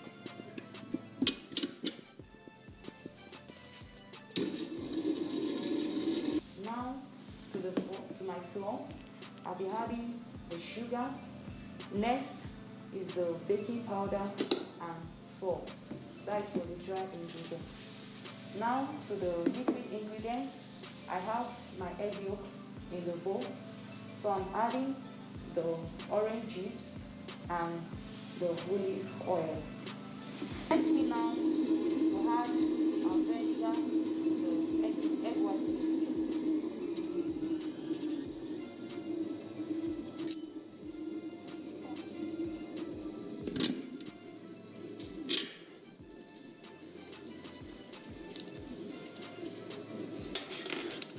Lemon juice can also do this.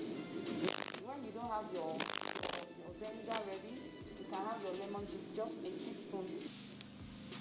Now after adding vinegar, we leave it to mix for another 2 to 3 minutes.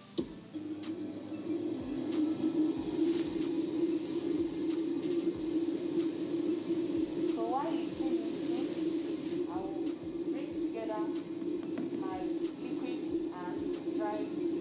So before that, I'm going to be putting my flavor into the wet ingredients. We pour in our dried ingredients at intervals and mix gently until everything is incorporated.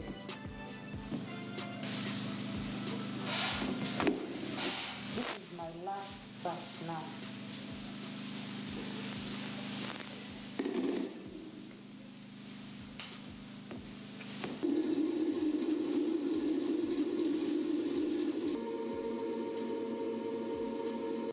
Our egg white is now ready. You need to get to this consistency if you want to get the end results of the desired cake. It has to be stiff. When I mean stiff, I mean by the time you lift up this attachment, the egg white should not fall off. Now to our batter, our cake batter. This is how your batter should look like. Now we have our grated zest and mix gently. Now the next thing is to pour in our egg whites in batches, and I'll be pouring this in 3 batches. Now my first batch is going in, and I'm going to be rolling gently.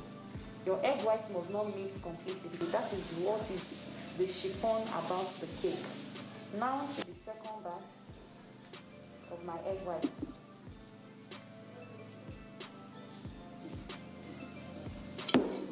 The last batch is going in to the batter. You roll and cut. All this I'm doing is simply just to avoid deflating the egg whites. Now we are done with our mixing. As you can see, the egg is not well mixed.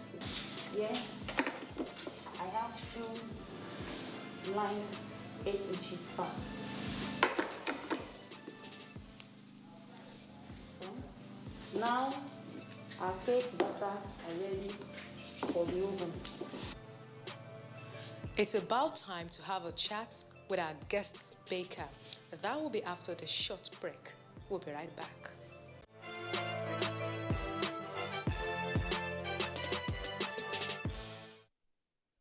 I love to work with details. I love to say a story through the cake. Our guest today is a gifted and resilient sugar craft artist.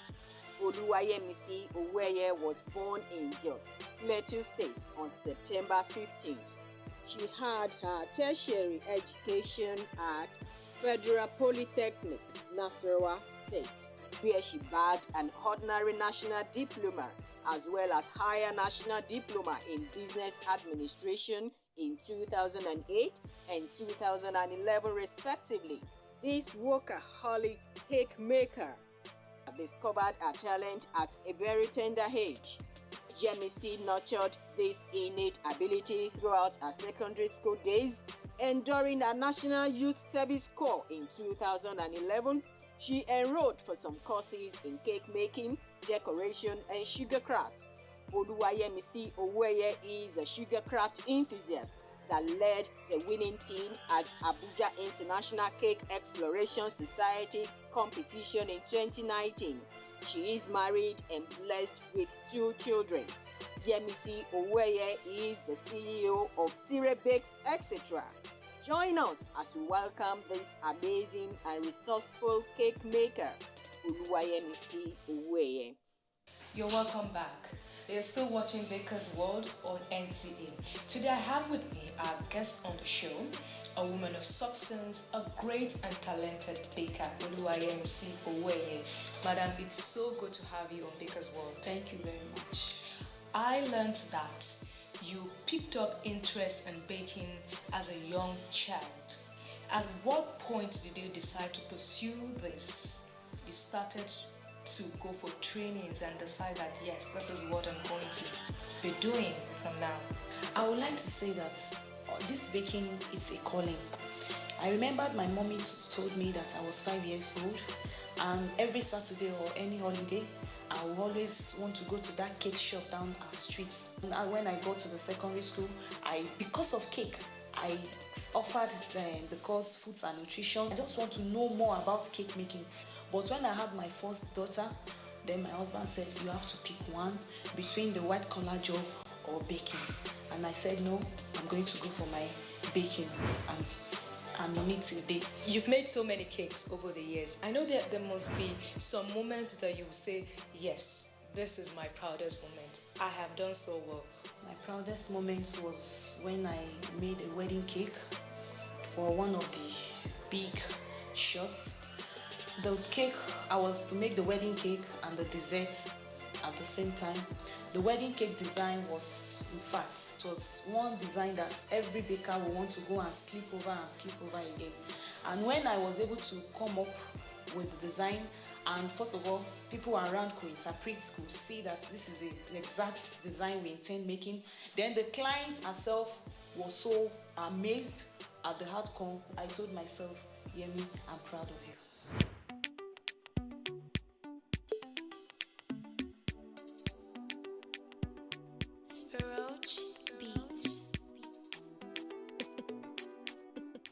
Now, what would you say is your favorite cake to make? And of course, what design do you love making the most? I love children's cake a lot.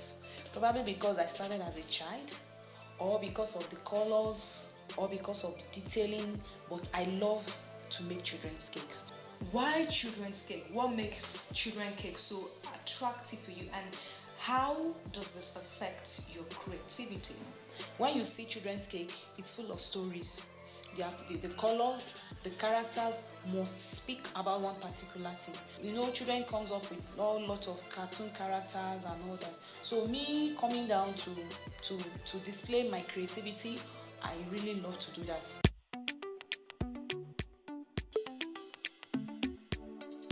You're making for us a baby shark theme cake.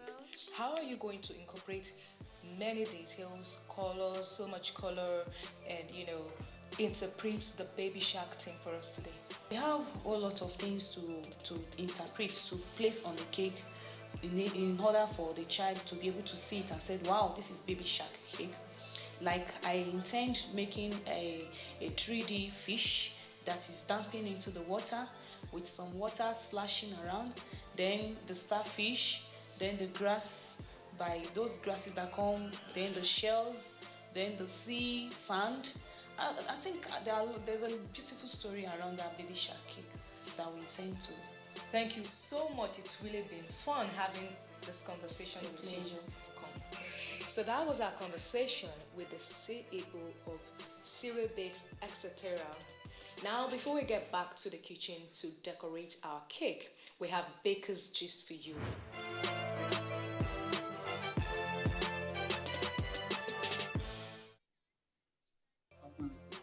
Simply put, the aspiration to be the best that you can be in everything and at everything that you do. You have to exit your comfort zone. You don't have to remain the Lord of the man or just being the best. You are the one-eyed man in the land of the blind, and you're the king. That shouldn't be sufficient for you. You have to move on. You have to expand your territory, expand your horizon. Look to other areas. You are a local champion. Do you want to remain that? Look for, and good enough, the internet has made the world a global village. You can extend your, you can go on social media, put your products there. People from all over the world can patronize you. From outside your geographical location can patronize you. So you have to exit your comfort zone. You have to be around the best. There's this saying that if you stay around 5 millionaires, with time you'll be the 6th, right? Say, show me your friends and I'll tell you who you are. You have to choose who your friends are. You have to be around the best. At every point in time, always look out to relate with people who are better than you in your craft, in your abilities, in every area. Always look out for people who are better than you. And lastly, we're saying there are 5 areas you need to look at. The last one you need to look at is you have to set huge goals for yourself. That is very, very critical for you to say you want to achieve personal excellence. Without setting huge goals for yourself, and when you say your goals have to be smart, right? Specific, they have to be measurable, they have to be attainable, realistic, and time bound, right? So you need to make these goals. Don't just set goals that will be easy for you to achieve, and also be realistic. Know where you're coming from, know your competencies. Like you say, you have to keep on your skills. To round off, you want to look at the 5 areas that you need to look at for personal excellence. Number 1, you have to believe in yourself. Number 2, you have to keep on your skills. Number 3, you need to leave your comfort zone. Number 4, be around the best. And lastly, you have to set big goals. If you're able to put things right in these 5 areas, I want to assure you that personal excellence will be something achievable for you. Either you're a baker, you're a realtor, in whatever area you find yourself, it is achievable. Note it, excellence is an habit, mediocrity is an habit. Choose one. Which do you want to do?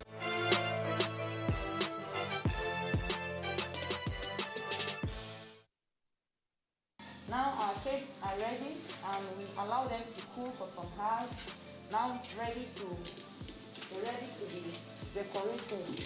I will be trimming and leveling so as to have a very straight and beautiful cake. I have my butter cream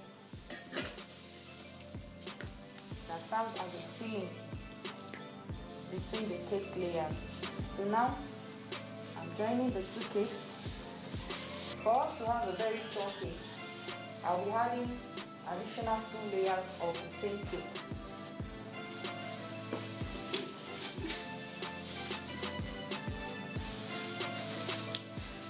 Now I want to start trimming to have a very straight, tall cake.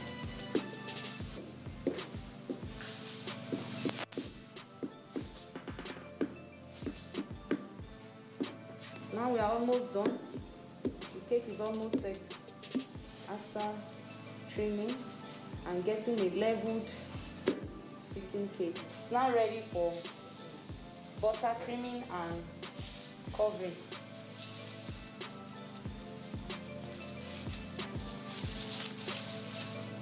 We coat everything with buttercream in order for our fondant to be able to sit well on the cake. I get my scraper in order to scrape off the excess.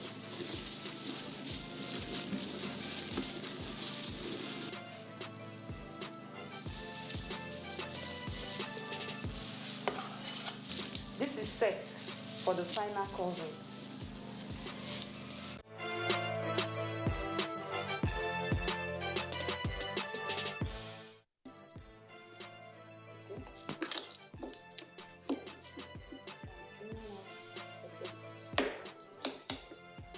I'm going to place it on it. This pattern is paneling. So the next thing now is to cover the body. So I'm going to be rolling out fondant for the body.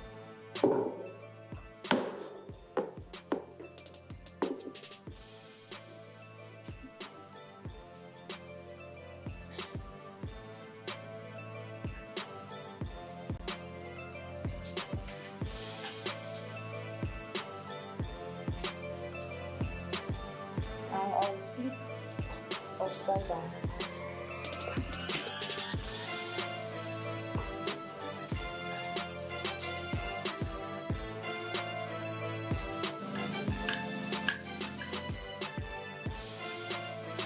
Cutting off pieces.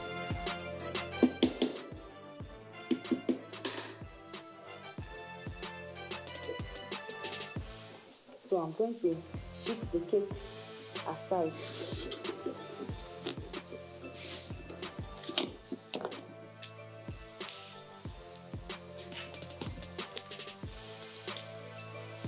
Now our cake is well covered.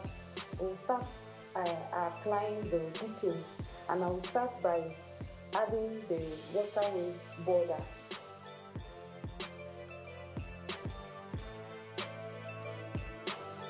The next thing now is to attach the borders, the waterways.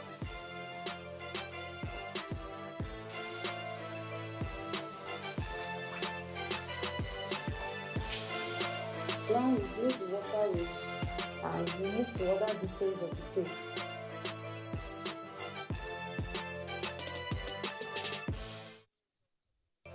So first of all, I will be putting 3D sugar shark fish, and I wanted it to be slant,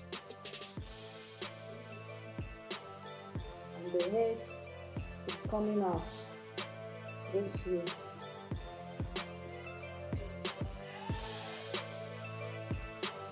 Now the starfish, then the dresses.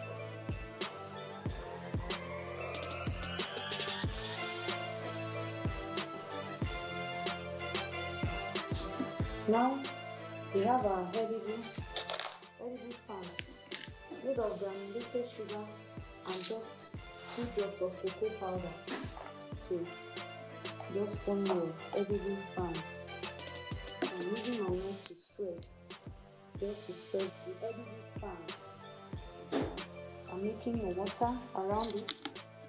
Baby shark cake is a water side cake, so we will need some cowries, some shells, the word that is also part of the items you can find when you talk about baby shark tin cake.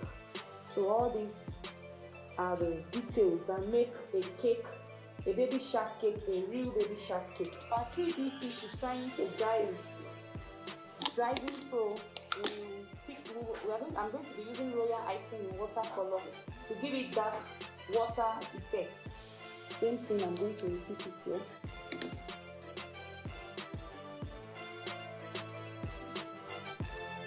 So our baby shark cake is ready with all these details.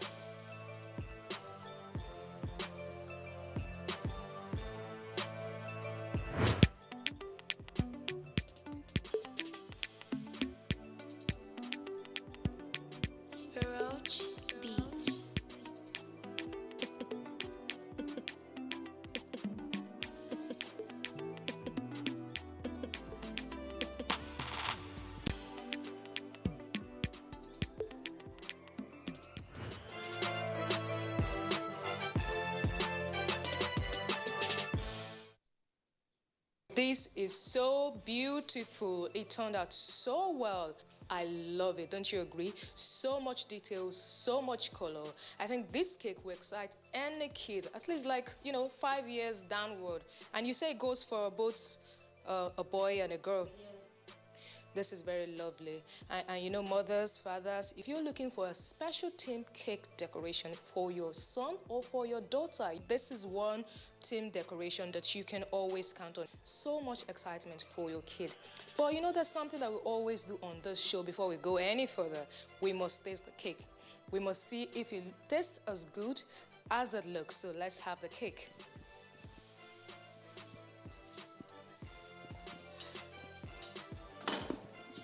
Oh, delicious. Very, very delicious. I mean, it's very, very soft. Was it the whipping of the egg white that made it that soft? Oh, this cake is very soft, very delicious. And of course, you can always taste the citrus in it. You know, order for this type of cake, or you can make one for yourself if you want to get on your creative side. But for us, this is where we draw the curtain for today. Until we come your way next week with a more exciting and interesting episode. You can follow us on all our social media platforms, Facebook, YouTube, Instagram. It's Baker's World on NTA. Keep a date with us next week for another interesting episode. But till then, I am Funke Beyele. Thanks for watching.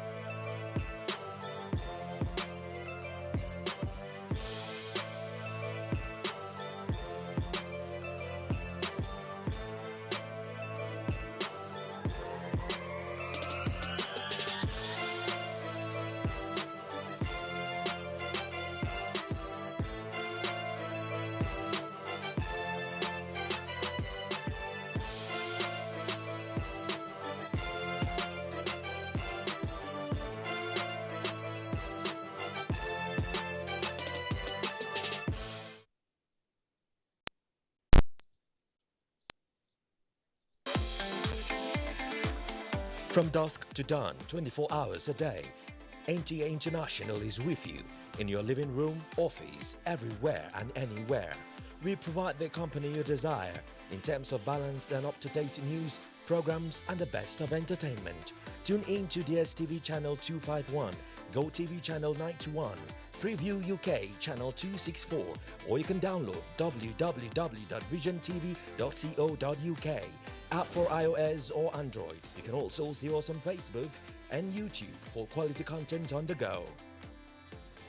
NTA International, Africa's window to the world.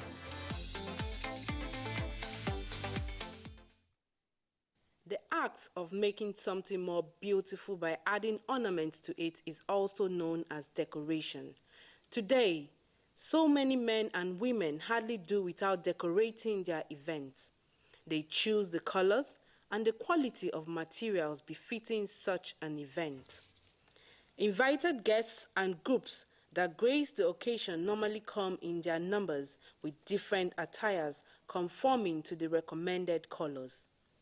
This practice is an indicator of cooperation and solidarity during ceremonies and festive periods.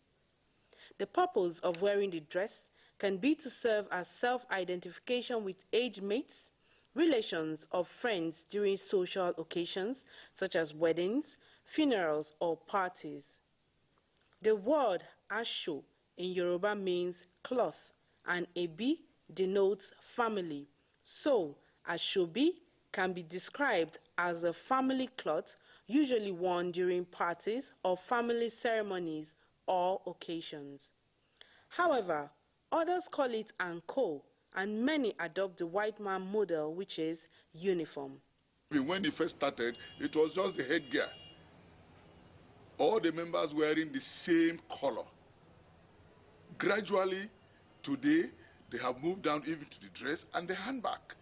Handbag to match and even shoes. The question then is, how do we practice in our own locality in Benue State? Because of our association with the outside world, our people are bringing it and introducing it now in Benue State. They use it in order to make their events colorful. Almost all the traditional marriages you see them making black and white ashobi. So for the Ibdomas, it's red and black. Then the Igede is blue and black under traditional marriages, and even under white weddings, they use black and white. How do you feel when your event is accentuated with different colorful attires? So much excited because I will know that at least I have a group, as in people that have identified with me on my day. I will be so excited, so joyous inside me. I will know that yes, so people, everybody will know that yes, these are so people, he belongs to them, so it makes you happy. What happens if the guests come with attires whose colors do not correspond with those recommended? It is not as if it is a must that you must wear ashobi. It's not for everybody. So if the chief celebrant sees somebody who is not into that attire, why will he or she not welcome the person? There are factors that could make people to disappoint you in that way. Some, it could be that they don't have the money to afford the material given.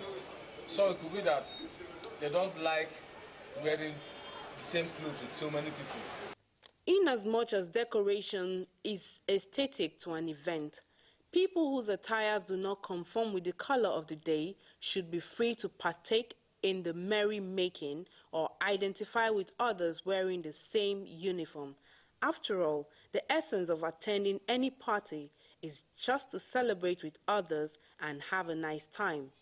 So, next time you're going out for that occasion, the choice is yours. Stay with the crowd or have your own unique identity.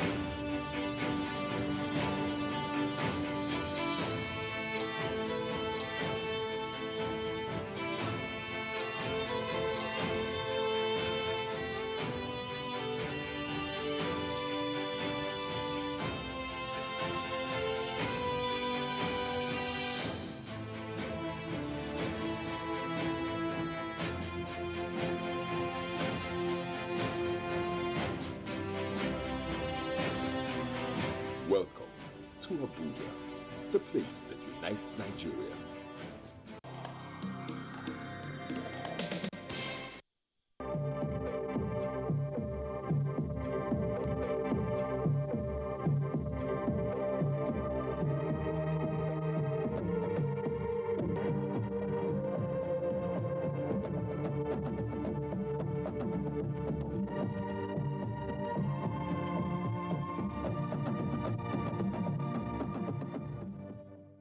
Man has always been a very creative creature, and this we can find from all the works that have been discovered from way back in the arts, in the copper, bronze, and iron works.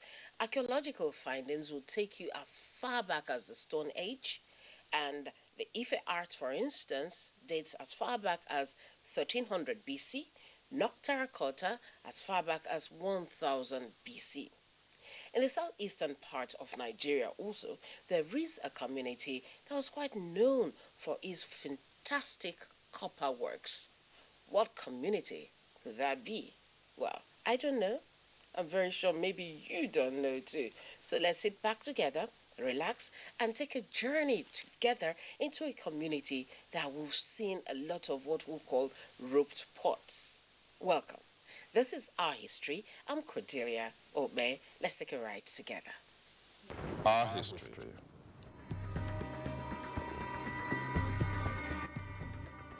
Creativity is an inbuilt gift in every man.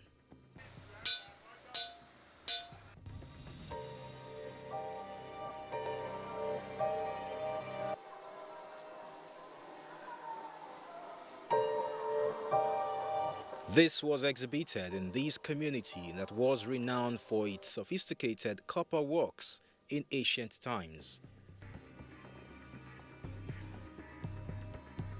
3 excavation sites revealing hundreds of ritual vessels and regalia castings of bronze are among the most inventive and technically advanced bronzes ever made.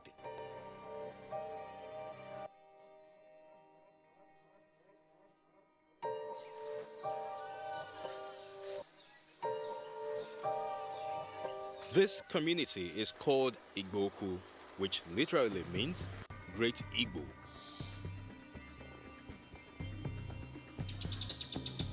It is located in the southeastern part of Anambra in Nigeria.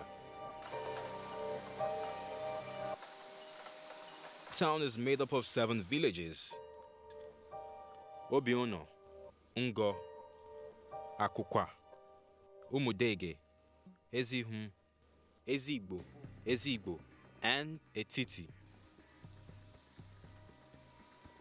The people of Igboku were hunters, farmers, and artisans in ancient times. Today, however, they are into professional works and trading.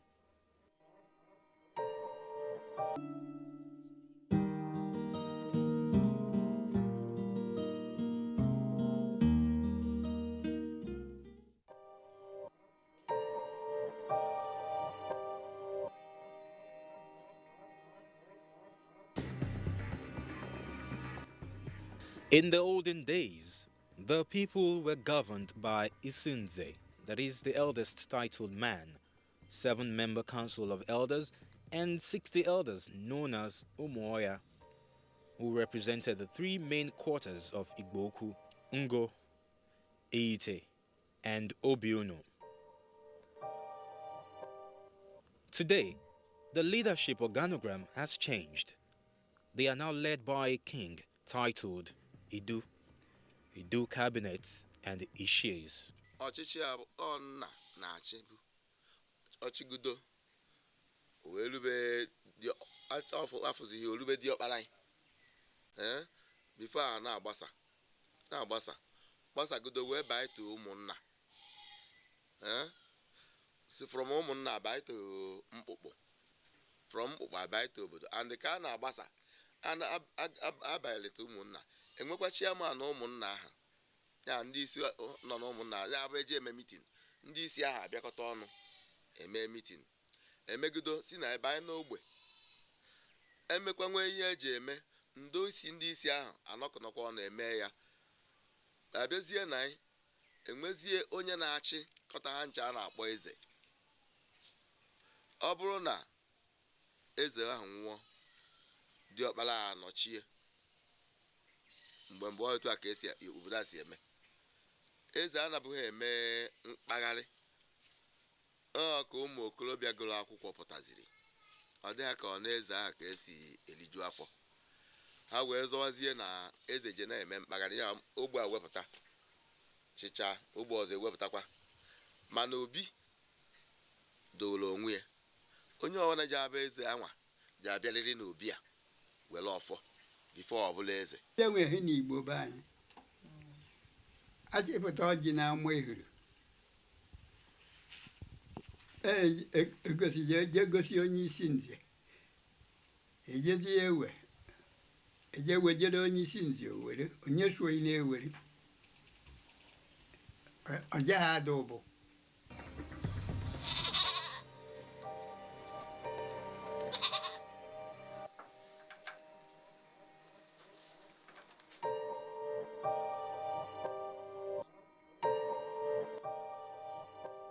There are different versions of the stories of the people of Igboku. A version stated that a man called Igbo founded Igboku in Obidege in Igboku, while another stated that they originated from Israel during the Babylonian deportation around 718 BC. You look at the topography and so on, you see rivers that have dried. Igboku is one of the highest points where that was where water receded. It appeared, but it was the highest point. The water did not, cover the whole of Igbo. And if you have it that life existed in the sea first before being terrestrial, you find that such topography and the areas how water receded and the first land to appear is in Igbo. Igbo base here, the place yana Umudege. Nọrọ ebe anwa mụta ụmụaka ịtọ, mụta mmadụ atọ. N'ime mmadụ atọ, onwe nke bụ Dege, onwe nke bụ Mọdụkọba, onwe nke bụ Idemideke.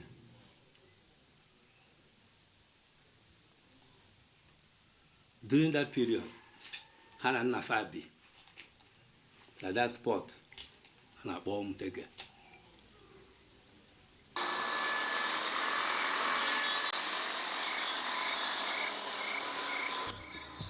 According to their legend, Igbo people started in Igboku, and it was originally called Igbo before the coming of the Europeans. The name was changed in 1946 when the British invaded the community. Original name of this town is Igbo, but sometime around 1940, we affixed the Uku to distinguish it from other towns that have Igbo in their town's name, because they have like Ibweze, Ibwetiti. And that time some people were affixing names we didn't like to it, like Nkwibo or Igbo, somebody's adding somebody's name. So our town union decided to add Uku, great, because our Igbo is the ancestral home of the Igbos. So they added Uku to distinguish from other towns. Our history. Igboku bronze art is very well known in history, and the bronze art was actually made by the Igboku smithers. It had a lot of finesse, a lot of sophistication and technical know-how attached to it. And one therefore would be wondering, how come in a period a lot of historians refer to as the Dark Ages, we had such sophistication? Now, those periods, were they truly dark? Well, I'll leave you to find an answer to that as we continue the ride on this edition of Our History.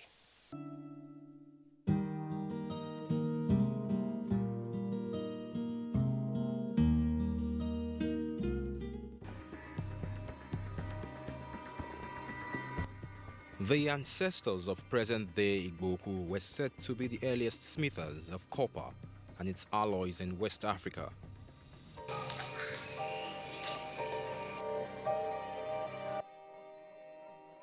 Three notable archaeological sites were discovered in Igboku in the 20th century in the family of the Anuzis in Igboku.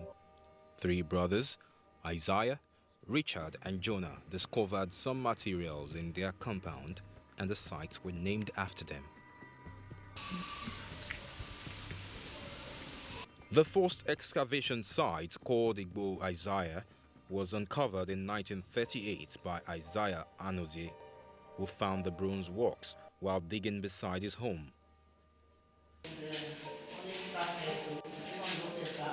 They include a small staff, a head of a ram, a large manila, an intricately designed crescent-shaped vessel, and a small pendant in the shape of a tribal chief's head with tattoo marks on the face. This site was likened to a shrine. Welcome to excavation site. Precisely the first excavation site known as Igbo Isaiah. This excavation was done in 1959-60. It was in this compound that the initial negotiation for the excavation was made. We lack land, otherwise the pit would have been here. But what I'm thinking now is to have maybe a kind of sculptural monument of some of these objects excavated here, so that people, visitors, when they come, they will have something, a kind of mark to show where the actual excavation was done. So that's we probably have maybe a representation of some of them at the compound gates.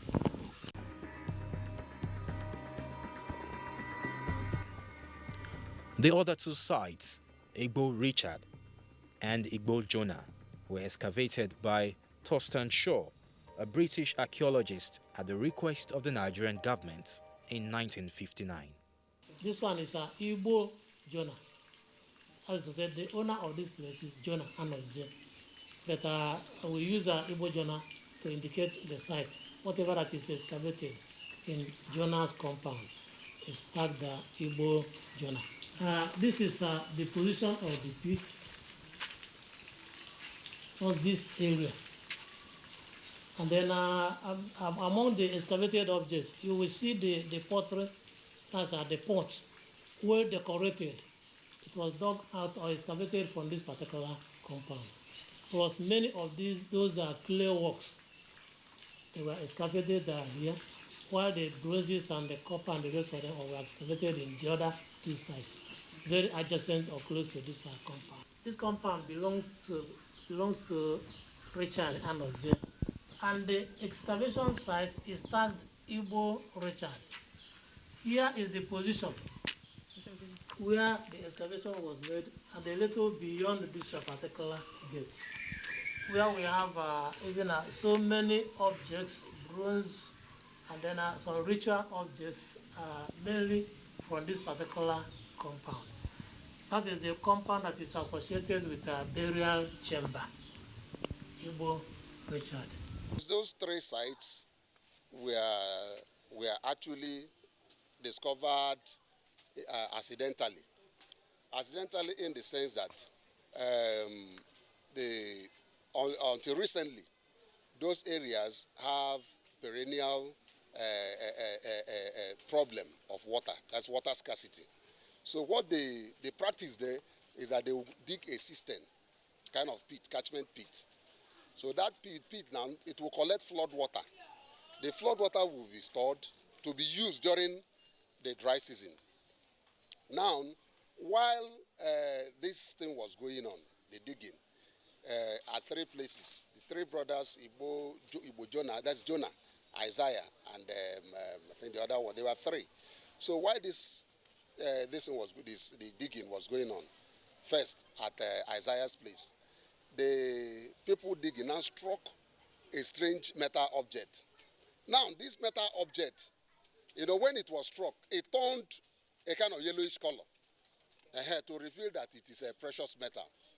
Then the people digging and the people around do not actually understand the significance. But seeing the intricate designs, something unique, they now felt that this must have some magical powers or something important. So they quickly shared it amongst themselves and held it precious. Now, when the other site that Igbo Jonah was trying to dig to, he discovered similar objects. Let me just use that word, strange objects. Now, the story started getting popular around the town. Some of them that were educated then now called the attention of the district officer. The district officer now quickly saw them, and with his being educated person, he has known that this must not be of recent creation. So he quickly collected them and then sent a report to Lagos. Then it was the era of colonialism. He sent a report to Lagos, this is what I found, and so on and so forth. So he collected and kept. So immediately they started our own department, Nigerian Department of Antiquities. Those ones collected were handed over to them. And they sent it to Britain for dating. using a dating machine. And it dated very early, that 9th century. That now sparked up their interest to now engage an expert, an archaeologist, to delve more and see if more objects could be recovered.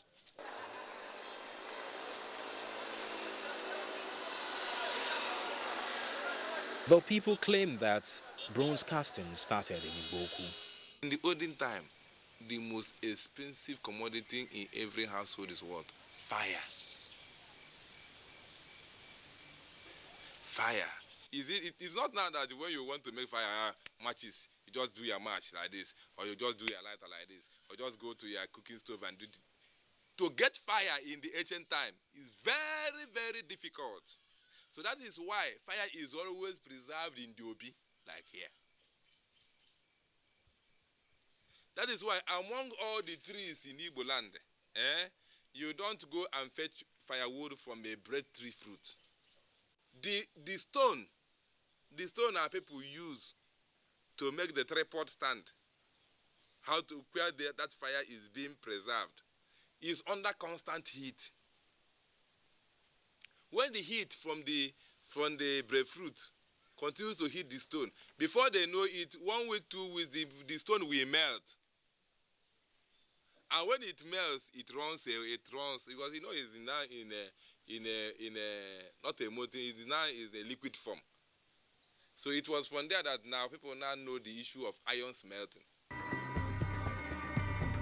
The bronze intricate works of art, especially the popular Igboku bronze, was highly sophisticated. The Igboku bronze works remains an important reminiscence of the ancient creative works of Nigerian art. Our history. This one here is musical instrument, Obakwara. It served as jita in olden days. The year is 850 years. Here you can see the design, the old design. And this door is just not owned like an ordinary man in those days. If anywhere you see this type of door, you know the owner of this place is a very wealthy man, a great farmer in Igbo land. It's not just anybody that can make this type of. The historical and cultural significance of Igboku must have necessitated the construction of 2 government museums in Igboku: the State Museum and the National Museum.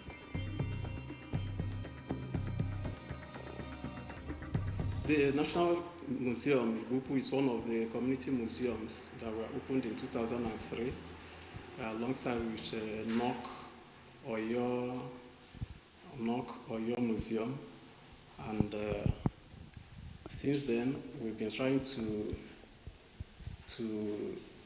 exhibit the artifacts of the area, especially Igboku. We do other outreach programs that we empower women in the community on how to make soap. My own daughter was here sometime. She was taught how to make this vase, flower vase with beads. She made one and sold it for 500 naira. So that saved me part of her pocket money. She is happy, me, I'm happy. The person that bought it is happy. The usefulness of a museum cannot be overemphasized, as it helps to preserve our cultural heritage through the preservation and figurine artifacts which bear a lot of information about our past. Today, the museums carry out activities like art exhibition and empowerment programs for children to impact on them our cultural values.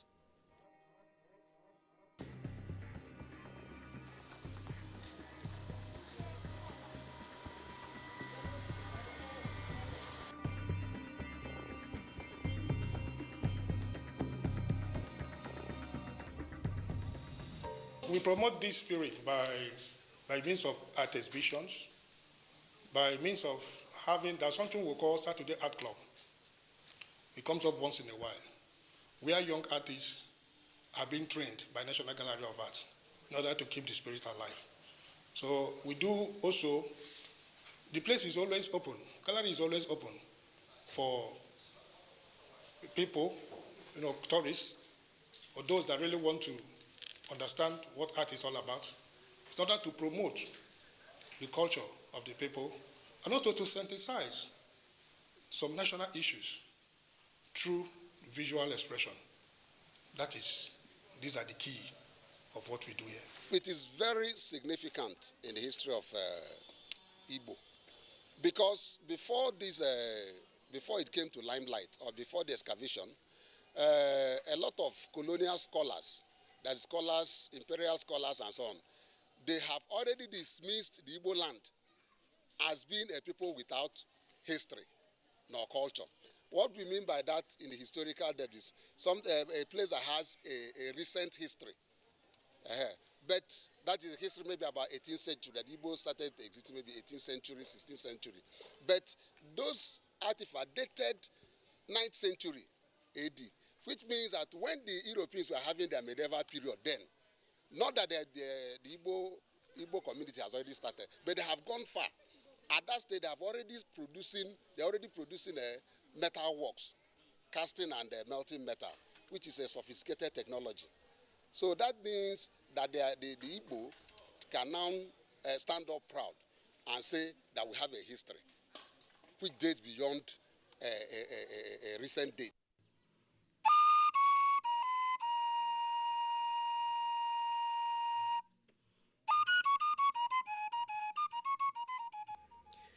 Igbo-Ukwu excavations has shown that bronze and iron works in southeastern Nigeria are dated back to as early as the 9th century, thereby debunking the view that Africa was not civilized until the invasion of the Europeans.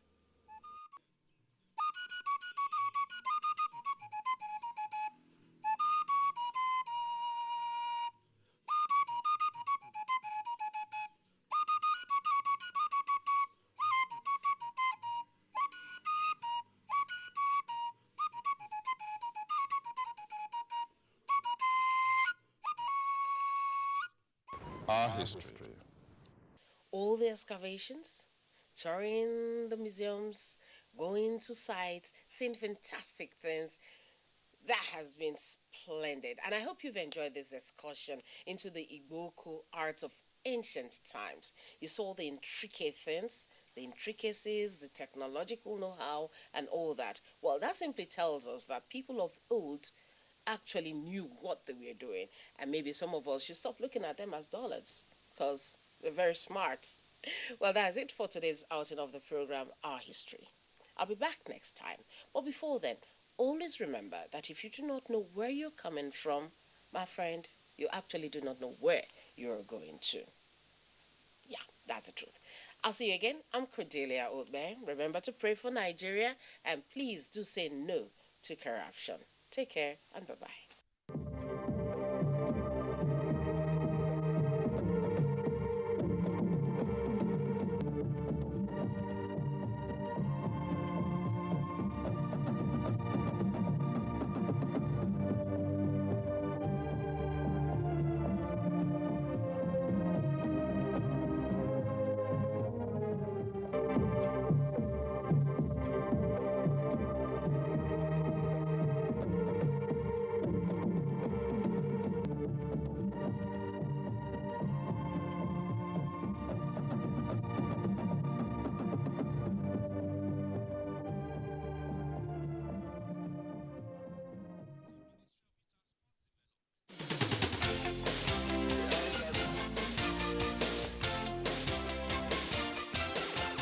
NTA Parliament is a dedicated 24-hour channel that broadcasts the activities of the Nigerian Senate, Federal House of Representatives, and all the 36 state houses of assembly.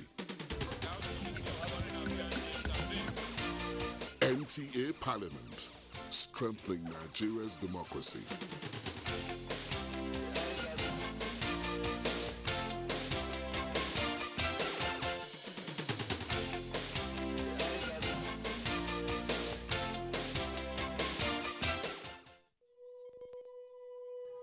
struggle for independence had been a long and tough one. Our founding fathers and compatriots sacrificed their comfort and even shed their blood. We cannot at this point in history afford to spirit away their sacrifices for immediate but temporary gains of today. Let us emphasize what unites and not what divides us. Working for the unity of purpose with a stronger vision for a better tomorrow. NTA, growing with the nation. Together, no matter where you come from, no matter your religion, we are one. Let's live together. Let's stop fighting each other. Let us live as one. It doesn't matter where you come from, your tribe or religion, man, woman or child. It doesn't matter who you are. Put Nigeria first. No matter where you come from, no matter your religion, we are one. Let's live together. How can we develop when we're always in crisis? Families have become refugees in their country. No matter our differences, show some understanding. No matter where you come from, no matter your religion, we are one. Let's live together. I never get this kind of thing, or I hear it. Nínú ẹgbẹ́ la wà tá a ti gbọ́ formation tíjọba tó ń ṣèrànlọ́wọ́ fáwa télọ̀ wọ́n nítorí COVID-19. Wọ́n ní kí n korúkọ àtàkáǹtì tí mò ń lò so mo kọ sílẹ̀ mo mọ́kàn kúrò mo wò pé ó lè jẹ́rọ́ ni nǹkan tá a wá ṣe. Ju bí ọ̀sẹ̀ bíi mẹ́ta ẹ̀ lọ tí wọ́n gba àkáǹtì nọ́mbà wa tí wọ́n béèrè ọ̀rọ̀ lọ́wọ́ wa yẹn ni wọ́n sẹ́ndì owó sínú àkáǹtì mi. Ọjọ́ yẹn náà ni mo fi owó kún tí mo dẹ̀ lọ ra fóònù so láti ìgbà yẹn mi ò ní ìṣòro pẹ̀lú àwọn kọ́sítọ́mà mi mọ́. Kò sẹ́ tó máa gba 30,000 ẹ̀ tí wọ́n fi ra materials pátápátá tó yẹn máa ṣiṣẹ́ family àjẹun ìyàwó àtọmọ máa jẹun wọ́n appreciate. Mo dúpẹ́ lọ́wọ́ federal government fún nǹkan tó ń ṣe.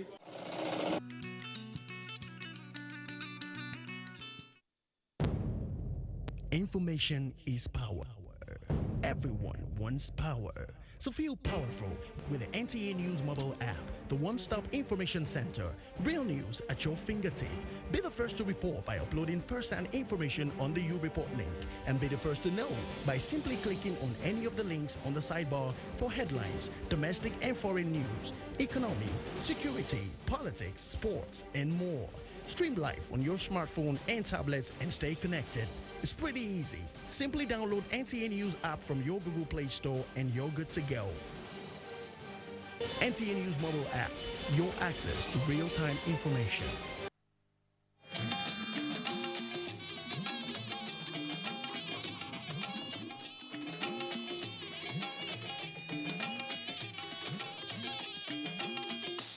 This is the network service of the NTA.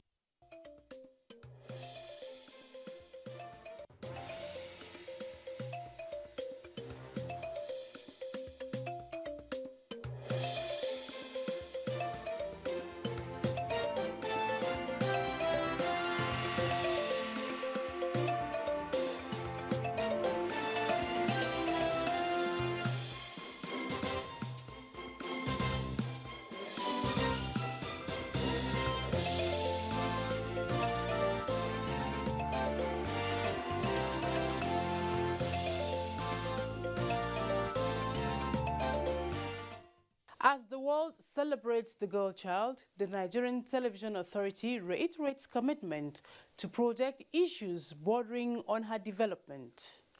Federal Road Safety Corps takes Ember Month sensitization campaign to Delta State. Plus, ingenuity of Nigerian Health Research Institute to contain COVID-19 virus. It is my pleasure to welcome you on this week's edition of The Correspondence. It promises to be educative and informative. I am Tessie Omeri. Thanks for joining us. Let's begin with the issue of the girl child. The emergence of the coronavirus had its toll on the education system, thereby forcing a shift to the use of technology to complement the traditional physical classroom learning method.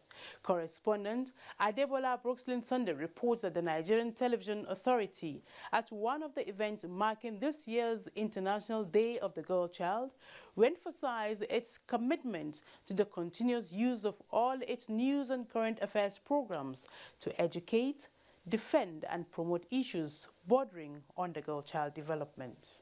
Available records from EduCeleb and UNICEF show that 38% of out-of-school children in Nigeria are girls, which represents 3.8% of about 10.5 million of the total out-of-school children in Nigeria. In line with the United Nations Sustainable Development Goal 5, which seeks to achieve gender equality across the world by the year 2030, October 11 every year is designated as the International Day of the Girl Child. It is celebrated to highlight and address the needs and challenges which girls face throughout the globe. It is in a bid to complement government's efforts in ensuring that no one is left behind and helping girls find training and education that will create young, successful women. That members of Health Aid for All initiative visited government secondary school to Dunwada. If a girl gets education or gets knowledge, she's able to know what to do during her surroundings when the time comes. She can be a lawyer, she can be anything she wants to be. That is if fathers agree to enroll their girl child into school. The group is advocating empowerment for the girls, especially in bridging the digital divide. Girls have been left behind in technology and innovation, in professions around science, technology, education and mathematics. Our girls are lagging behind, and today we are raising awareness on this issue and saying leave no girl behind. Teach girls about taking care of their mental, physical and emotional well-being, and we teach them about the changes that they're going to experience in their body through puberty, menstruation, how to self-advocate for themselves, how to make decisions. Computer study is being taught.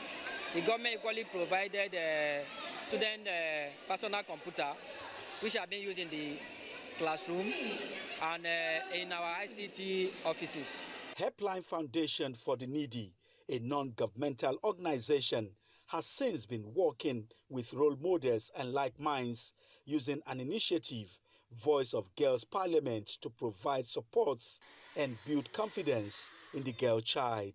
I want government to work on education and help children who doesn't have their parents alive. So we carefully selected most of them from these communities. Dr. Jumai Amadu is the founder of the initiative in Nigeria. We are very happy, excited with this year's team. It will now bring back the reality and the assurance for them to know that if the United Nations is behind them to achieve this, they'll be able to do it without having any problems at all. So our role is to coach them, to make them believe that you can do it as a girl. That I can do spirit is what we are trying to build in them. Even though we didn't get as much privilege and as much platform as this generation is getting, now that we know, we have to do all our best possible to protect, not just to give them the leverage to excel, we also have to instill discipline to protect them, encourage them to do more, be more, know more, be confident.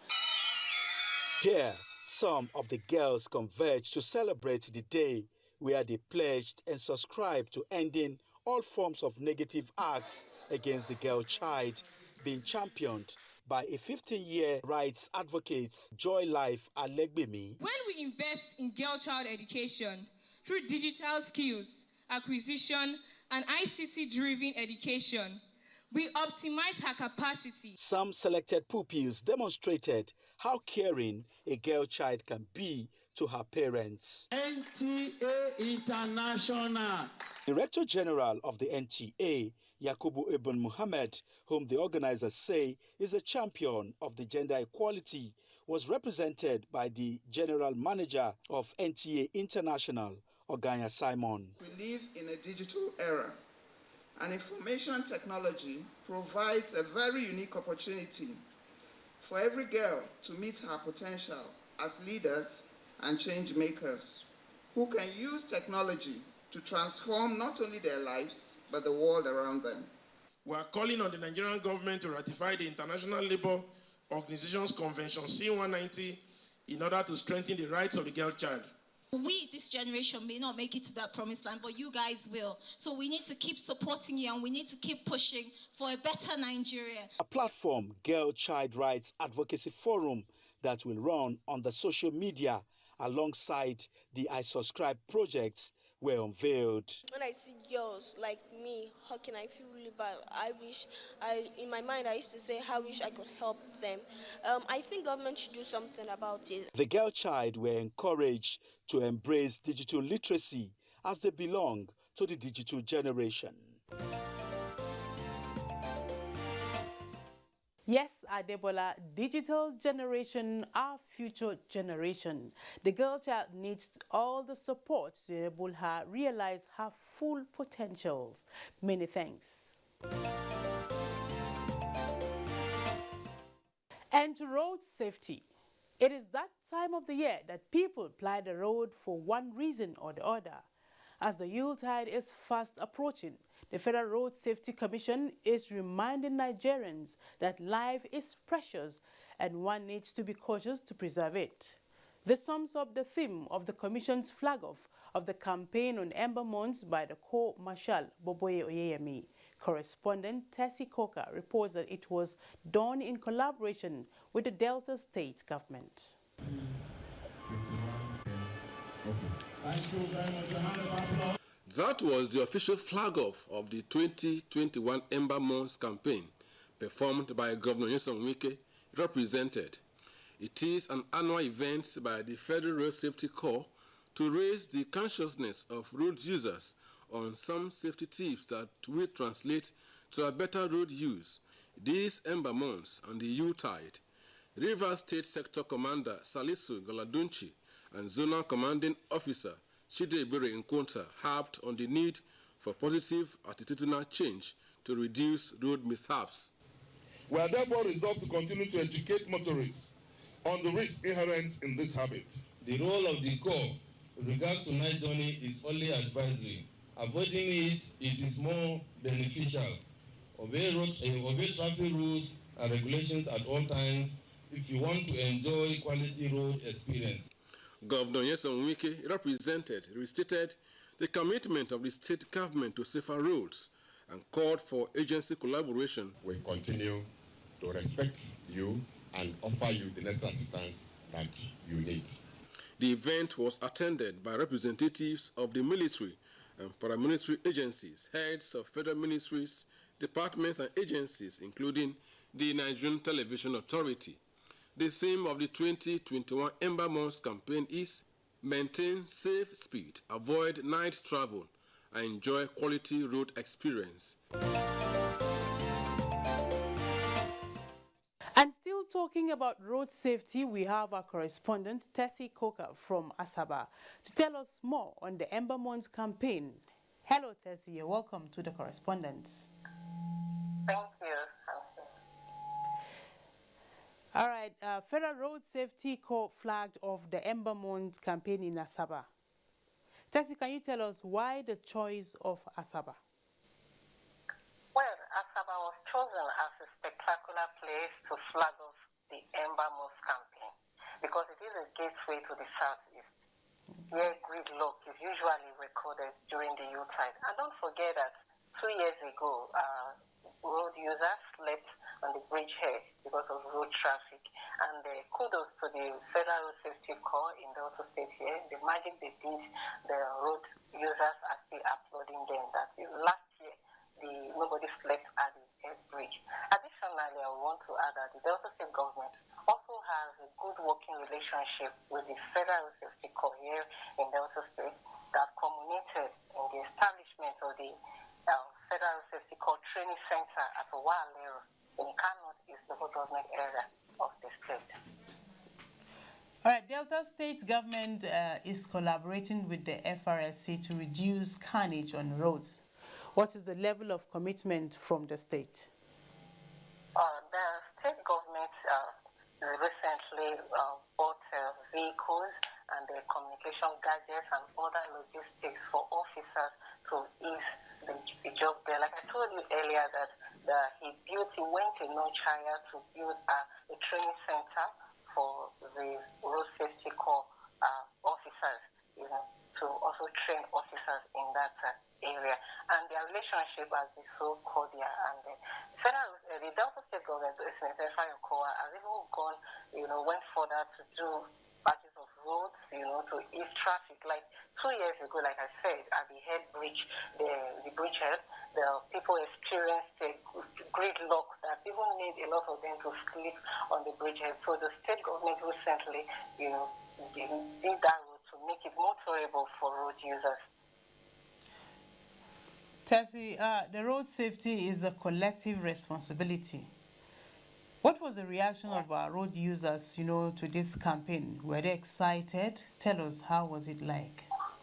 Oh, they were quite excited when the corps marshal came here to flag off the campaign, and they said that this will go a long way to reduce carnage on the highway. It will go a long way to reduce road accidents. Happy, they use the opportunity to tell us that they will want measures to be put in place, that corruption and all of that, that when you are a traffic offender should be strictly punished, so that at the end of the day to reduce road accidents.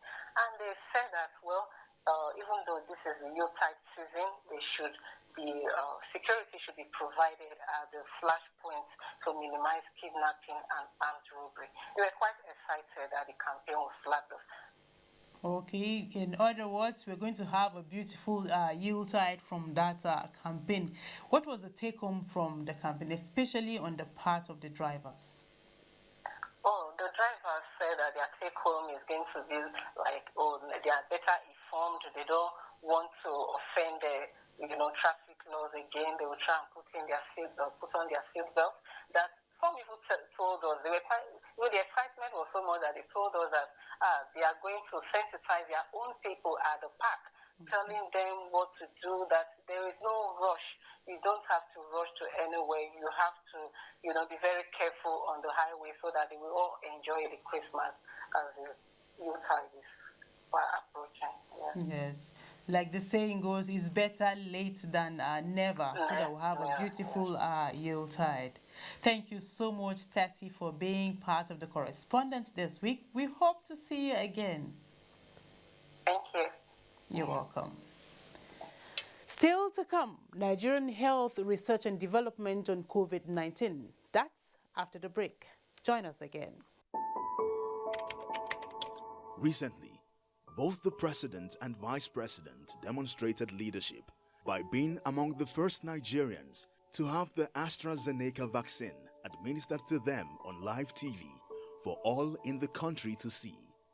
Subsequently, many federal ministers, political leaders, and members of the Presidential COVID-19 Task Force have publicly taken the vaccine to follow in the footsteps of President Buhari and Vice President Oshibaja. To obtain it yourself, please go to the NPHCDA website.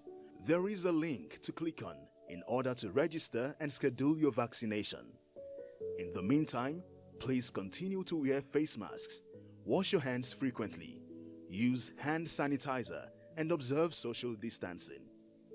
This message was brought to you by the Federal Ministry of Information and Culture. Nigerian youths are about the greatest assets the country has at the moment. It is therefore not surprising that the administration of President Muhammadu Buhari is strategically responding to the yearnings of the youth through multiple projects and programs. Youth entrepreneurship support years by Bank of Industry, the Youth Investment Fund by the CBN, and several other conditional cash transfer programs. Recruitment of 774,000 social workers, majority of whom are youths, and so many other projects that are beneficial to youths directly or indirectly. If the administration can do all this, definitely with a degree of patience and time, it can achieve more. Nigerian youths must come together to say no to terrorism, no to vandalism, and no to all disruptive tendencies. Hashtag Youth for Greater Nigeria. Pacifying the youths, unifying the nation.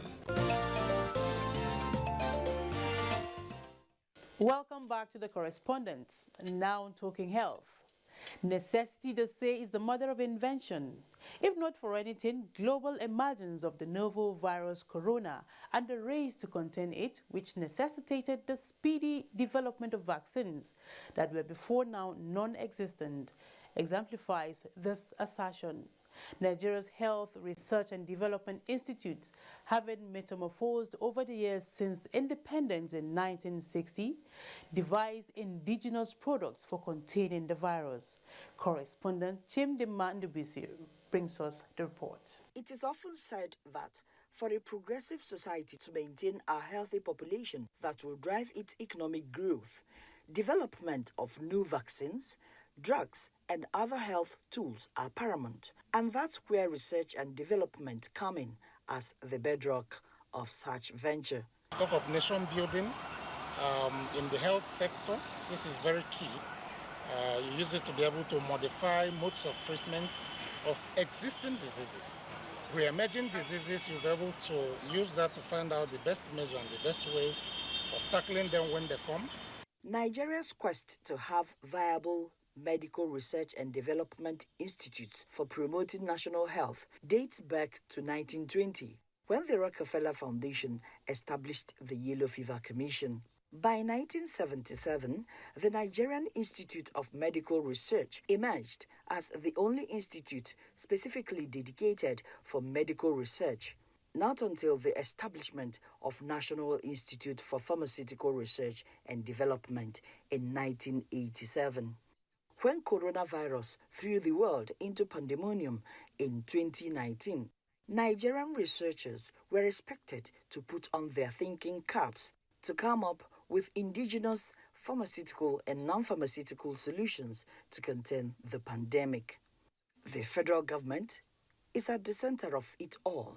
The Central Bank of Nigeria in March this year released 253.4 million naira as grant to local researchers to develop a Nigerian vaccine. At a time when the world embraced vaccine nationalism. At least one vaccine that's been developed against COVID-19, and they are going to be undergoing clinical trials before they can be used. And there are more that are in the pipeline. There are many traditional healers who have also offered us their creations that they say can cure COVID-19. Some of them we have subjected to tests. Unfortunately, we haven't really been able to pinpoint any yet that has a particular efficacy. The Nigerian Institute of Medical Research is among the over 100 laboratories with state-of-the-art technology for conducting COVID-19 tests. On its part, the National Institute for Pharmaceutical Research and Development picked up our phytomedicinal research already under development and repurposed it for coronavirus treatment. This is besides working with universities to run clinical trials for some conventional medicines, such as chloroquine and azithromycin, seen as a treatment option.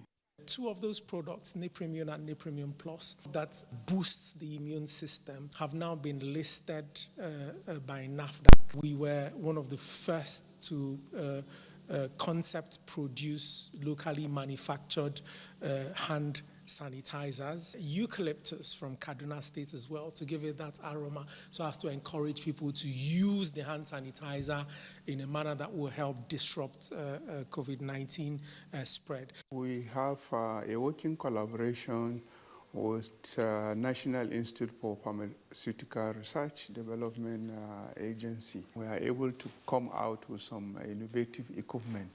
First, for environmental disinfection, for public offices and gathering disinfection devices, automatic temperature sensing devices, some disinfectants. World Health Organization sent down from their headquarters to us a mechanical ventilator we requested to produce exactly the same type through the reverse engineering and produce its electronic version. The equipment are still going through clinical trials.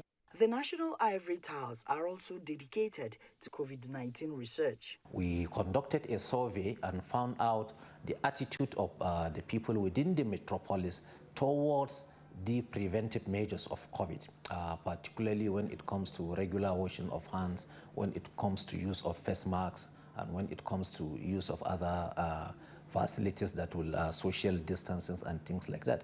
And we analyzed the result and forwarded same to the appropriate authorities for use. An observation in the world of research, however, is that a wide range of developed products are lined up on the shelves, waiting to be commercialized for use. That, I understand, is the responsibility of industrialists and manufacturers. Very well then, Chimdima, Nigerian researchers are breaking new grounds. We'll get there soon. Thanks a lot. That concludes the correspondence this week. Thanks a lot for being part of it. Join us again next week, same time on another edition. And a quick reminder that COVID-19 is still around us. Continue to abide by government's regulations and safety protocols. And more importantly, get vaccinated. Take responsibility and stay safe. And don't forget to be a star with the NTA. Be part of the campaign against rape and rapists. Thanks for watching. Bye for now.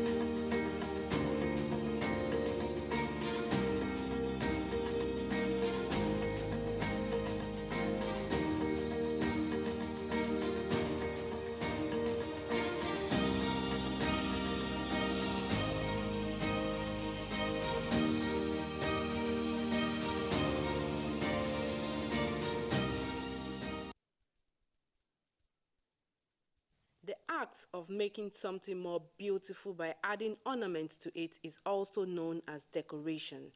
Today, so many men and women hardly do without decorating their events. They choose the colors and the quality of materials befitting such an event. Invited guests and groups that grace the occasion normally come in their numbers with different attires conforming to the recommended colors.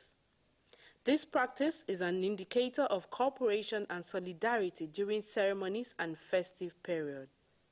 The purpose of wearing the dress can be to serve as self-identification with age mates, relations, or friends during social occasions such as weddings, funerals, or parties. The word Asho in Yoruba means cloth, and Ebi denotes family. So, Ashobi can be described as a family cloth usually worn during parties or family ceremonies or occasions.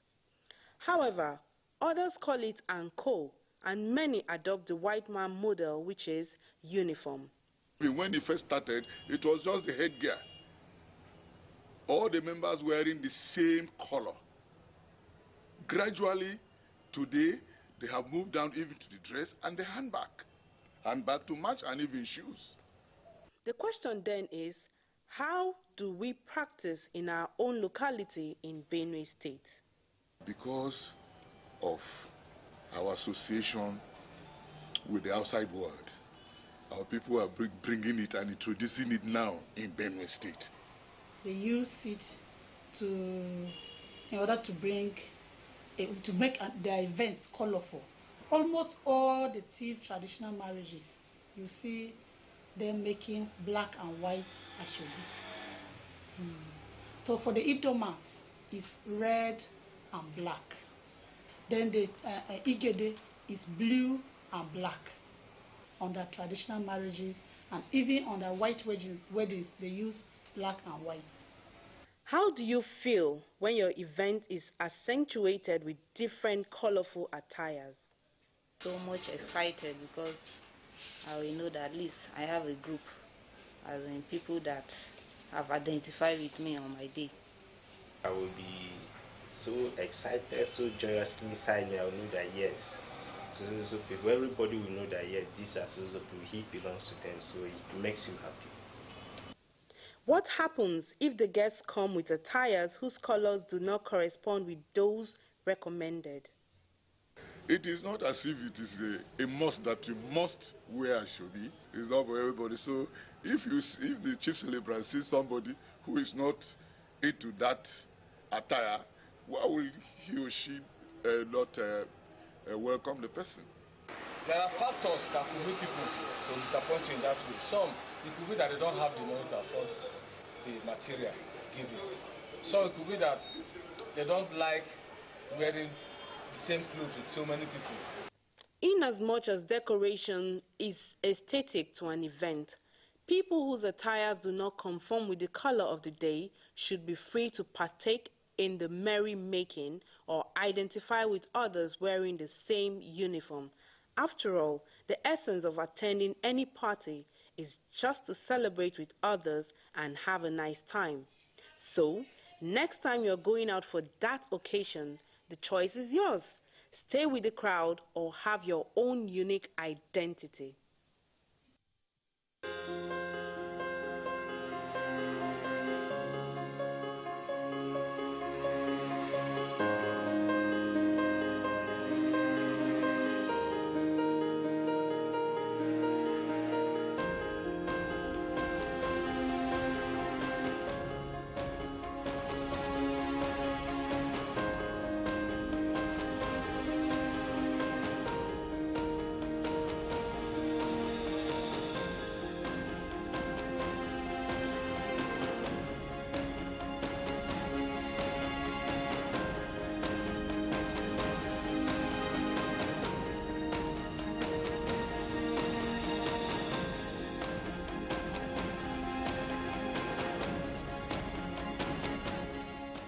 This vaccine is safe and it has been certified safe and usable by NAFTA.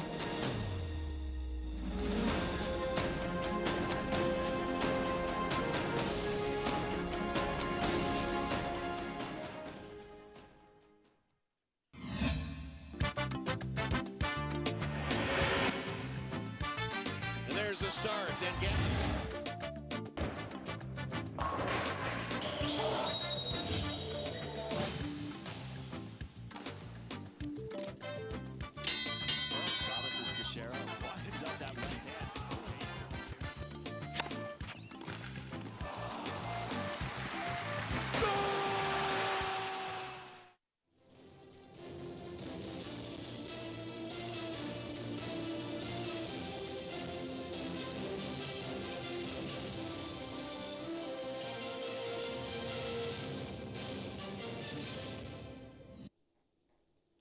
Hello, this is the news update on 2 at 2 on NTA International. I'm Ruth Aguela.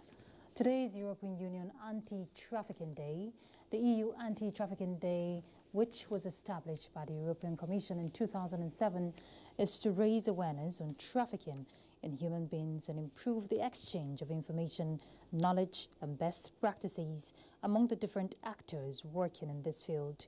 A report says in April 2021, the European Commission adopted a new EU strategy on combating trafficking in human beings from 2021 to 2025. Trafficking in human beings destroys individuals' lives by depriving people of their dignity, freedom, and fundamental rights. That is why we must do our best to end it. Today is also World Menopause Day. Now, the day is to raise awareness on the menopause and the support options available for improving health and well-being. The first World Menopause Month was in October 2014 when the International Menopause Society and the World Health Organization promoted it and launched a campaign called Prevention of Diseases after designating October as World Menopause Month. The theme for this year is Bone Health. And to update on COVID-19, the Nigeria Center for Disease Control has announced 125 new cases of the virus in the country.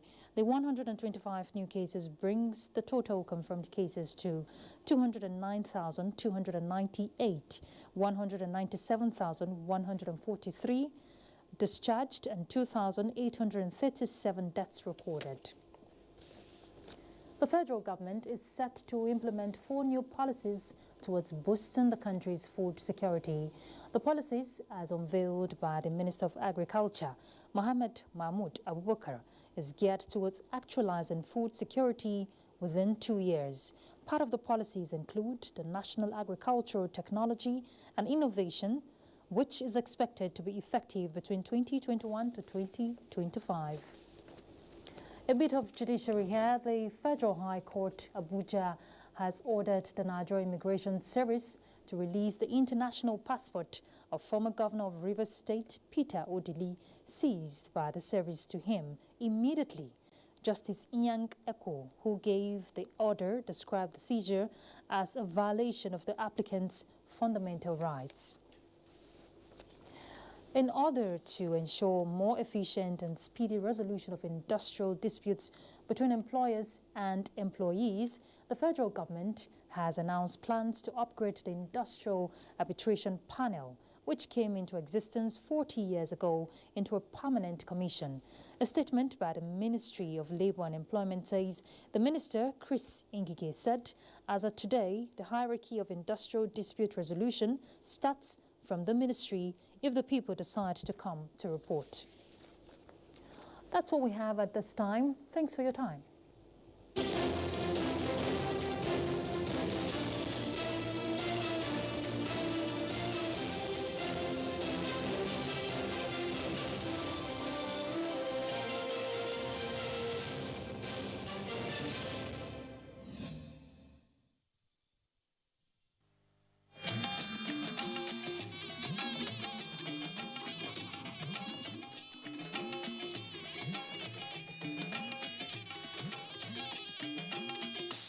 This is the network service of the NTA.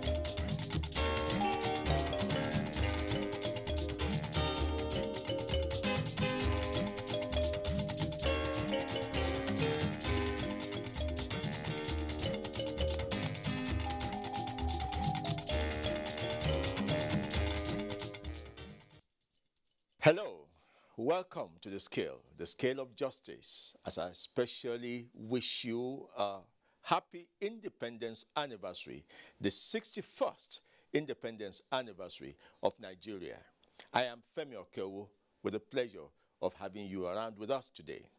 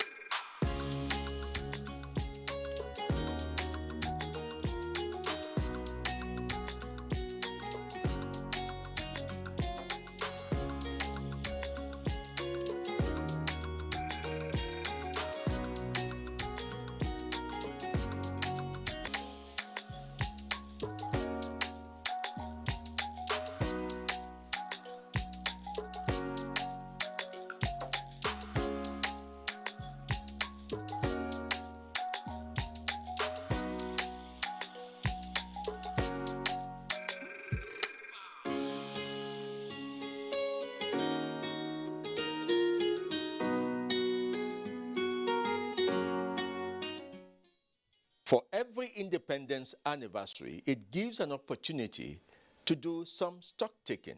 For some people, it is celebration time. For some, it is reflection time. And for us on the scale, we just look at Nigeria and say, where are we? And are we where we would wish to be? Of course, not many people would agree that this is where Nigeria ought to be after 61 years. But then there are so many factors that come together to determine how fast a nation moves in development.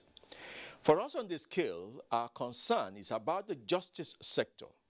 What would Nigeria have been without an arbiter organization, without an arbiter segment of government? A segment of government that looks into the problems of the society and adjudicates very objectively. Now, how objective has that segment of government been in the last 61 years? And is that segment of government itself moving fast enough? Is it moving with time? These are some of the things we shall be looking at on the scale today. And we shall be looking at that from the lenses of two major players in the segment. We have gone out to speak to learned senior advocates of Nigeria who will give us their opinion on the state of Nigeria and how helpful the justice sector or the bench or indeed the legal profession has been to our development.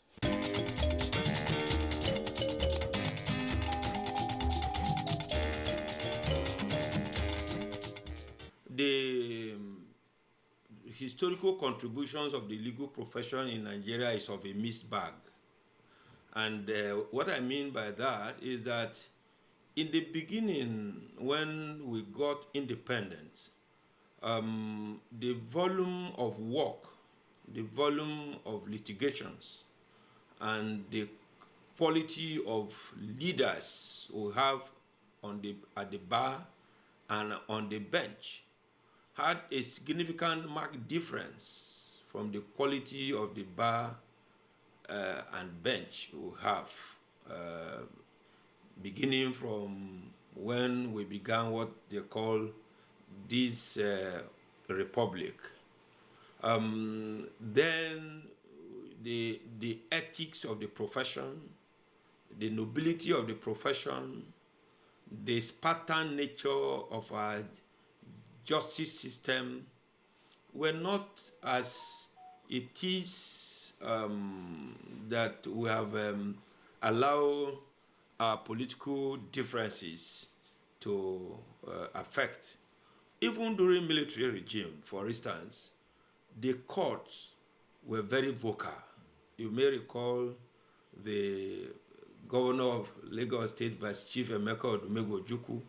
You will recall the case of Seidu Garba versus Federal Civil Service Commission. There was a little ingredient of those cases, so that these were cases. What those judgments? Those were cases where orders of court were not obeyed, and the Supreme Court deprecated and said that rule of law no any other language, whether in wartime, in peacetime, they speak the same language. And once the law is not obeyed, is not respected, the rule of law is not followed, anarchy, chaos will take place. Our judicial officers then were not taking the violations of their orders with lightly. But today you seem to see that even when the Supreme Court of Nigeria has given a decision, the Nigerian public began to make mockery of the decisions. You may have heard of whether this one is a Supreme Court, Supreme Court governors. Such appellation should not be found, because when the court makes pronouncement, it should be final, and it ought to be final. So I think that we have unwittingly allowed the Nigerian political politics to creep into the legal profession.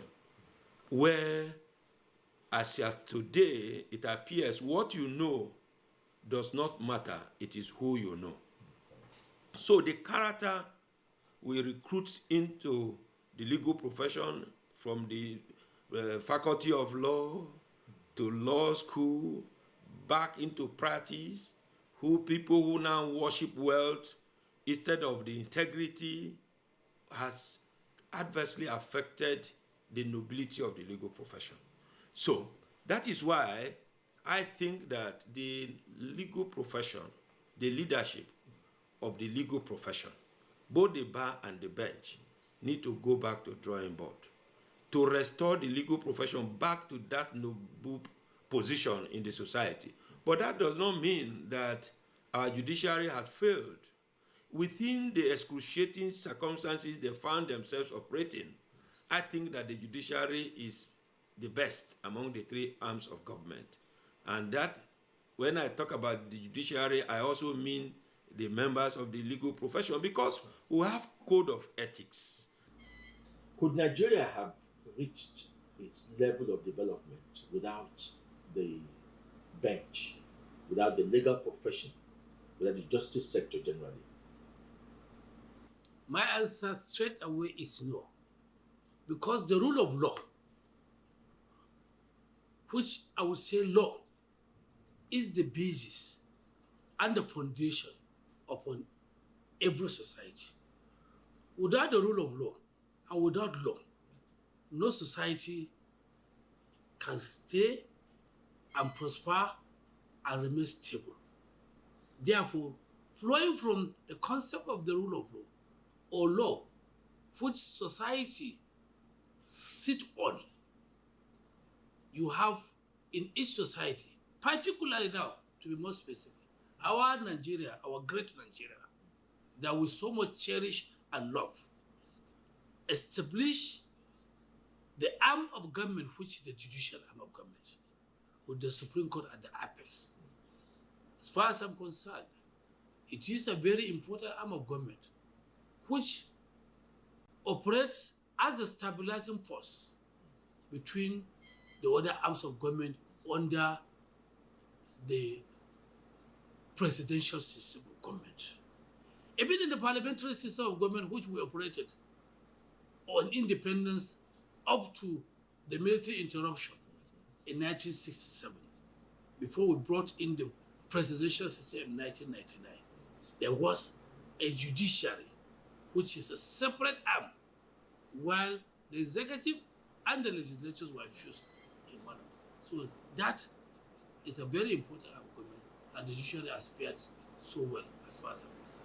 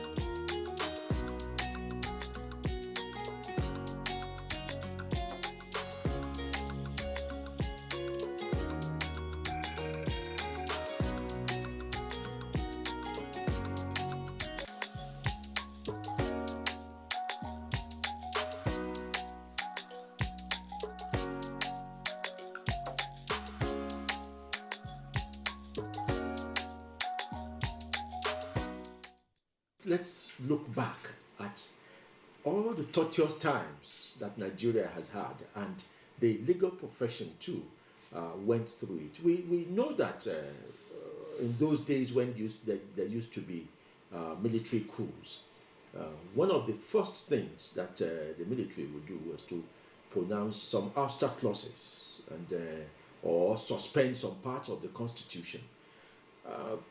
How did the court cope with such a period of time? You see, when you look at it very well, of the three arms of government, the only arms of government that the military had not been able to effectively abrogate, although had been castrated by ouster clauses, as you rightly pointed out, is the judicial arm of government. And that's why I say that in the beginning, for instance, you know that the Ladukomi case, the doctrine of necessities, the Supreme Court made some pronouncements about ouster clauses and decrees and declared them illegal, unconstitutional, and our court did so.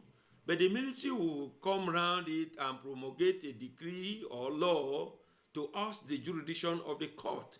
But in most cases, the brevity and the intellectual capacity and sagacities of our judicial officers were brought to bear. And at the end of the day, they also make pronouncement that even the military must follow due process. That's why I mentioned the case of Lagos State government versus Chief Emeka Odumegwu Ojukwu, when an order was made and the Lagos State government flouted it, and the Supreme Court did not take it kindly at that time. That you cannot tout a trial court and come to a higher court to seek succor and to seek refuge. So at that time, we not only did the judiciary back, they were also biting. There used to be a time when Nigeria was not in a democracy. How do you think that the judiciary fared at that time, particularly going by what the military at that time would do whenever they came into government? They would suspend part of the constitution and pronounce some ouster clauses. How did the judiciary scale through periods like that? Going back into memory lane, in 1966, when the military struck, they promulgated a decree called Suspension Modification Decree, in which substantial part of the constitution was suspended. It suspended the parliament. It suspended the powers of exercising the executive powers, even though executives still remain. But in a democratic manner, power of the executive and the legislation were suspended. Most especially, the parliament's power was suspended. But the decree, which is the Constitutional Suspension Modification Decree of 1966, still left the judiciary intact, with the Supreme Court still at the apex. However, the aspect relating to Chapter 4 was suspended. Military now were ruling by decree. Even though they say you have a fundamental right, yes, the judiciary will still adhere how to interpret what is that your fundamental right under a military rule or military regime. But I stand to be corrected. But I must say that one right that remained most important, that even if suspended, remained unsuspended, was the right to life. But the right to freedom, which is very important, which is next to right to life, was suspended. Because if you do anything, that's what we call the decree that will just pick you and send you to jail, even without formal trial. But judiciary at that time, notwithstanding, to try their best to ensure the enforcement of the rights of individuals under the suspended constitution.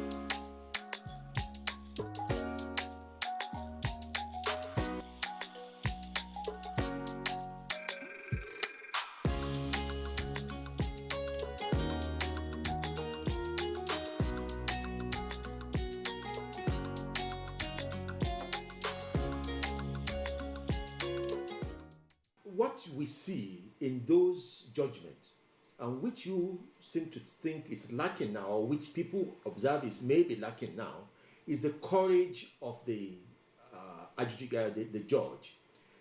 Is courage taught in law school? No, courage is inherent in character.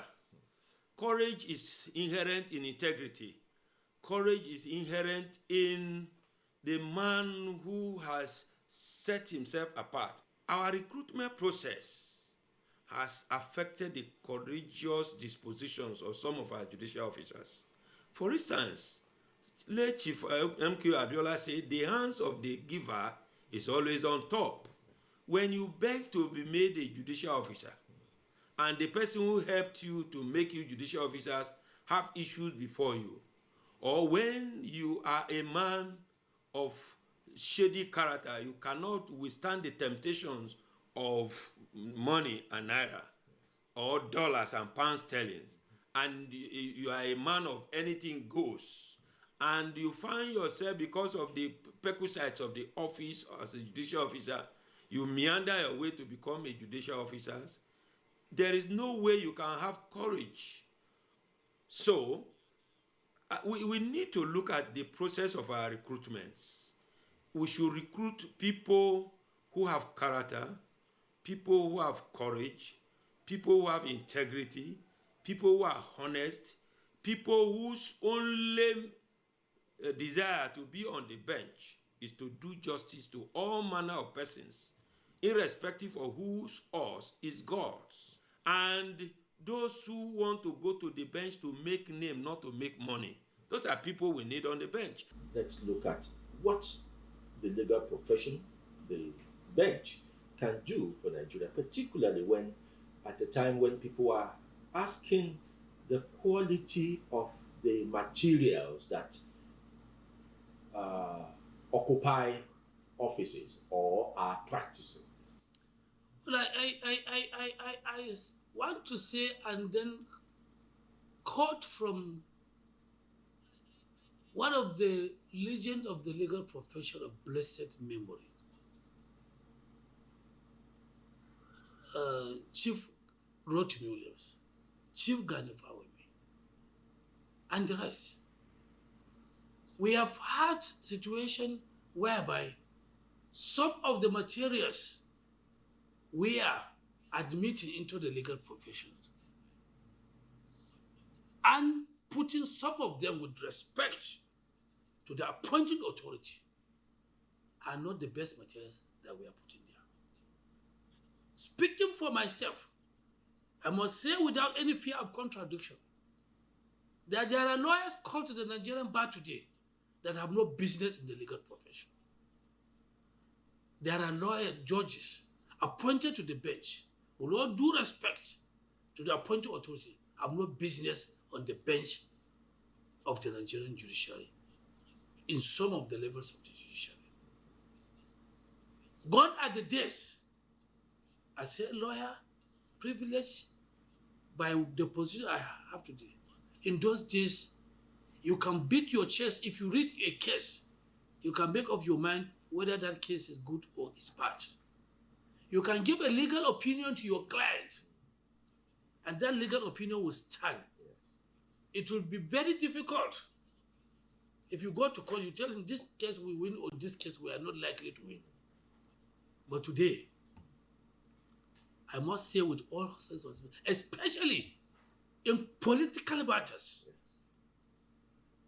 we are having conflicting decisions, and the decisions that, with the greatest respect, ought not to even come from some of our courts. What's the way out as we go into the future? The way out is for us, for our appointing authority, and for those at the highest court of the land especially,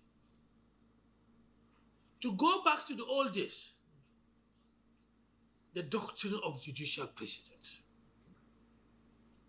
Let there not be conflict. What is that decision? In so years, what was the decision of this court? The Supreme Court, before they can deviate from their previous decision, will give reason, and will even invite amicus curiae to address them Why must we deviate from our previous decision? Our judiciary, especially the apex court, must continue to lead us to ensure that conflicting decisions, especially coming from those courts, don't happen, should not happen, and ought not to happen.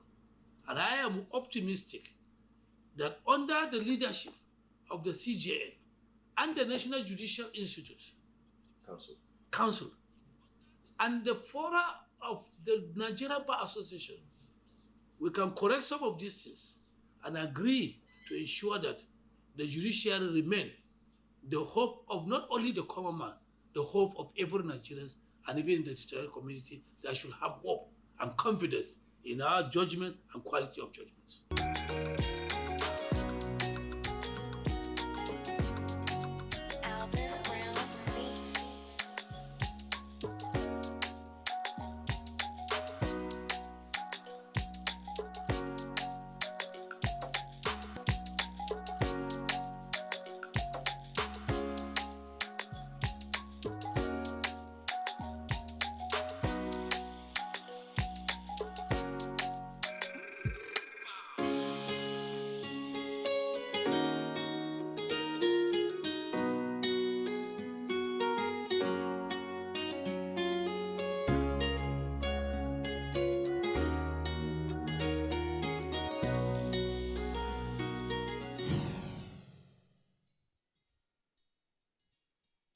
That's the much we have for you on the scale today. We can't exhaust all the issues, but we have laid the foundation for us to know that there are more areas for us to go into, and there are openings for the justice sector to help in moving Nigeria forward, particularly under the democracy which we operate. We'll see you again with more evolving issues in the justice sector of Nigeria.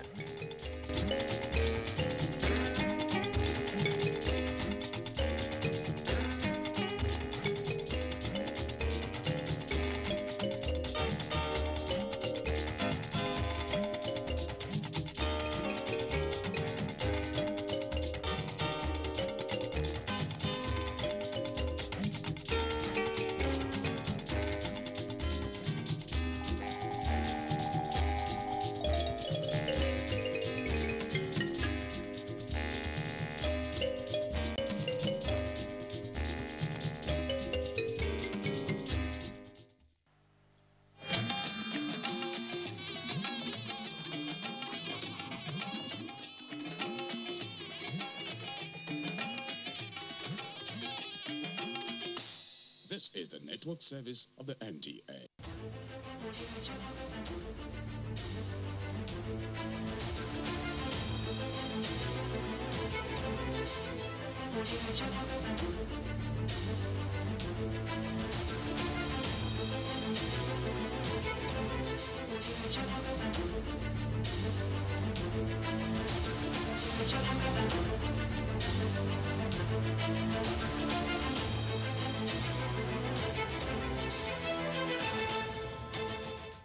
You know you're your greatest cheerleader. Yes, you're the only person that can celebrate yourself to that point that you want to be celebrated. Every other celebration is just an additional celebration. And that is why it is you who wears the shoes that knows exactly where it pinches you. There are a lot of things that we tend to celebrate that doesn't make meaning to another person. But to you, it makes a whole lot of meaning because you know why. You know why you're celebrating that day. On this episode of Against All Odds, we're bringing to your doorstep the International White Cane Day celebration. What is white cane? Do you know what it symbolizes? Who uses it and who doesn't use it? All these things we're bringing to you. What are you expected to do when you see someone with a white cane approaching you? What does the white cane stand for? On this episode of Against All Odds, we're bringing all this to your doorstep. Don't go away. My name is Toshima Pius Ikeravi.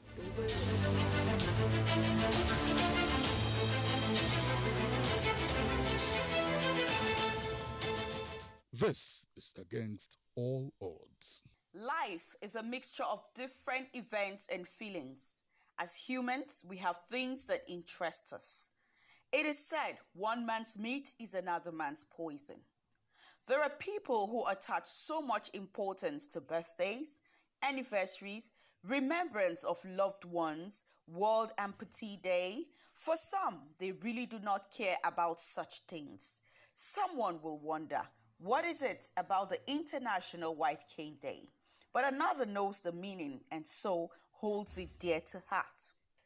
But you see, generally, he who wears the shoes knows where it pinches him. Just as an interpreter is to the deaf and a wheelchair or a clutches is to the physical challenge, that is how the white cane is to the blind man. But imagine that you do not fall in any of these classes. It really would not make any meaning to you.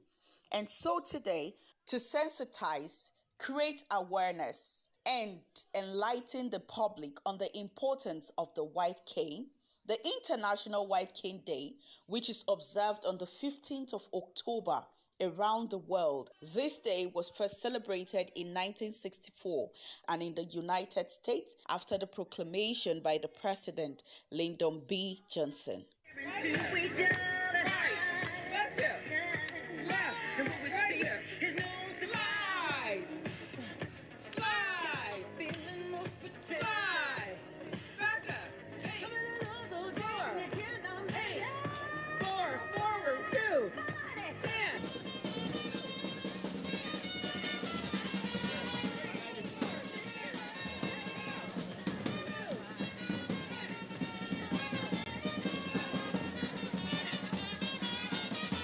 A lot of people are ignorant of the white cane and its purpose in the society.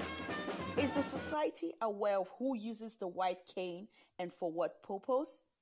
I know that is the kind of sensor which they use to perceive their environment, to know where they are moving to or what is, whether there is something or an obstacle in their environment or whatever. I know that most of them, their senses or their sense of sight is 50% dependent on that. The cane simply means it uses it as a guide to tell you that this is where I'm heading to. Help me. The cane is more like a directional guide. Well, the importance is for everyone to be conscious of the white cane and what it stands for. The white cane stands for the independence and the power of the blind people. It's a mark of their being able to access anywhere and navigate with minimum help from the sighted. Because with the white cane, you can easily know what your environment looks like, whether you are going into a lower level or you need to climb a higher level. And it's also a way of telling the world that the person who's holding the white cane may need your help. So anytime there's crisis, anytime you find that traffic is unbearably crowded, and you see someone with a white cane, it's our duty to rise up to that occasion, guide the person out of danger. The white cane is also a symbol of empowerment because, as you come to see, the blind are as talented and able to do and use their skills like even the sighted. So when you see a blind man or a visually impaired person with a white cane, you have a duty to ensure that you will show love to such a blind person. There's not enough awareness, and one would imagine that by virtue of the fact that a driver presumably underwent some training, then one would have expected every driver to at least understand the indication that this person is trying to cross the road. You know, it's just like a traffic warden stretching out to stop the traffic. Maybe the only reason why they will stop is because they see the uniform of the traffic warden. Seeing an ordinary person stretch a guide cane across the road and crossing them, you say, this one, has he gone bonkers? Is he mad? You know, and you would notice they were even horning rather than stopping. It's like, you better don't come inside the road. You know, that's the meaning of their horn. So the awareness is not there at all. The white cane is actually described as IMS, independence, mobility, and safety. So that is what they use to navigate their way through. So the same way your eyes are important to you as somebody who is seeing is the same way the cane, the white cane, is important to a person that is blind. White Cane Safety Day celebrates the achievements of the blind or visually impaired people. It also symbolizes independence, safety, and mobility. The white cane is an essential tool that gives the blind person the ability to achieve a full independent life. It allows them to move freely within and around the world. It's a necessary companion, and it is also a mark of identity, or we say an identifier. A necessary companion, the analogy I can use is like an old person who has to walk, who cannot maintain a balance without the staff that he uses, you know. But for a blind person, it's not that we need it to maintain our balance. We need it to aid our movement so that where there is an obstacle, when you feel it with the guide cane, you know, okay, there's an obstacle here. Where there's a depression, you know that, okay, the ground is depressing. Where there's an elevation, you know there's an elevation. The white cane is very, very important for persons with visual impairment. If I'm going on my way with my white cane, if I see, if it touches something that is an obstacle, yes, it has given me direction. It has showed me that, yes, there's an obstacle here, and then I'll change my direction. If I touch maybe something like car while I'm moving, I have a sense that there is something there, and then I have to do what? Change my direction. When you see me coming with my white cane, you please give me the right of way. Yes, Nigerians are well-meaning. They help so much. When they see blind persons, they run to assist. But something you need to do is, when you see a blind person, just don't grab his cane. Ask him, please, can I help you? Can I support you? And definitely if he says yes, you hold his hands or you hold his shoulders, and you people will be working simultaneously. But grabbing my cane and dragging me is inhuman and is not supposed to be so. And so all we need to do, what we're doing, is to create the awareness. This manner one that we're using dictates obstacle on our way, and then we will readjust and begin to walk in the right direction. In most developed countries, it is easier for a blind man to navigate his way around. But in Nigeria, there's a lot of ignorance where the blind person is harassed daily. Several times when I get to the bank and I want to go in, I'm always getting, sorry madam, you can't go in with your cane.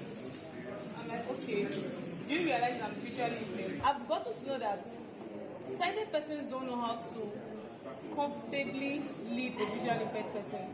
So at the time when there's a step up, I had this on my head last week Saturday. Someone was there but was unable to tell me that there's something ahead of you. So after it happened, I'm sorry, I thought you saw it. I saw what? How would I have seen it? So majority of them, should I say, they do a lot of assumption, or they feel they've said it and they've not. So it's always very bad. So it was always for every time I get to the bank and I get that, it's always a whole lot of talking, because I'm always ready to fight it out that I can't go in without my cane, because this is like my eyes. When there's a step up, I get to know that a particular place is elevated, and I'm able to take a step up or a step down, whatsoever it is. Telling them not to enter bank with their white cane is discrimination. Any other public buildings, when they come with their assistive devices, they are supposed to get into it with it. Blocking them is practically discrimination. And therefore, we are going to apply the law in this aspect. We will create the necessary awareness within the banking industry. That is why in our last meeting with the Honorable Minister, Federal Ministry for Humanitarian Affairs, Disaster Management and Social Development, she directed that a meeting should be arranged between her and the Central Bank of Honor. We are going to arrange that meeting for her so that the minister will meet the Central Bank of Honor and probably the banking committee, so that all these issues we are going to lay this discussion to them so that we can be able to see that they respect the rights and dignity of persons with disabilities to independently enter in and out, to operate their accounts without any restriction whatsoever, because any restriction in whatever form is discrimination in its own way. This is against all odds. When someone with disability comes to your office to look for a job and doesn't get, maybe because you say he's blind, he's deaf, he's whatever, it's discrimination. And it's a big offense. I just want you to know that. And so it is very important that we begin to look at this set of persons like we ourselves. The light in their heart is plenty. It shines brighter than halogen. It shines brighter than the sunlight, and they get to see a lot of things with the eyes of their hearts. They are intelligent, super intelligent. I want to bring to your notice that an act has been passed against discrimination. Discrimination against persons with disability is a big offense, and more so now that the commission has been created. It is like, giving the persons with disability a backbone, and so everything that is in that act will be implemented, especially discrimination. Our people with disability, they go for interviews, and even when they make it very well, maybe some of them will go first, third, second. When it is time to give the appointment and we go, then most of the time they turn us back. We cannot accommodate you here. We don't have the facilities. You cannot meet up with us, and all the rest of them. These are the discriminations we face. If you are an employer of labor and you are interested in employing persons with disabilities, get in touch with the National Commission for Persons with Disabilities. We will see all the possibility within our ability to make sure that we provide to them all the necessary assistive devices they will need in their workplaces, so that they can be able to be very productive and highly efficient in their workplaces, so that that is the only way we can be able to prove to the society that there is ability in disability.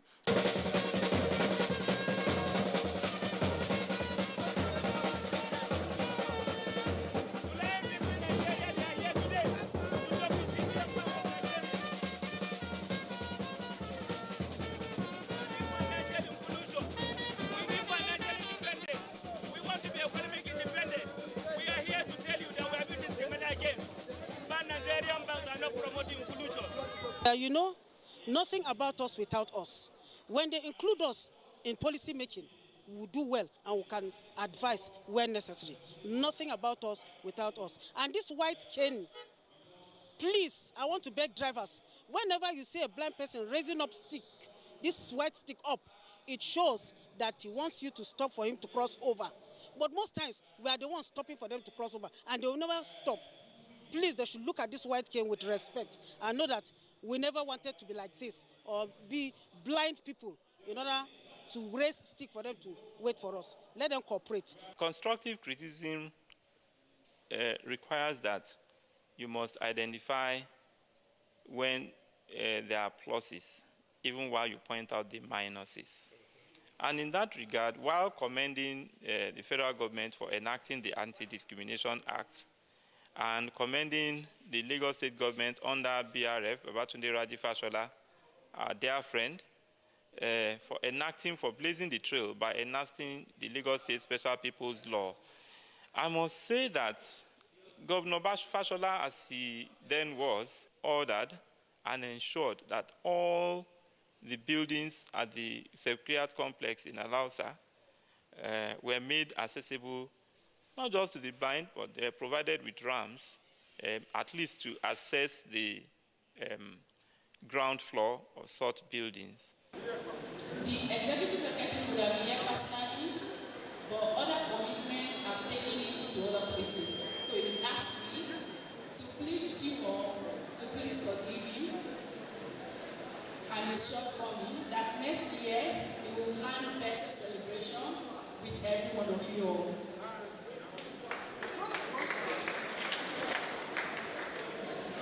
Because we always have persons with disabilities in mind, he asked me to bring here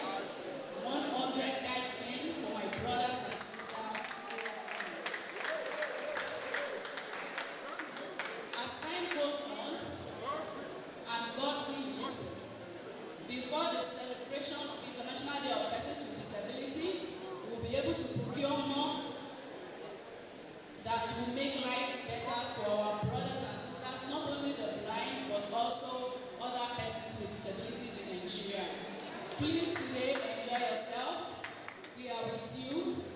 Come rain, come shining.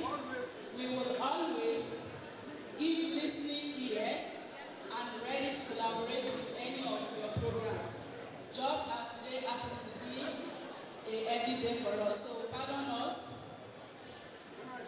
When I see persons and they are also full, I am happy that yes, we are saying the language that we have arrived. Persons with disabilities can no longer be kept behind. We will stand at the forefront to push so that the act which we have will be functional in Nigeria. Can you believe it that today, while I was at the US Embassy, some of the security guys will not allow the interpreter to follow me for an interview. He even said that when they speak, the interpreter should not sign to me. So we have a long way to go. Anything that we have to do, we have to start now. No longer waiting for other people to do it for us. We need to stand, advocate, mobilize our members to make sure that we spread the content of the Disability Act to every nook and cranny of Nigeria.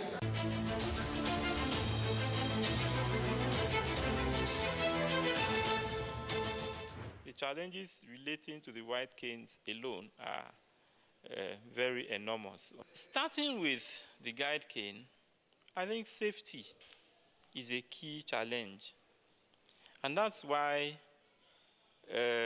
Federal Nigerian Society for the Blind, we're trying to team up with stakeholders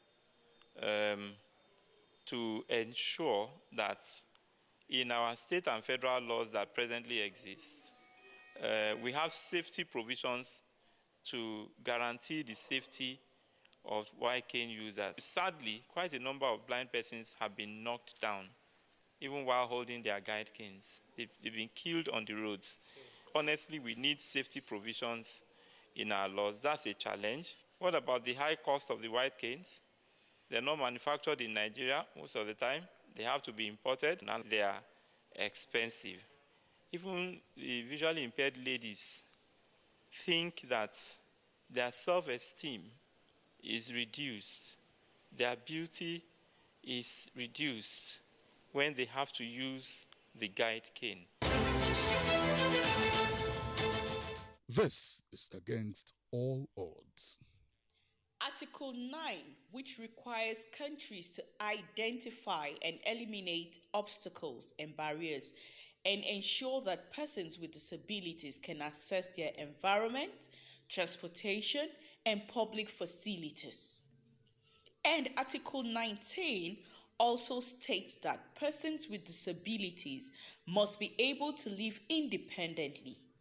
They must be included in the community. In addition, Goal 11 of the Sustainable Development Goals, SDGs, which stresses the importance of making cities and human settlements inclusive and safe for all. It is necessary that Nigerian government strive to achieve these goals as a universal access, which will eliminate some of the challenges currently experienced by blind and partially sighted users of white cane. We would like to remind also this government will continue to call that visually impaired and other persons with disability are living at the margin of the society. Most of our people cannot go to school. We don't have access to education. We don't have access to books. That is why we want to use this opportunity to call on the National Assembly to quickly pass the National Copyright Act now currently before the National Assembly. This passage of the National Copyright Act, which is an executive bill before the National Assembly, will take care of the interests of the blind and other print disabled people in Nigeria. And it will go a long way in the passage or in the domestication of the Marrakesh Treaty. Every public building you are going to receive our notices. And in our notices, we will make it very clearly. Our engineers and architects are going to provide all the necessary assessment to your building and provide you with the necessary technical assistance to make sure that your buildings are corrected. And then on the issue of accessibility to transportation, we are going to liaise with all transportation agencies. including our own modern railways that are popping up now, our airports, all the federal and state airports, we are going to work on that one. And to make sure that we provide all the necessary lift that will be taking our persons with disabilities on wheelchairs up to every airline, so that they will enter and move into all these airlines. It is important we note that we live and operate with this set of people who are not limited in any way, but just need our collective cooperation to assist them when necessary. The day like this is meant to create awareness in the society about the rights and dignity of the blind people. As you see them, nobody go to the market and buy a disability. But once it happens like this, it is important for us to see and recognize the disabilities and appreciate the level of suffering they are going to. The blind community are an integral part of the disability community, and we celebrate them. Today, when you look around, there are intelligent and smart blind people around Nigeria. A lot of them are lawyers. Some of them are very, very intelligent accountants, and a lot of them are holding different certificates in different fields. There are people that, when you see them like this, they are very reliable when you give them employment. What we basically do is to collaborate with charity organizations in Nigeria to help in aspect of palliative, women empowerment, education. And we're here in the capacity to help celebrate the International White Cane Day. And we've been in an association for the blind. We're absolutely delighted to be here. We do understand that people living with disability has been ignored for the longest time. We're happy that this is happening and the awareness is being created. And we do hope to have more collaborations with the Nigerian Association for the Blind.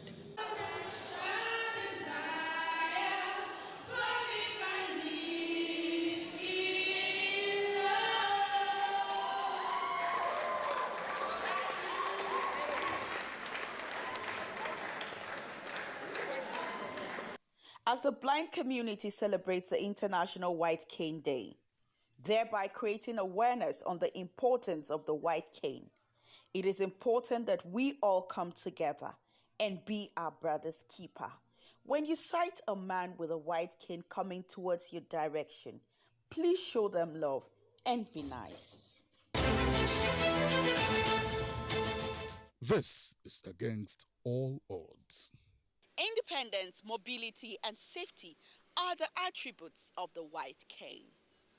Yes, this set of people are independent. They have a mind of their own. They've been able to strive to get to where they are. You heard it all from them, some of them who spoke, and from the executive secretary who also spoke and all that.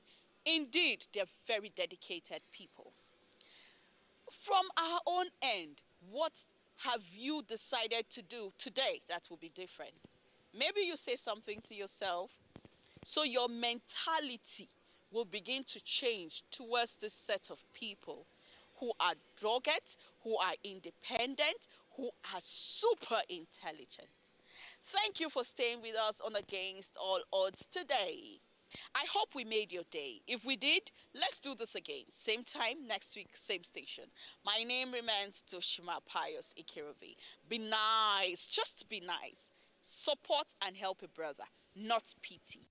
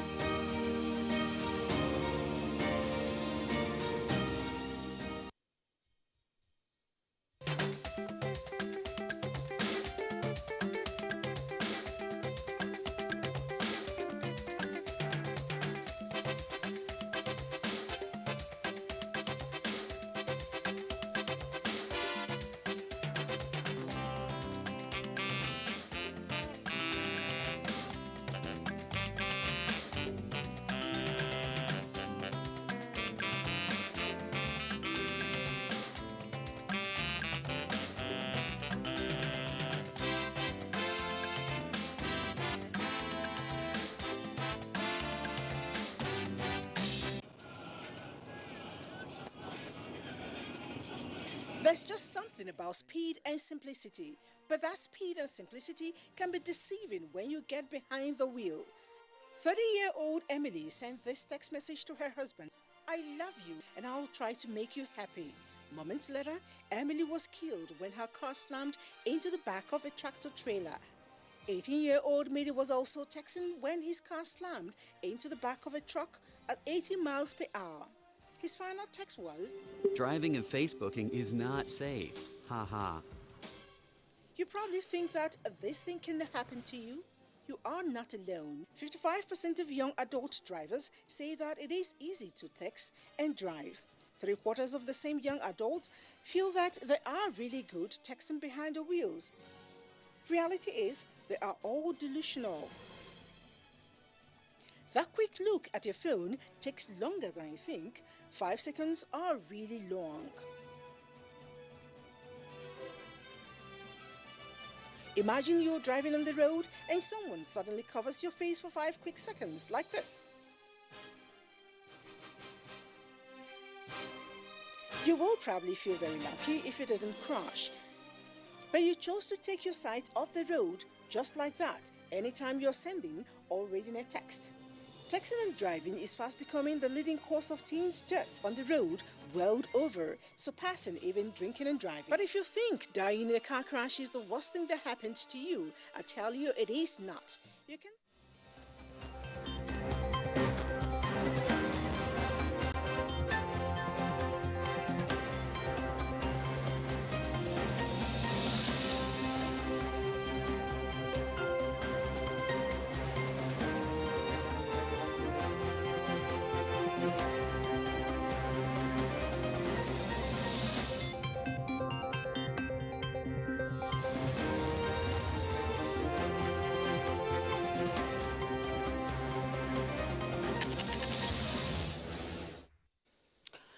World Bank Group reveals $157 billion support to Nigeria and other countries. Federal government announces 4 new policies towards boosting food security. Oil prices climbed to highest in years as COVID recovery, power generators stock demand. Plus, Business Express takes a look at the global supply chain crisis amid COVID-19 recovery. Details of this and more on Business Express on the network service of the NTA. We are reaching you from Abuja, Nigeria's capital. I am Musa Abubakar.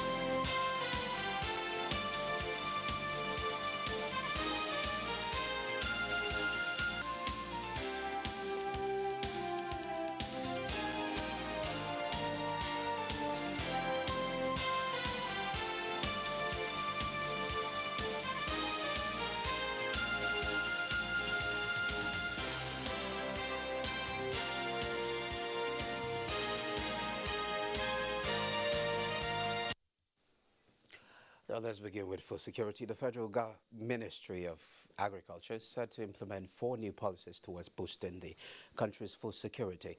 The policies, as unveiled by the Minister of Agriculture, Mohammed Mahmoud Abubakar, aim at actualizing food security within 2 years. The policies include national agricultural technology and innovation, expected to be effective between 2021 to 2025. Another policy mentioned by the minister is the National Policy on Agricultural Extension and the Policy Implementation Strategy. The ministry will also partner with Presidential Fertilizer Initiative to ensure adequate domestic production and marketing of NPK at affordable price to farmers.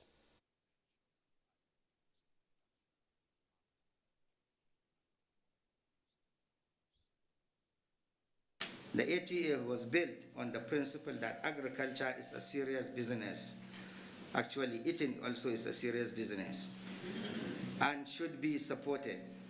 It focuses on making Nigeria's agriculture more productive, efficient, and effective, creating jobs, generating foreign exchange, and reduce food importation, while the APP was designed to address two main challenges: the inability to meet domestic food requirements and an inability to export at levels required for market success. Like ATA, the APP also centered on food security, food substitution, job creation, and economic diversification. The upcoming NAPTIP is developed to provide an integrated approach to agricultural development in terms of access and application of improved inputs, linkages between agricultural research and training institutions, input provision for farmers, agricultural mechanization, extension services, provision of rural infrastructure, access to affordable funding, climate change management, and suitable agriculture, nutrition, and finally, security of agricultural land and investment. Now to digital economy. The Minister of Communications and Digital Economy, Issa Ali Pantami, has assured the technology community that he has forwarded the Nigeria Startup Bill to the Attorney General of the Federation for onward transmission to the National Assembly as an executive bill. The minister, who gave the assurance while delivering a keynote speech at the virtual Nigeria Startup Bill National Stakeholders Roundtable, a pre-summit event of the 27th Nigerian Economic Summit, further expressed support for the proposed legislation, which he noted would advance the implementation of the core mandate of his ministry and entrench the overall goal of the President administration's to fast-track employment generation and wealth creation by Nigeria's youth filled with technology-driven innovative ideas. It says the Nigeria Startup Bill is a step in the right direction towards supporting the scalability prospects of Nigerian startups. The World Bank Group has assessed its $157 billion support given to Nigeria and other developing economies to fight COVID-19 pandemic. Nigeria got $3.4 billion support from the bank in May to strengthen the economy and support recovery from the pandemic. Speaking to the bank's development committee at the end of the World Bank and International Monetary Fund IMF annual meetings held in the United States, World Bank President David Malpass said from April 2020 through June 2021, the multilateral institution committed more than $157 billion, the largest crisis response and fastest growth in its history. Malpass said the World Bank is providing financing for COVID-19 vaccines in 61 countries and currently have 250 million doses under contract with World Bank financing and partnering COVAX, AVAT, and the African Union, as well as UNICEF, to accelerate the purchase and deployment of vaccines in developing countries. Gold falls as stronger U.S. bond yields dollar way. Let's see prices of other commodities.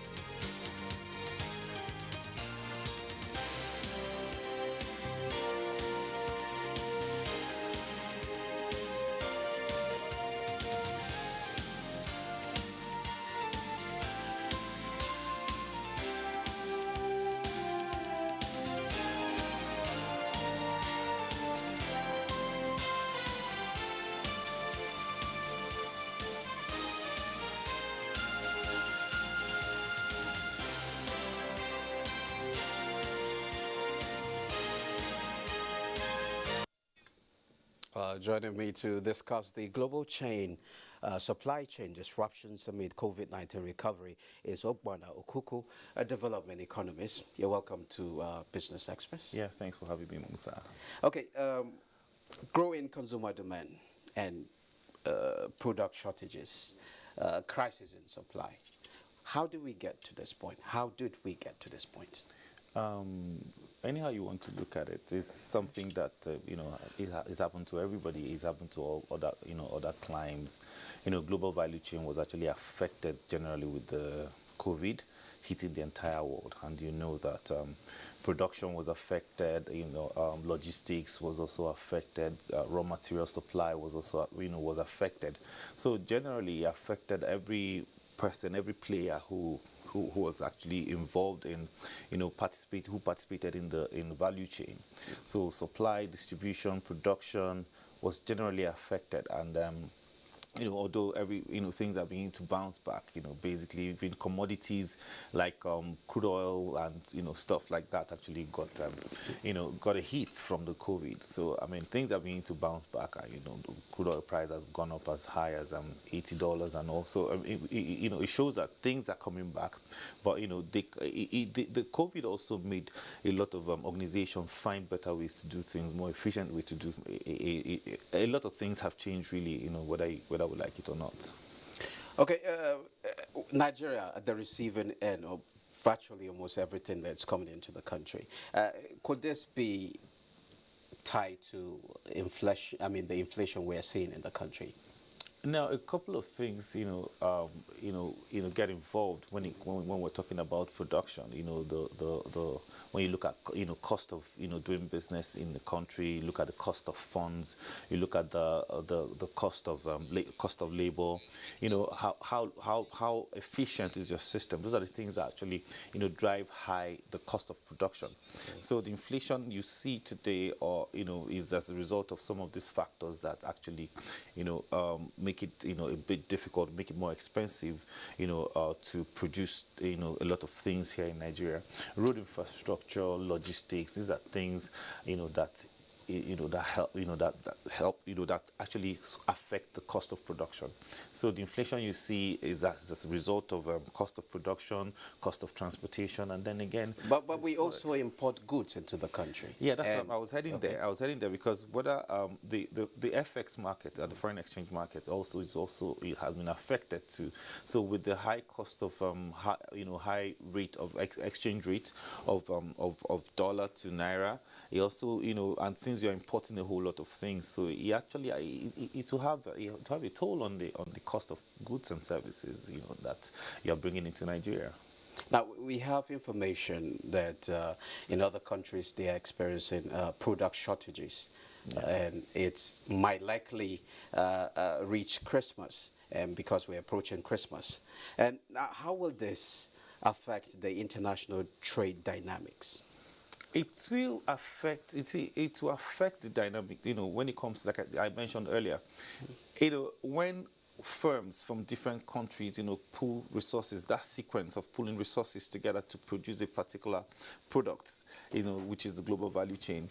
When a particular component is affected, it affects the entire chain, because if COVID hit countries that raw materials come from, because a lot of countries that export, raw materials like agro products, Mozambique.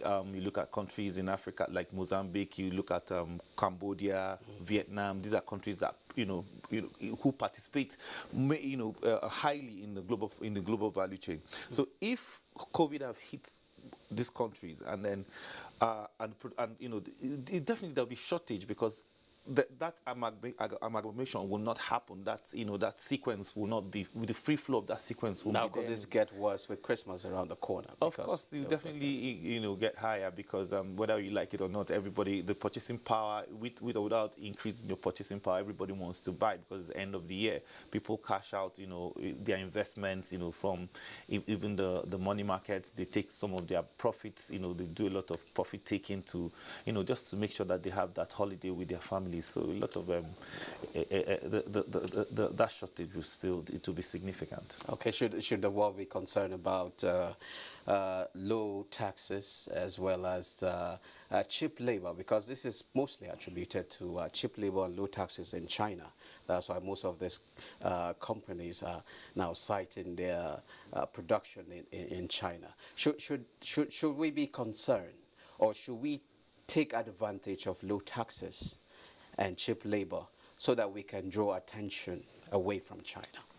Now, it's beyond low taxes in China, because for example, we have tax holiday here that we give to people that are setting up certain industries in Nigeria. You have 5 years tax holiday given to you by the Nigerian Investment Promotion Commission.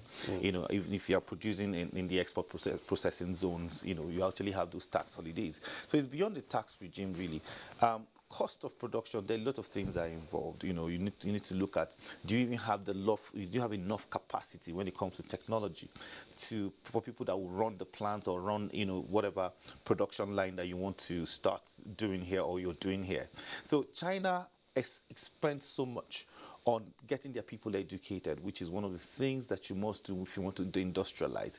China spent a lot of monies making sure that they do their infrastructure. They have good infrastructure. When it comes to ports, China, they have one of the best ports when it comes to seaports and all. But why can't we do the same thing? Yeah, these are the things, basically, okay, you see, Nigeria is trying to do railways. Now, we don't have those kind of long-term funds to do railways from private investors within the country. Now you're doing loans, and a lot of people are shouting, "Wow, we borrowing so much to do railways." These are infrastructure that at the end of the day that you concession tomorrow is an investment, because investors look for strategic assets like that. But there has to be a test case. There has to be something that will show that it's viable to do railways in Nigeria. So before now, we never had railways, and these are things that will definitely support your industrialization if you want to diversify your economy. So right about now, like I was saying, China invested a whole lot in infrastructure. Now, China invested so much in getting their people to have that critical mass of knowledge, knowing that they also have a role to play when it comes to industrialization. The 70% or 60 to 70% of buttons used in the world comes from a city called Button City in China. Now, they looked at the comparative advantage that they had, and they concentrated, and this brings me to the next issue. The subnationals need to also know the areas where they have comparative advantage and begin to plug themselves in the national development plan of the country so that they can have that merger and begin to produce something that will be known for. Our country has to be known for something. Now, how can we make sure that this doesn't happen? Because right now it's a serious problem for lots of countries. Now, what do? You see, you can't really twist people, but it's just getting them to understand and getting into their heads, making them understand that this thing's for our own good. We have to be able to build a nation for our children. We need to be able to do things like other people do, and then get things to work. Because if you want to create, you want to generate employment, you want the disposable income of your people to be reasonable enough for them to be able to have that purchasing power to live better lives. I'm talking about the people at the subnationals. You need to be able to plug with those at the federal who keep designing programs, bringing out, turning out programs like the Anchor Borrowers program, SME funds, SME banks, all those kind of things. What about diversifying the supply chain? It all boils down to the same thing. Everything plugs into that sequence to make sure that we become a bit more productive. But what does this mean for Nigeria moving forward? Because we tend to be more of an import-oriented country then. No, it goes to show that we have a whole lot of work to do.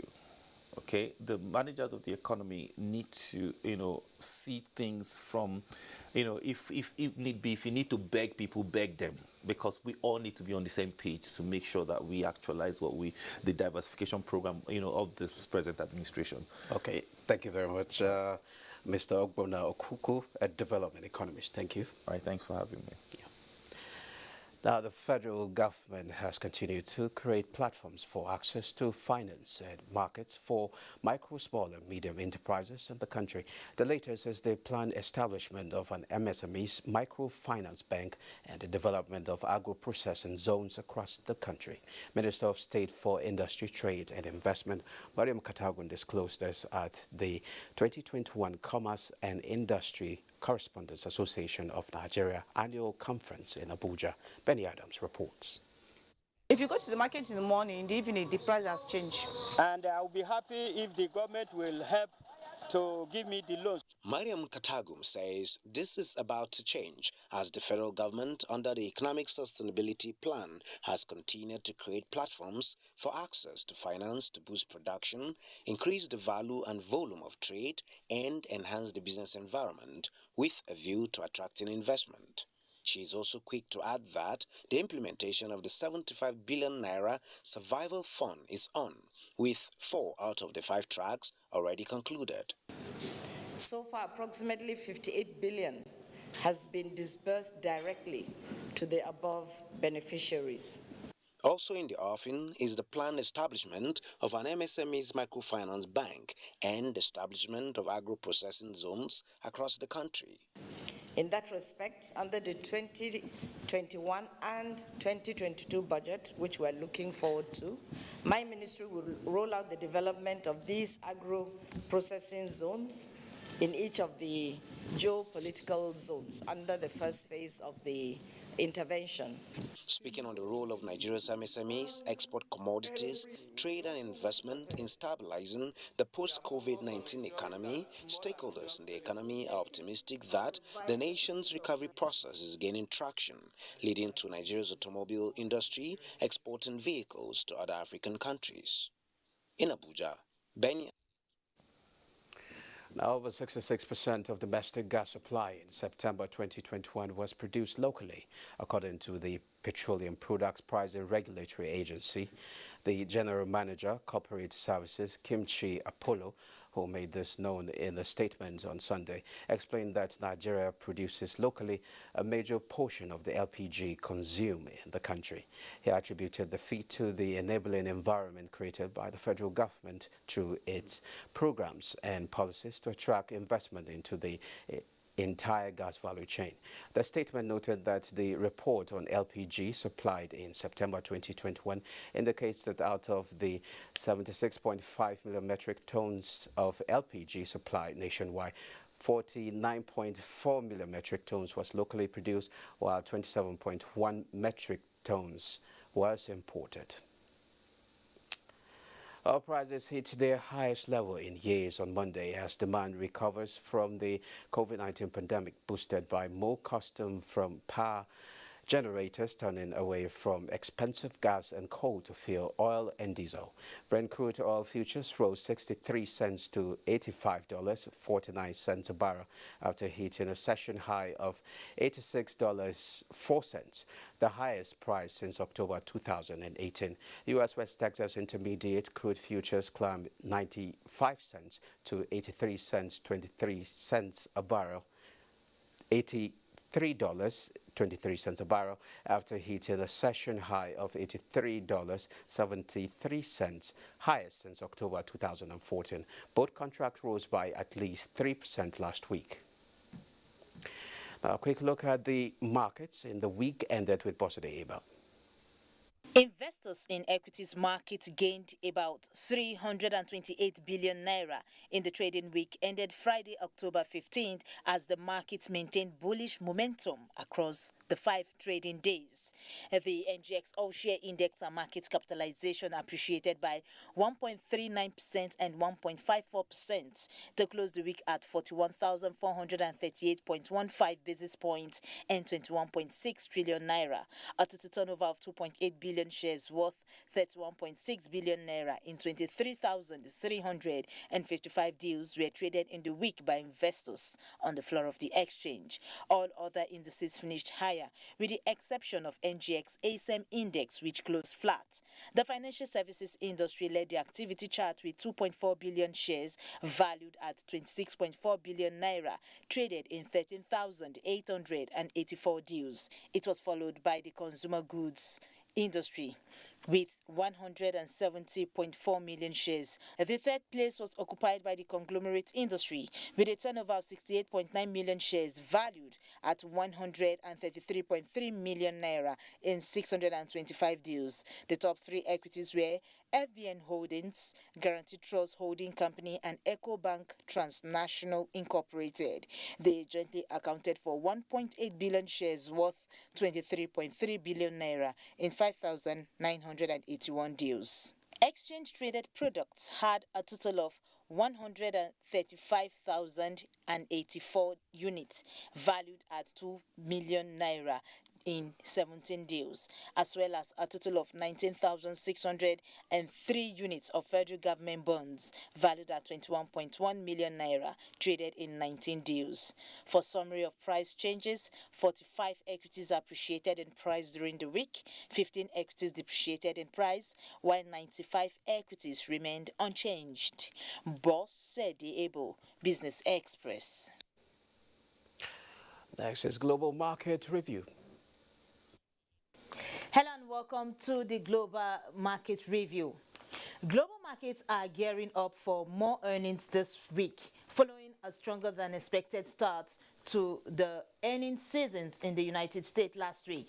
U.S. stock index futures dipped after major averages posted their best week in months amid stronger than expected start to earnings season. Futures contracts tied to the Dow Jones Industrial Average dipped 0.38%, S&P 500 0.46%, and Nasdaq Composite also dropped 0.55%. Stocks in Asia Pacific mostly slipped on Monday as investors reacted to the release of key Chinese economic data. In mainland China, the Shanghai Composite depreciated 0.12% across 3,568.14. The Nikkei also depreciated 0.15% at 29,025.46, while Hong Kong Hang Seng Index topped 0.31% at 25,409.75. European stocks pulled back on Monday as global market geared up for more big earnings reports, with most stocks in the tight grip of the bear. African markets also trade same negative sentiments as their global counterparts, with stocks like South Africa's JSE Africa Top 40 and Ghana's GSE Composite posting on a negative note, while Nairobi's All-Share and Tunisia's Tunidex have been muted all day. That's the Global Markets Report. I am Boss Sede Able. Well, that's it. Business Express returns Tuesday by 9:30 a.m. Thanks for watching.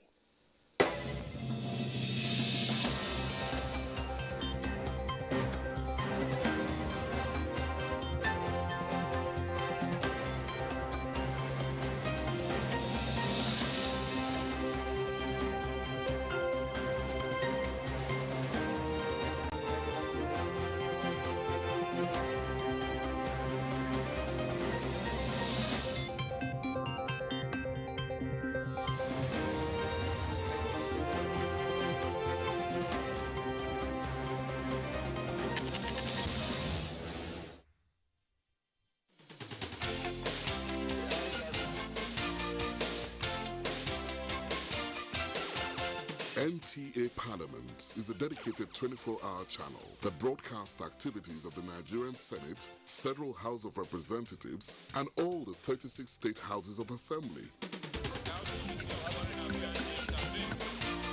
NTA Parliament, strengthening Nigeria's democracy.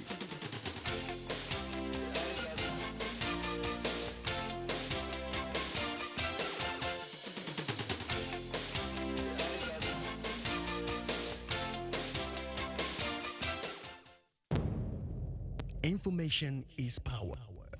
Everyone wants power. So feel powerful with the NTA News mobile app, the one-stop information center. Real news at your fingertip. Be the first to report by uploading first-hand information on the U-Report link. And be the first to know by simply clicking on any of the links on the sidebar for headlines, domestic and foreign news, economy, security, politics, sports, and more. Stream live on your smartphone and tablets and stay connected. It's pretty easy. Simply download NTA News app from your Google Play Store and you're good to go. NTA News mobile app, your access to real-time information.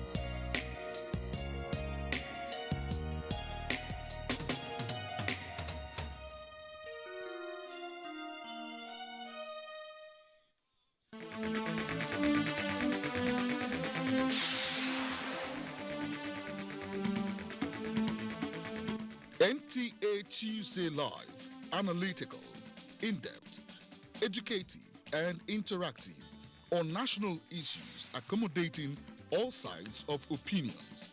We as a people have understood that we have to fight corruption before it fights us back.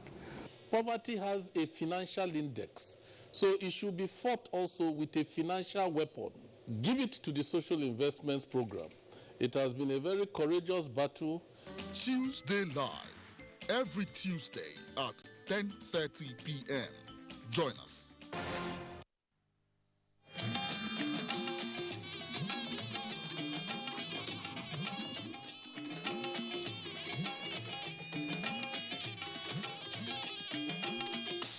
This is the network service of the NTA.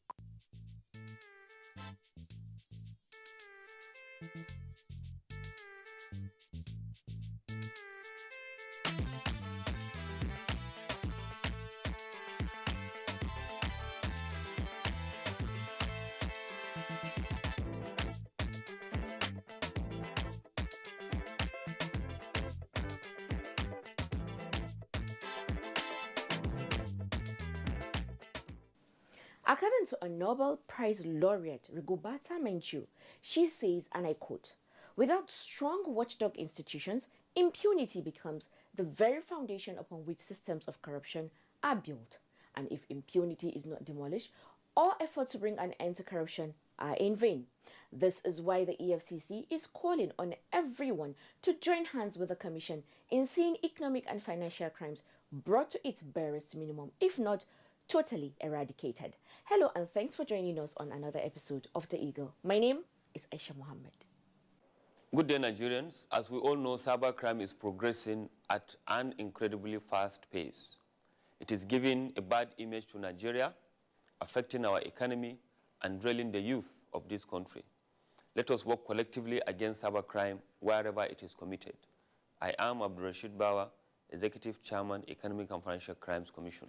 Stand for the right thing always. Thank you.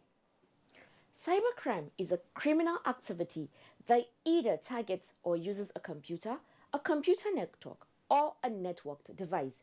Most cybercrimes are committed by cybercriminals or hackers who want to make money. Cybercrimes can be carried out by individuals or organizations and are mostly perpetrated by the youth. This is the reason the EFCC is rigorously embarking on cybercrime sensitization programs across the country to salvage our future, which happens to be the youth. We'll bring you some of the Commission's engagement right after this timeout.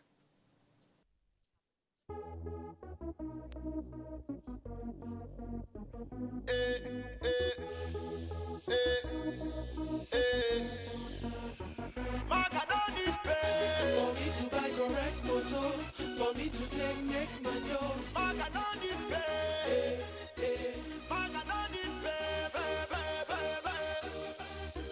Reminiscing as I walk to my car, thinking about how we used to be.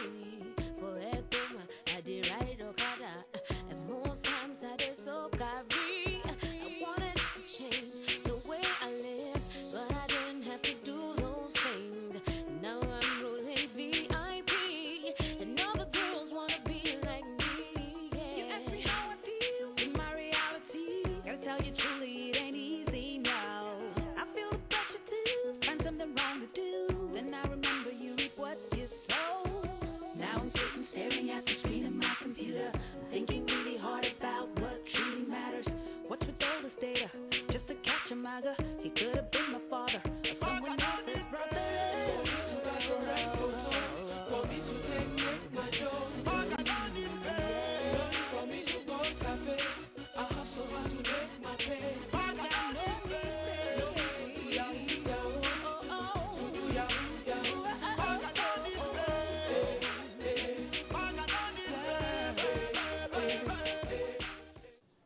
We start the program with this report on EFCC and the National Open University of Nigeria formalization of collaboration with the signing of a Memorandum of Understanding MOU, which will see the Commission working closely with the University's Center of Excellence on Technology Enhanced Learning, ECITL, in cybersecurity training, among others.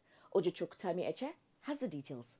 Speaking during the ceremony, which held at the headquarters of the EFCC Jabi Abuja, EFCC Executive Chairman Abdul Rashid Bawa expressed delight that the two neighbors are coming together to harness their resources for mutual benefit. Assuring that the contents of the MOU would be implemented, Bawa said the MOU would afford interns from the university the opportunity to better appreciate the work of the EFCC. The chairman further noted that the MOU would assist the Commission in the implementation of the recently launched Strategic Plan 2021 to 2025, which has as its objectives increasing public engagement in the fight against economic and financial crimes, improving systems and processes for the prevention of economic and financial crimes, and improving intelligence-driven investigation, prosecution, and asset recovery. Other objectives of the Strategic Plan 2021 to 2025 include improving law enforcement coordination and collaboration with relevant stakeholders and enhancement of institutional capacity and human capital. He pointed that the collaboration with NOUN will have direct impact on Objective 5 of the plan, which focuses on human asset improvement. Build it up. We have signed a memorandum of understanding, which we have both understood, and we believe that our two institutions are going to benefit from it. To us, it is very, very dear to what we are doing here. 2 weeks ago, Mr. Vice Chancellor, you must have read it in the newspapers, we launched the EFCC Strategic Plan 2021 to 2025. Now, in there, the VC, we have 5 strategic objectives that we set out to achieve, and we believe that by fully implementing that, the Commission will be able to achieve its mandate, as provided, by the act that we are empowered to enforce. Starting from strategic objective number 5, which indicates that we need to improve our human capital asset, improvement in that. And this MOU signified that, of course, with the organization of seminars, workshops, conferences, we are going to, of course, improve the capacity of our personnel.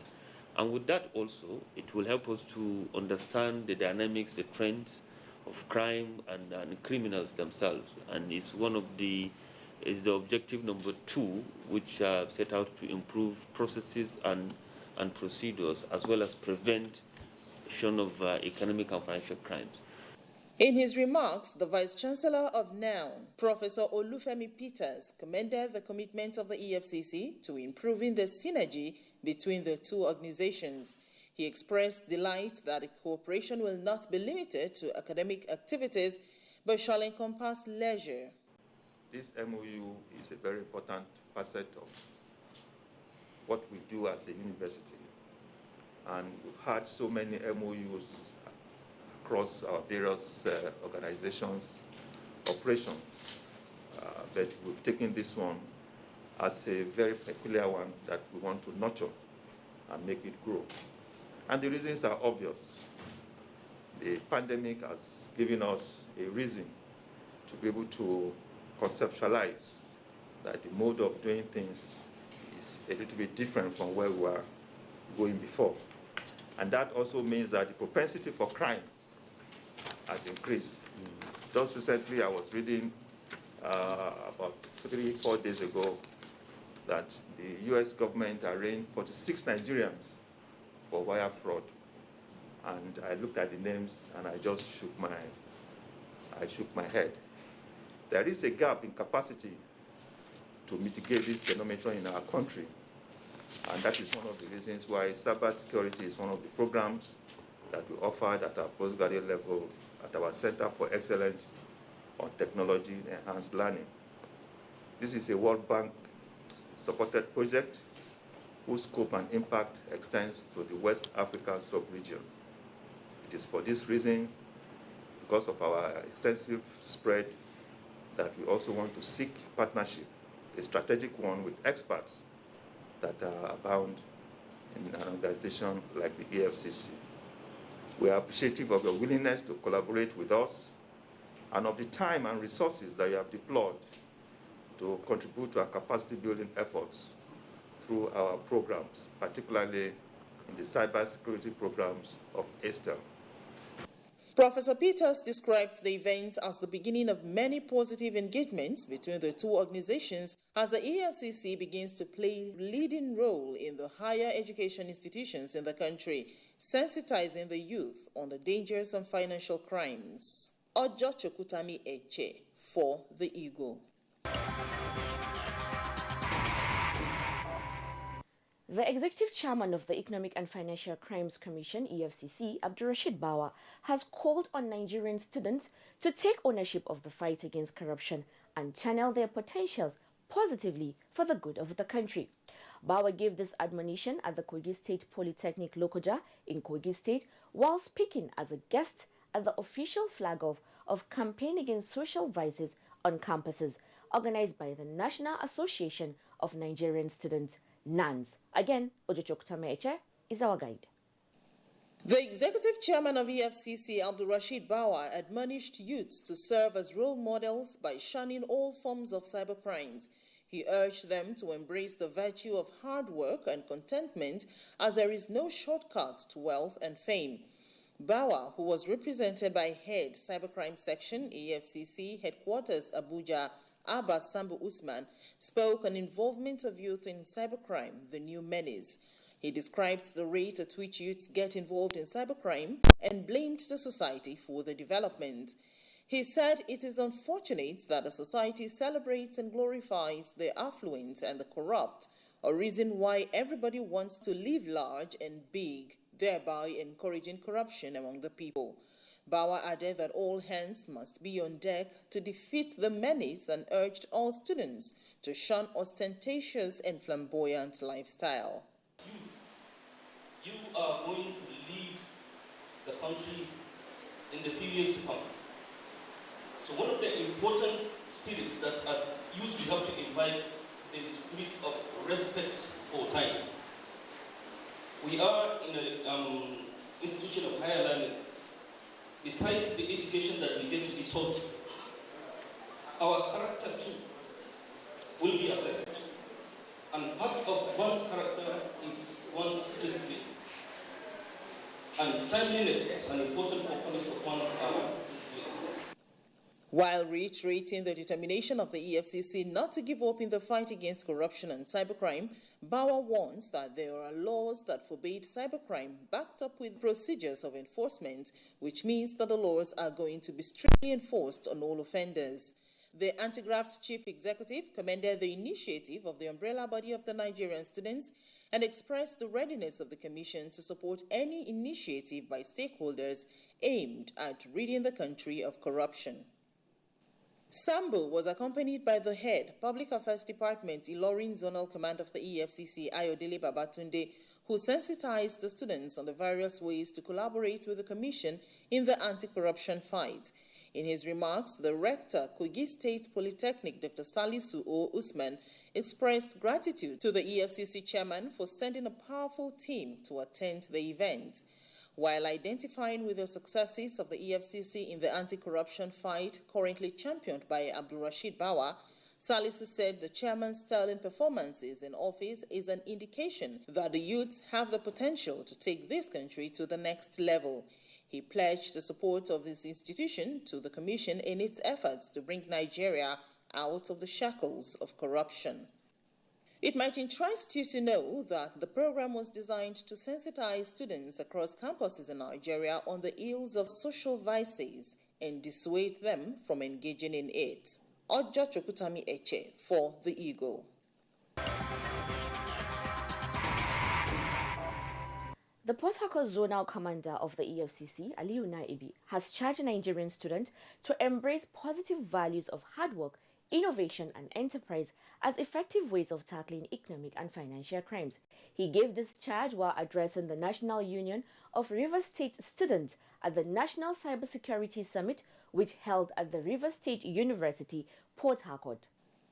Naibi said the menace of cybercrime has become a global pandemic and students could only shun it when they embrace positive social values in all their engagements. He stated that the get-rich-quick syndrome among youths across the country is depressing, and this is responsible for all manner of fraudulent activities, including cybercrimes. Naibi, who spoke through the head Public Affairs Directorate of the EFCC in Port Harcourt, Idele Oyewole, expressed that cybercrimes have become a global pandemic because of its international destructive effects. He challenged the youths to channel their youthful energy to industry, technological advancements and resourceful projects because no nation will tolerate fraudulent adventures of its youths. Every instance or case of a cyber fraud is not good for businesses across the world. It's not good. All these cases of unemployment that we are talking about, cases of poverty, inflation, and all the economic issues that we have across the world, they are coming because of all of these criminal tendencies. So that's one reason why law enforcement agencies across the world are always working very hard to ensure that any act of cyber fraud is frontally tackled so that the image of the nation will be saved, businesses will be saved, individuals, their livelihood will be saved, and there will be peace and development across the country. Why do we regard cyber fraud as a pandemic? Another reason is that youths are expected to channel their energy into productive ventures. We cannot afford to have an army of young men and women that are eking out a living from criminal tendencies. What will become of the future of our nation? In her remarks, Rivers State Deputy Governor and Special Guest of Honor at the summit, Ipalibo Harry Benigo, charged the students to embrace information technology as a potent means of wealth creation and competitive engagement.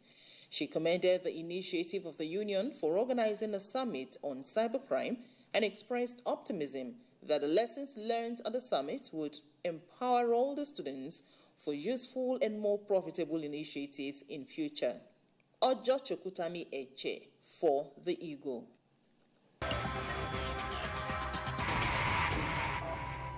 The executive chairman of the EFCC, Rashid Bawa, has charged youth graduating from secondary schools to shun activities related to cybercrime and be good ambassadors of Nigeria. Bawa stated this as a guest speaker at the 16th annual graduation ceremony of Capital Science Academy, Kuje in Abuja. Ojochokutami Eche, again, is our guide. In a paper titled Tackling Cybercrime, Inspiration to the Youth, the executive chairman, represented by an officer from the cybercrime section of the commission, Olalekong Ogunjobi, described the miserable end of cybercriminals and the futility of their actions. He discouraged the youth from believing in the get-rich-quick syndrome, adding that they can become whatever they want through hard work and sheer determination. Reeling out the statistics of cybercrime in Nigeria, the chairman pointed out that the EFCC, which is the leading agency fighting economic and financial crimes in the country, will leave no stone unturned until perpetrators of cybercrime are brought to book. Bawa also urged the graduating students to join in the fight against economic and financial crimes as they are the future leaders. The chairman stressed the need for parents, guardians, teachers, and religious leaders to be actively involved in tackling cyber fraud among the younger generation, pointing out that it is time for all and sundry to educate their wards and followers on the consequences of committing cyber fraud and the impact on the economy and society at large. Appreciating the EFCC for the interest in engagement, the principal of the school, Rachel Boland, urged the students to adhere to the advice of the chairman of the EFCC and make the school, their families, and the entire nation proud. Ojo Chokutami Eche for the Eagle. Cybercrime has become one of the fastest forms of criminality growing in Nigeria due to internet, which has become one of the greatest excitement in recent times. Sadly, the youth seem to be swayed away by the negative side of the internet instead of using it for the greater good of humanity. Cybercrime is being perpetrated by youths mostly in their early teens to mid-30s and is causing a lot of damage to the image of the country. However, the EFCC, as one of its mandates to salvage tomorrow's leader, through its preventive mandate, is driven to make the youth realize the repercussion of cybercrime. Here is a little insight on cyber activities in Nigeria.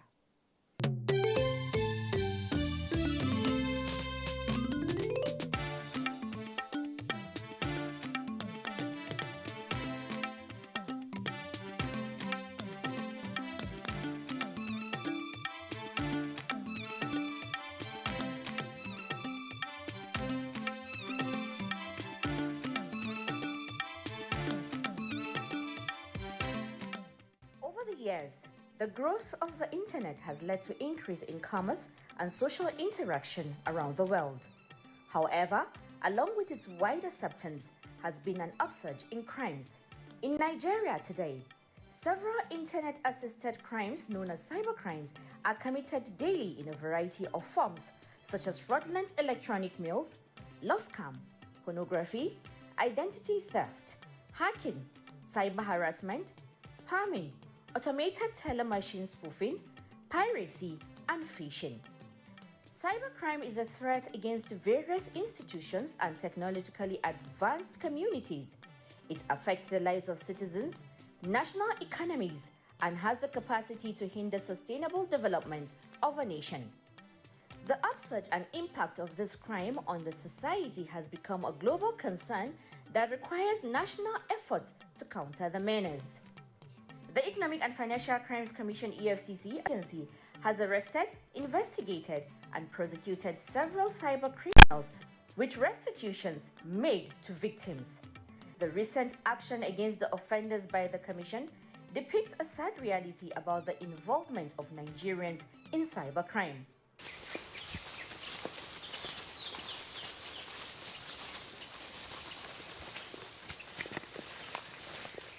An analysis made by the EFCC shows majority of the youth involved in cybercrime are between the ages of 17 to 35 years, closely followed by those within the age bracket of 26 to 35 years. While the secondary school graduates are the most involved, undergraduates and graduates also indulge in such nefarious acts. I do Yahoo. Not here. I won't make up to 1,000. This one every morning to prove so that I can meet the clients. I will do for every step. And I will now call my name down. My name is Eniton Adekunle.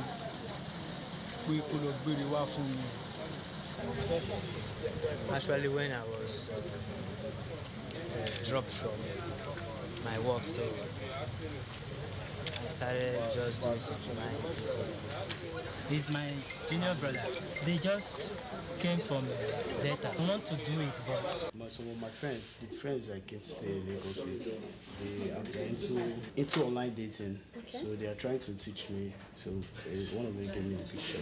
From January 2021 to September 2021 alone, the Commission in different operations have arrested over 1,218 cyber criminals and has recorded 204 convictions and counting. The Commission has also recovered over 108 million naira, 684,000 US dollars, and many vehicles, laptops, and electronics. The menace of youth involvement in cybercrime needs the attention and intervention of all Nigerians. Nigerian youth, who should be driving the economy and setting the national tone in governance as they do in other nations, should refrain from engaging in get-rich-quick activities. There is still dignity and reward in honest labor. Crime does not pay. Let's all join hands with the EFCC to eradicate cybercrime among Nigerian youths. And remember, the EFCC will get you anywhere, anytime.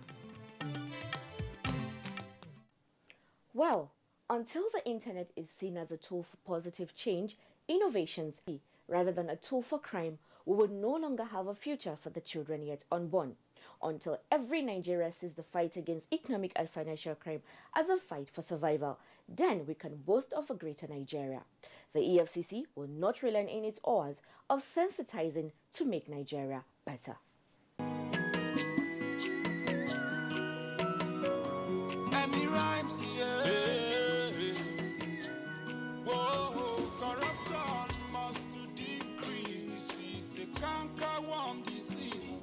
Our people go live in peace. When all this nyama go cease, I can look back when I see. Now here I dey work, and I here I dey chop. Sometimes this my work, it dey very tough, and things go just rough. But that one no mean say I go put my hand inside bad things now. I know say if I put my mind do this work well, I know say I go make am. I no need put my hand inside bad things. I be mechanical, I dey hustle, and I dey legit. Ni mai sai da kifi ne, ina jajircewa akan nema, ina sana'ata na gaskiya. I be a stylist, mu hustle, mu dey legit. I'm selling phone accessory, I dey hustle, and I dey legit. I'm a sound engineer, I dey hustle, and I dey legit. I'm a tailor, I dey hustle, and I dey legit. I'm a barber, I dey hustle, and I dey legit. I'm a painter, I dey hustle, I dey legit. I'm a fashion designer, I dey hustle, and I dey legit. Be proud of your hustle. Be legit. Say no to cybercrime. This message is from the Economic and Financial Crimes Commission, EFCC. And that's how we end today's episode of The Eagle. Do not forget, for matters relating to economic and financial crimes, please send an email to info@efcc.gov.ng. And to speak to our representatives, you can call 0809 3322 644 and follow us on all our social media platforms @official EFCC. If you see fraud happening, use the EFCC mobile app, The Eagle Eye. Download the app, follow the steps, and report fraud on the go. You can also take pictures of corrupt practices and upload. My name is Aisha Muhammad. I leave you with these parting words from Kurt Cobain that says, the duty of the youth is to challenge corruption. So you will agree with me that we need to salvage our youth from cyber criminality. They all need positive support from family, teachers, religious groups, and the society at large. They are the future of this country and should be given all attention in shaping them positively. Goodbye. God bless Nigeria. Please stay safe and be kind to one another.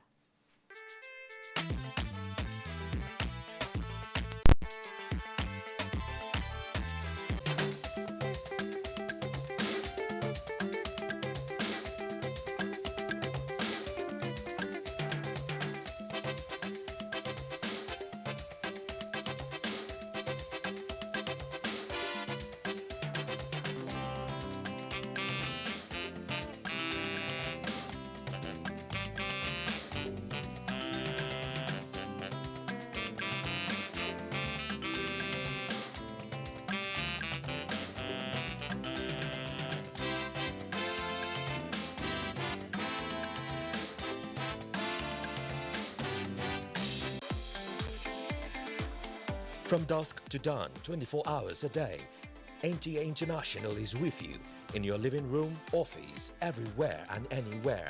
We provide the company you desire in terms of balanced and up-to-date news, programs and the best of entertainment. Tune in to DSTV channel 251, GoTV channel 91, Freeview UK channel 264, or you can download www.visiontv.co.uk. App for iOS or Android. You can also see us on Facebook and YouTube for quality content on the go. NTA International, Africa's window to the world.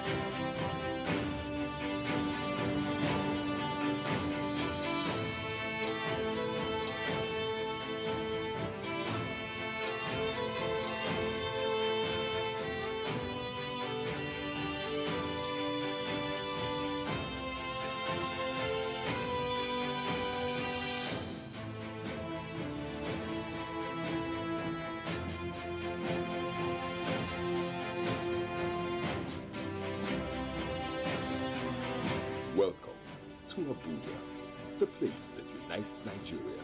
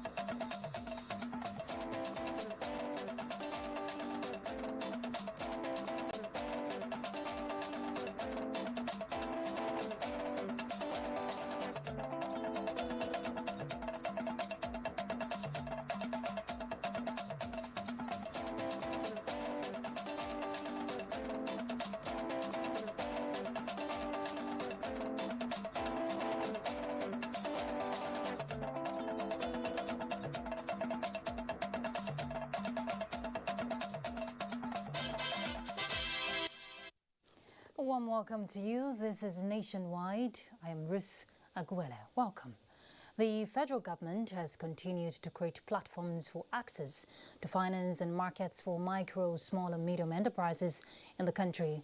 Well, the latest is the planned establishment of an MSME's microfinance bank and the development of agro-processing zones across the country. Minister of State for Industry, Trade and Investment, Mariam Katagum, disclosed this at the 2021 Commerce and Industry Correspondents Association of Nigeria Annual Conference in Abuja. Benny Adams reports. If you go to the market in the morning, in the evening, the price has changed. And I will be happy if the government will help to give me the loans. Mariam Katagum says this is about to change as the federal government under the Economic Sustainability Plan has continued to create platforms for access to finance to boost production, increase the value and volume of trade, and enhance the business environment with a view to attracting investment. She is also quick to add that the implementation of the 75 billion naira survival fund is on, with 4 out of the 5 tracks already concluded. So far, approximately 58 billion has been disbursed directly to the above beneficiaries. Also in the offing is the planned establishment of an MSME's microfinance bank and establishment of agro-processing zones across the country. In that respect, under the 2021 and 2022 budget, which we're looking forward to, my ministry will roll out the development of these agro-processing zones in each of the geopolitical zones under the first phase of the intervention.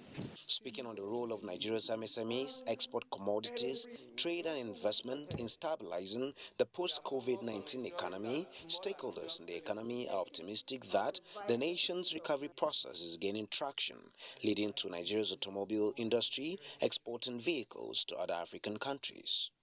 In Abuja, Benny Adams, NTA News. A look at Agric. The Federal Ministry of Agriculture is set to implement 4 new policies towards boosting the country's food security. The policies, as unveiled by the Minister of Agriculture, Mohamed Mahmoud Abubakar, is geared towards actualizing food security within 2 years. The policies include the National Agricultural Technology and Innovation, which is expected to be effective between 2021 to 2025, the National Policy on Agricultural Extension, and the Policy Implementation Strategy. The ministry will partner with the Presidential Fertilizer Initiative to ensure adequate domestic production and marketing of fertilizer at affordable price to farmers.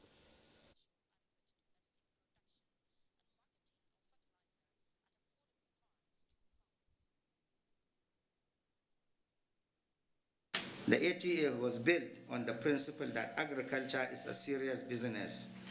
Actually, eating also is a serious business and should be supported. It focuses on making Nigeria's agriculture more productive, efficient, and effective, creating jobs, generating foreign exchange, and reduce food importation, while the APP was designed to address 2 main challenges: the inability to meet domestic food requirements and an inability to export at levels required for market success. All right, let's turn to health. One critical aspect of it, I'm talking about menopause. Today is actually World Menopause Day, which was introduced in 1984 by the World Health Organization to encourage women to feel comfortable while talking about this natural phenomenon, a natural and biological process which begins when the menstrual cycle finishes, usually after a woman has gone 12 months without a menstrual period. It is not a health problem, and some women experience it as a time of liberation. However, hormonal changes and other factors involved can cause discomfort. Hence, World Menopause Day is held worldwide every year on the 18th of October to raise awareness for women who face health issues and support options available for improving health and well-being when approaching, during and beyond the period. The day also gives people who are experiencing any form of discomfort during this time a chance to speak openly about their experiences while raising awareness. And the theme this year is bone health. All right, let's expand the discourse. We have a guest already seated in the studio, Dr. Amina Isa. She's a clinical fellow in reproductive health. Thank you very much for joining us. Thank you, madam. Thank you. All right, now, when we're talking reproductive health, most women don't, feel comfortable talking about it generally, and especially when we're looking at menopause. Yes. What would you tell us about menopause? What should we know, rather, about menopause? Okay. Thank you very much. Thank you. Well, as World Menopause Day is usually held on the 18th of October every year, it is to raise awareness about menopause, because a lot of women, especially in Africa, we have less low education and less awareness about menopause. When they even start having these changes in their lives, they think it's 1 or 2 other things, but not knowing that it's actually menopausal changes. Menopause is when there is a cease to menstrual period as a result of reduction in the ovarian oocytes due to aging. It's a natural phenomenon, as you have rightly said earlier. The average age of menopause is 51 years. That's when it starts. That's when it's the average age of menopause. Okay. However, it used to range from 45 to 55 years, but now with the recent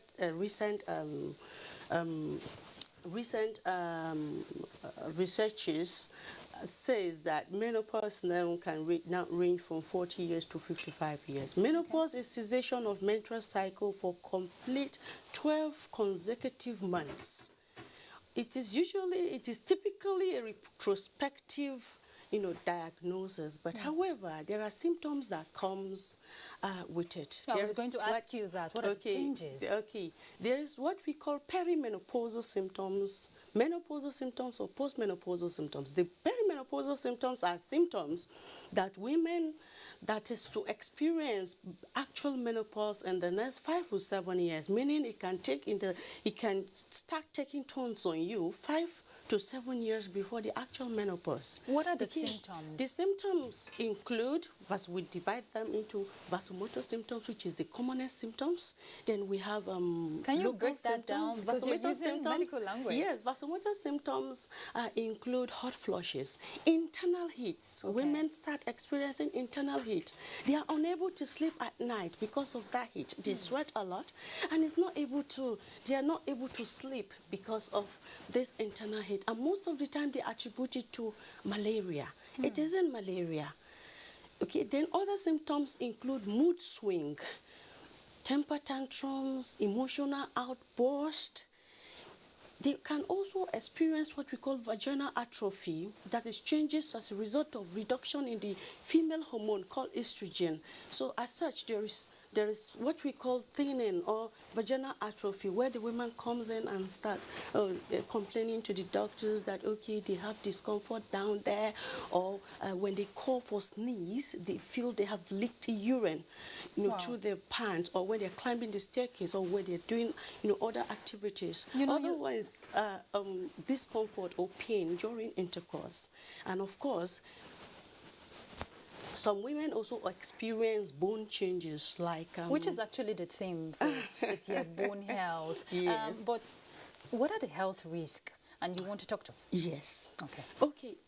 Like I said, other symptoms include bone symptoms. It is not everybody should know that it's not every woman attaining menopause that experiences all these symptoms. Okay. It depends on you. It depends on you. But some women just experience the hot flushes I just talked about because it's the most common symptoms. Then while others experience the local symptoms, which we call the vaginal symptoms, and the bone symptoms. The bone symptoms, for instance, they come and complain to you about knee pain, about bone pain, as if they're feeling cold inside their bones, or when they miss their step, they feel intense pain. It is as a result of decrease in what we call bone mineral density. Okay. Because the estrogen, that is the female hormone, contributes a lot in the bone development and the strength of the bone. So as the estrogen level, that is the female hormone, is being reduced, of course the bone is now prone to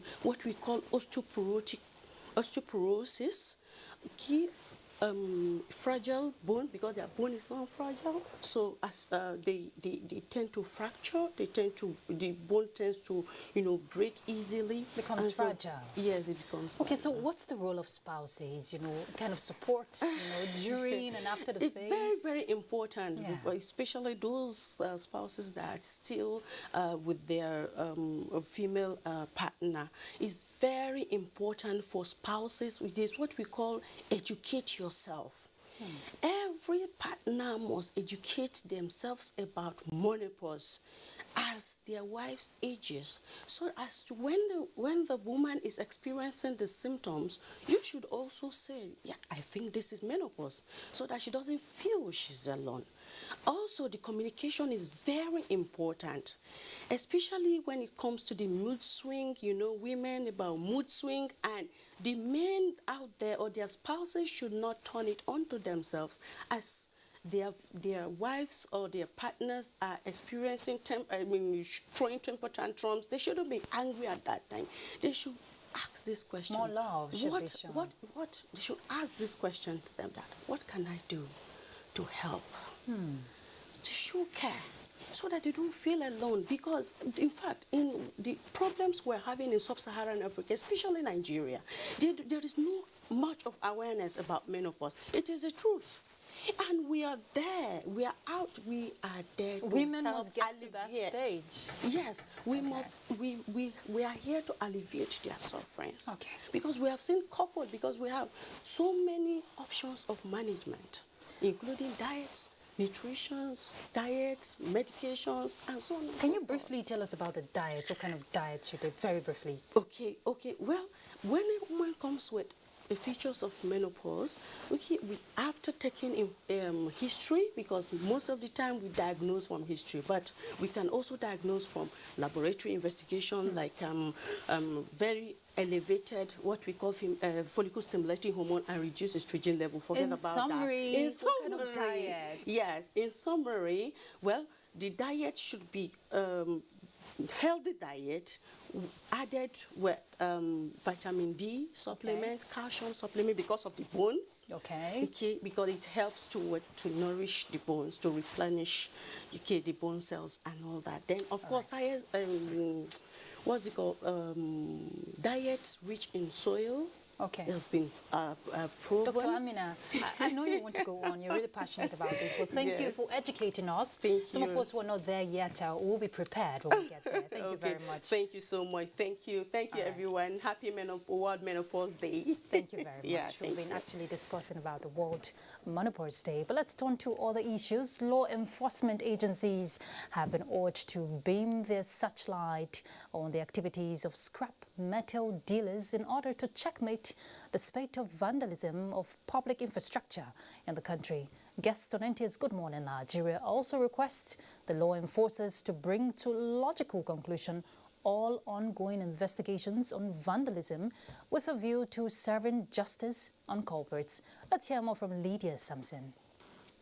30,000 rail track clips which were removed along the Abuja-Kaduna line are still being replaced at a huge financial cost to government. And only last week, 970 rail sleepers being conveyed to an unknown destination were impounded by security agents, but the vandals are still at large. Are those people who do not see the values of these infrastructure in their own daily lives, and rather see it as a target of making money to improve their own livelihood. So I think that is the problem, the disconnect between those infrastructure and some group of citizens. The management of the Nigerian Railway Corporation raises concern about inconclusive investigations and delay in justice delivery. We have arrested not less than 200. If I say people, I mean different incidents occurring of vandalization. The law enforcers, on their part, advocate an enabling law to keep track of activities of scrap metal dealers. For instance, in the United States, or what they call the Scrap Metal Dealers Act, what does this law do?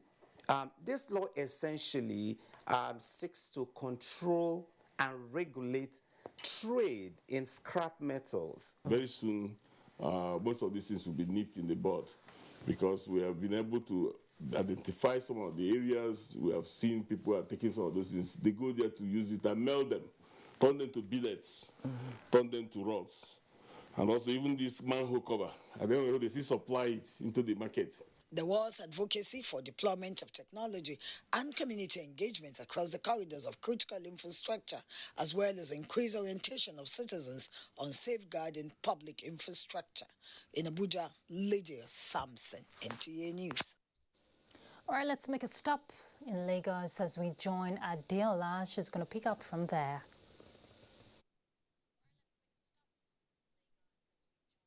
Thank you, Ruth. The 1.45 trillion naira allocated for the infrastructural growth of the country in the 2021 budget proposal is gaining commendations, especially as it will enable the federal government consolidate on its aggressive overhaul of decaying infrastructure across the country. Michael Olaleya reports.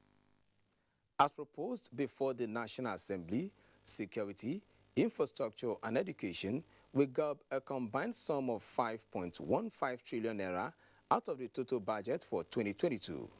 For the infrastructure sector, this represents 8.5% of the entire proposal a development expert described as fair within the limits of available resources and a huge deficit gap that must be closed. Today, we have improved significantly over the years when it comes to road network. And earlier we begin to outsource the maintenance and management of this road network to private sector, the better for all of us, because then, you know, no matter how token, Nigerians should be made to be paying for some of these infrastructure. While the budget will enable government to expand its rail master plan for the sake of increasing freight services and promoting multimodal system of transportation, the 120-kilometer Lagos-Ibadan Expressway is a priority. And infrastructure, just as you know, is very key to productivity. It's very important for job creation. It's very critical to economic diversification. It's critical to the generation of foreign exchange and the stabilization of the macroeconomic environment generally. For the past 5 to 7 years, experts say the country has done well in terms of budget performance and implementation for improved public-private partnership to reduce the infrastructure deficits. If we can only double our tax to GDP ratio from 6.3, so even that means we will be in South Africa. This poverty is the parent of crimes and revolutions. And what this simply means is that, be it insecurity, be it crime, be it insurgency, mentioned it. The bedrock of these issues is poverty. The present administration focused on lifting about 10.5 million Nigerians out of poverty in the last 2 years through various social investment initiatives and the 2.3 trillion naira economic sustainability plan to cushion the effects of COVID-19. Experts reaffirmed the importance of other supportive measures. The private sector has always been the driving force. There is no situation in which a government on its own has been able to keep the country afloat. We can make power a state issue. The groups of states can get together. There's so many ways to produce power. As government continues to strive to reduce poverty in the country, it is expected that its various programs and policies will counter the projection of poverty increase to 45% by 2022. In Lagos, Amaka O, NTA News.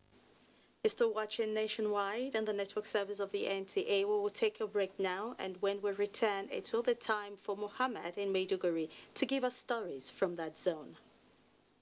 The federal government, through NPHCDA, commenced Phase 2 vaccination of all persons 18 years and above with safe and effective COVID-19 vaccines approved by WHO and certified by NAFDAC. Special arrangement has been made for staff, their dependents and retirees of ministries, departments and agencies of government, private corporate organizations and non-governmental organizations. To benefit from this special arrangement, visit www.nphcda.gov.ng/corporate vaccination/ to obtain, fill and submit the Google form. NPHCDA will contact you within 48 hours. Protect yourself, your family and your workplace against COVID-19.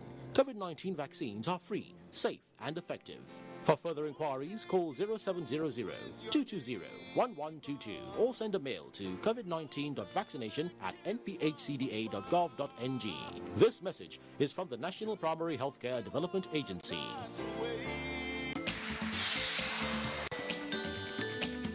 "2021 World Food Day and Nigeria's food value chain in perspective" on NTA Tuesday Live this week. Leaders and stakeholders on hand to brainstorm on issues of food security, agricultural development, potentials and matters arising. NTA Tuesday Live, incisive and educative. Join us.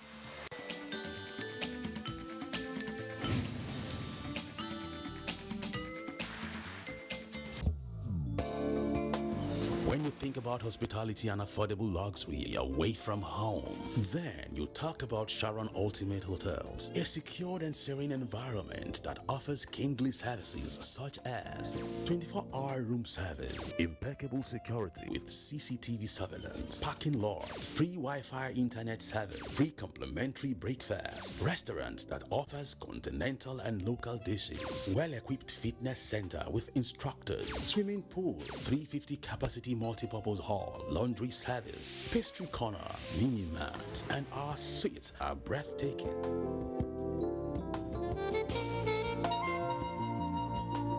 For reservation, locate us at plot 1710, Tafawa Balewa Way, Area 3, Garikia, Abuja. Sharon Ultimate Hotels, the ultimate place.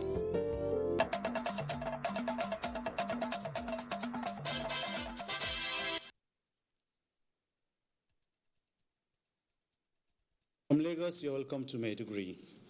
Borno State Governor Professor Babagana Umar Zulum has given 3 weeks ultimatum for staff of Umar Ibn Ibrahim Al-Kanemi College of Education, Science and Technology, Bama, to commence academic activities or risk transfers.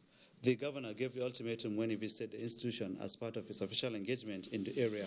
Mohammed Goni reports. Umar Ibn Ibrahim College of Education, Science and Technology, Bama, was completely burned down, along with other institutions of learning, when the town was overrun by the insurgents in 2014. Constructed the institution and directed relocation of the college to its permanent site, which was why Professor Zulum frowned at refusal by the students and lecturers to return, warning that his administration would not allow the institution to rot.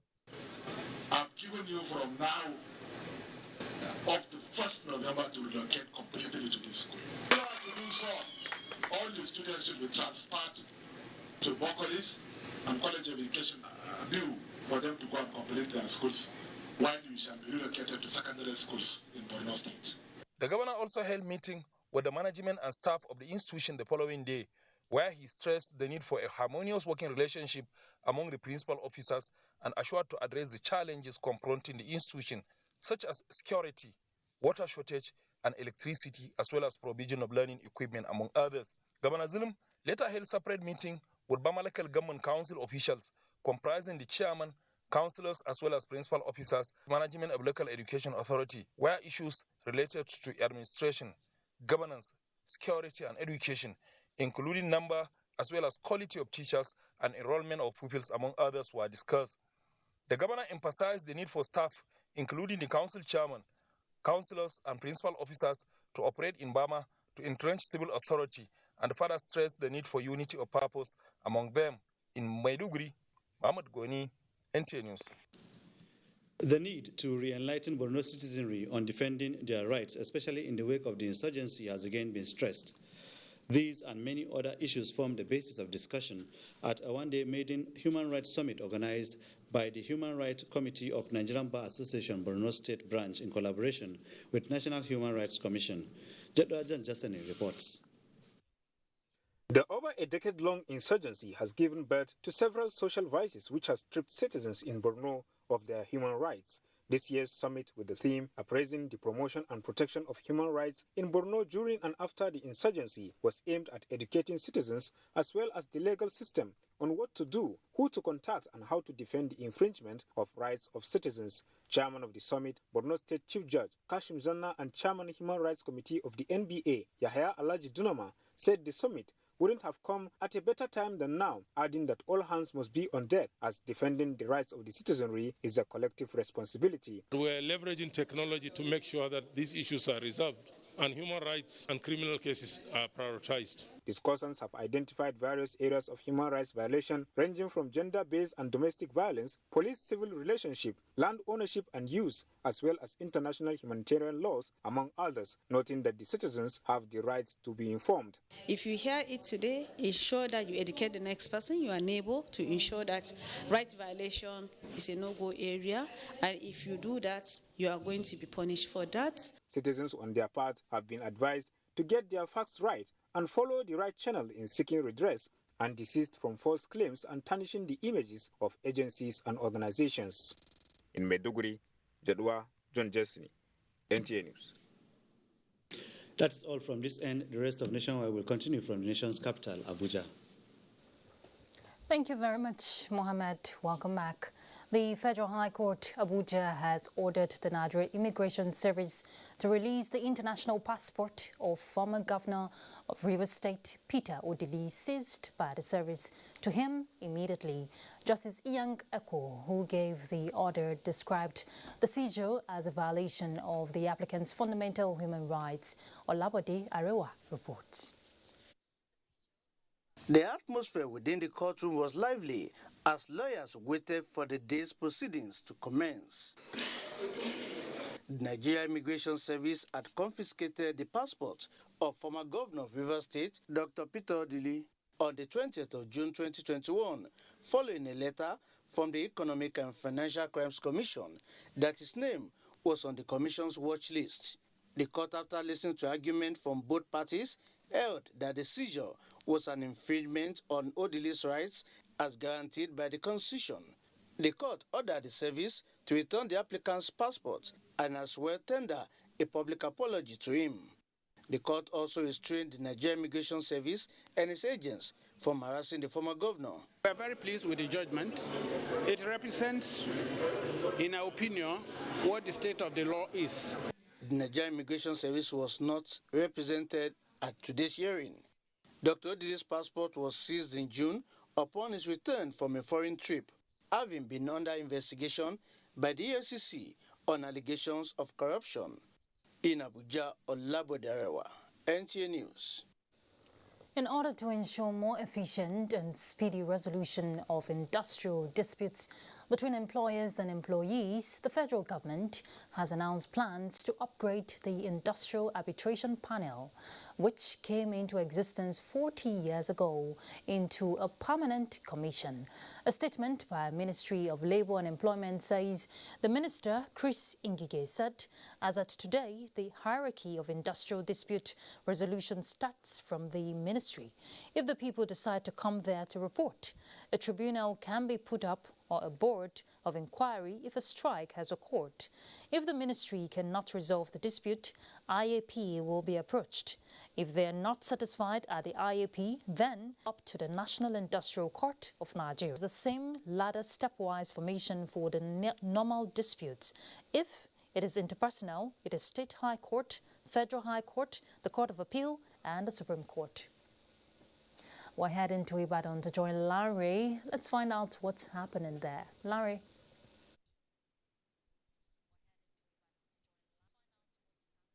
Welcome to Ibadan. A number of women have benefited from an empowerment program by the Kwara State government. Raliat Ibrahim reports that the gesture was to ensure inclusive growth for women.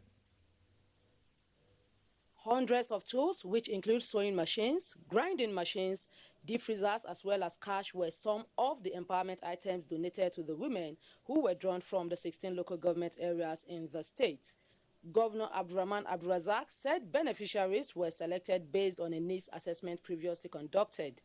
He noted that the empowerment program aligns with his administration's efforts to drive inclusive growth, reduce poverty, and promote societal cohesion. Every society is divided into strata, and each of them deserves to be taken care of within available resources. This is what we are committed to. We will not leave anyone behind. The Special Assistant to Kwara State Governor on Women Empowerment, Haji Abolande Ismail, is optimistic that the tools will build more female entrepreneurs and bring them out of poverty. Raliat Ibrahim, NTA News. Some contraband goods worth millions of naira have been seized by the Nigerian army from smugglers during Operation Still Waters in Ogun State.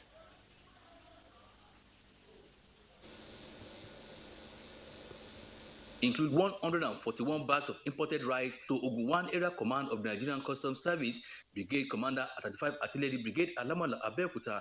Brigadier General Adewale Adekoya says the goods were seized from smugglers during the Army's Operation Stillwater in the state.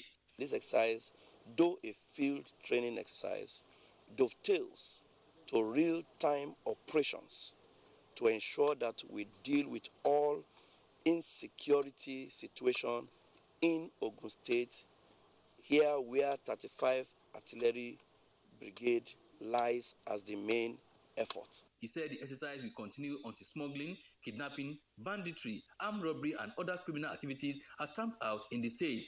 The controller, Nigerian Customs Service Ogun 1 Area Command, Peter Kolo, represented by officer in charge of Uhumbi Outstation, commended 35 Artillery Brigade Alamala Abeokuta for the initiative. The military has been very useful. At times, these people overwhelm us. But as soon as we call them, they always come to our aid. The army also paraded 3 suspected cultists arrested at Shagamu. In Abeokuta, Yemi Dalimo, NTA News. You're still watching Nationwide on the network service of the NTA. More reports with Sadia in Sokoto after this break. Stay with us.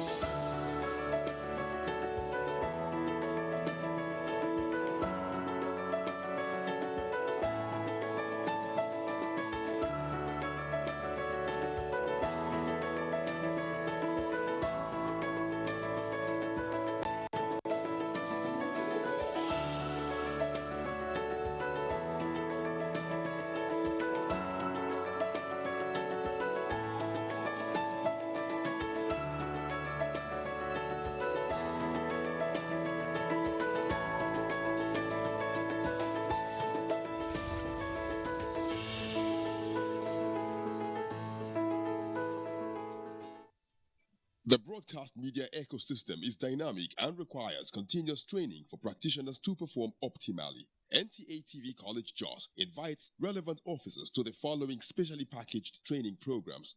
Archival Management System in the Broadcast Media, date 11th October to 29th October 2021, 3 weeks. Intermediate Presentation Techniques, date 11th October to 22nd October 2021, 2 weeks. Digital Satellite, Microwave, and RF Technologies, date 11th October to 15th October 2021, 1 week.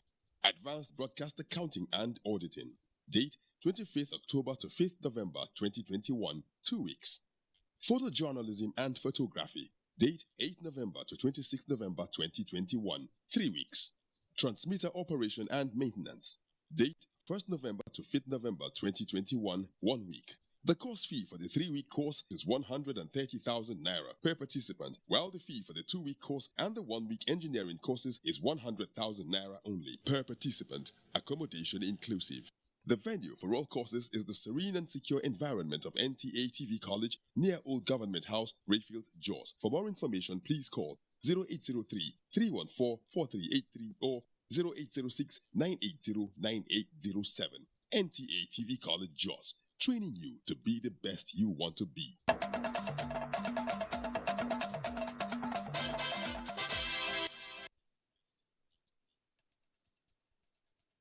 For staying with us. Sultan of Sokoto Muhammad Saad Abubakar has challenged the Nigerian army to use their expertise in crushing bandits, describing the criminal act as a nuisance that is surmountable. The monarch threw his challenge when he received the chief of the army staff, Lieutenant General Farouk Yahya, on a courtesy visit at his palace. Sheikh Muhammad Detti completes the report.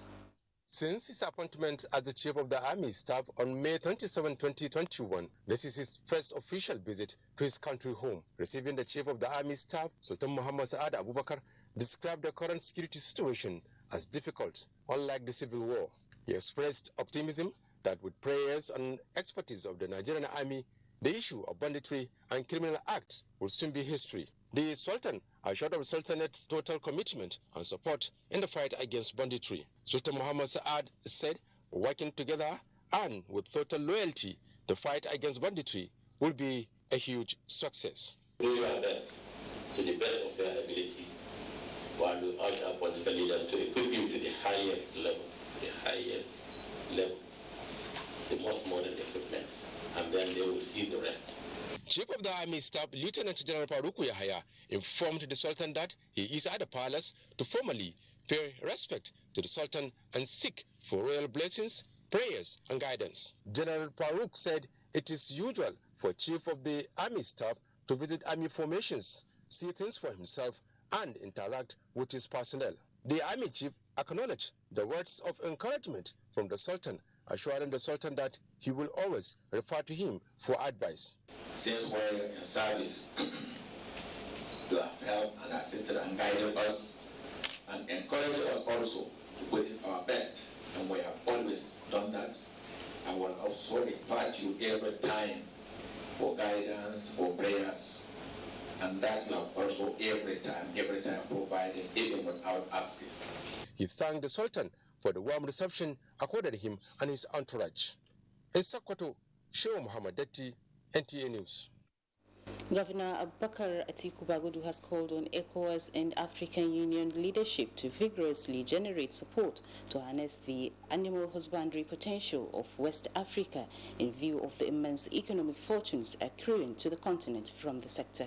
Osman Abdullahi Shehu reports that the governor made the call at a high-level meeting which marked the end of the tripartite pastoralism week in Birnin Kebbi.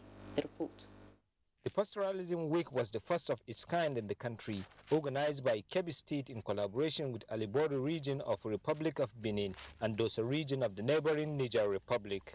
The week-long program availed the opportunity of the tripartite fraternity officials to brainstorm and proffer concrete solutions to the conflict management regarding the challenges of pastoralism in the Sahel region from a pragmatic, legal and institutional perspectives. The Vice Chairman, National Food Security Committee, and the Kebbi State Governor, Abubakar Atiku Bagudu, emphasized on the need to draw the attention of the world to the potentials in the animal husbandry sector of West Africa, stressing that the voices of the ECOWAS and the African Union leaders is strongly needed to mobilize more support to develop the sector. Pastoralist community in West Africa are very hardworking. What they need is support from all of us so that hard work will translate in better yield income for their families, for their communities, and indeed for our countries in West Africa.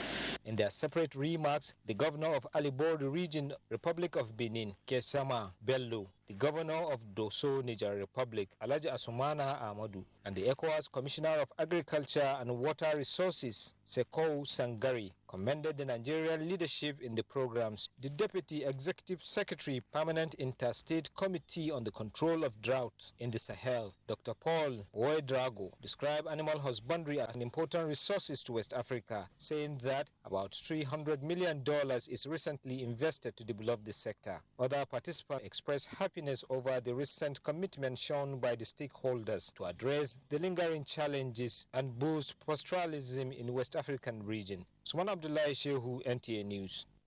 And that's it from this end. It's now back to Ruth in Abuja. Thank you, Sadia.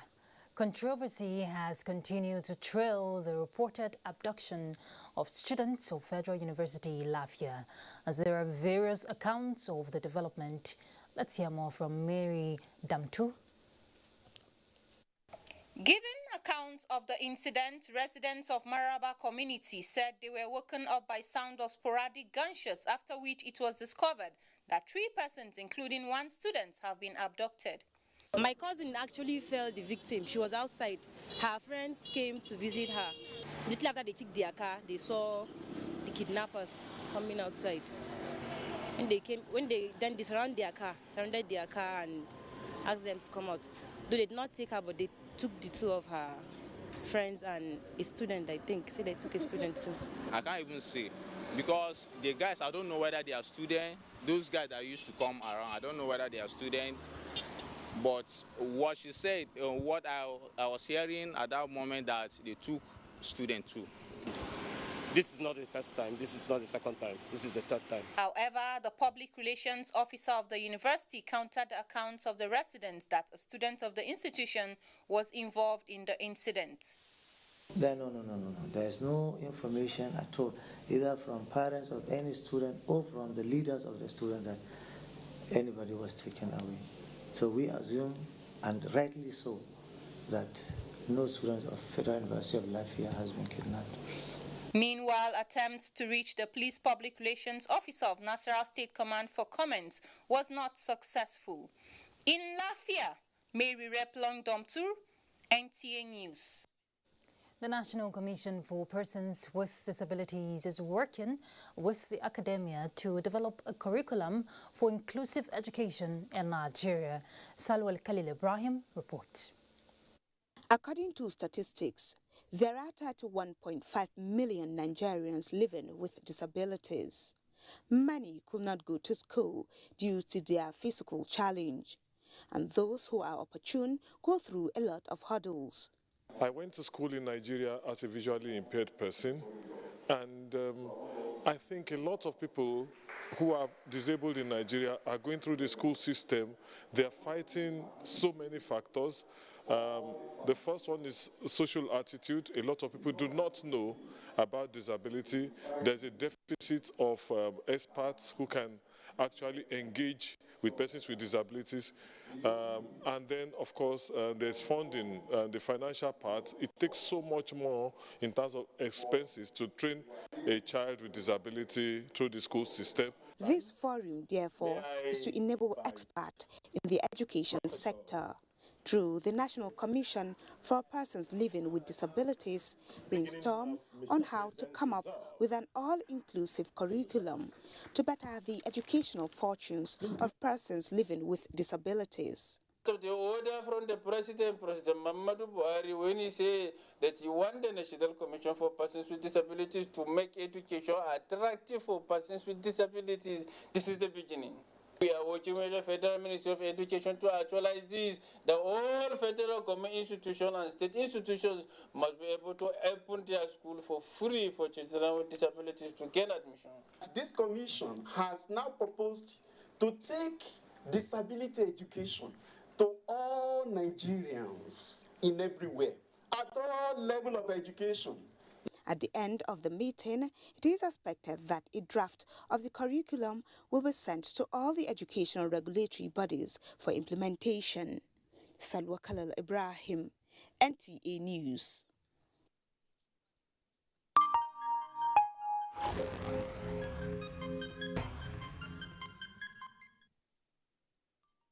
All right, let's bring you an update on COVID-19. 125 new cases of the virus was recorded in the country by the Nigeria Center for Disease Control as at 17th of October 2021.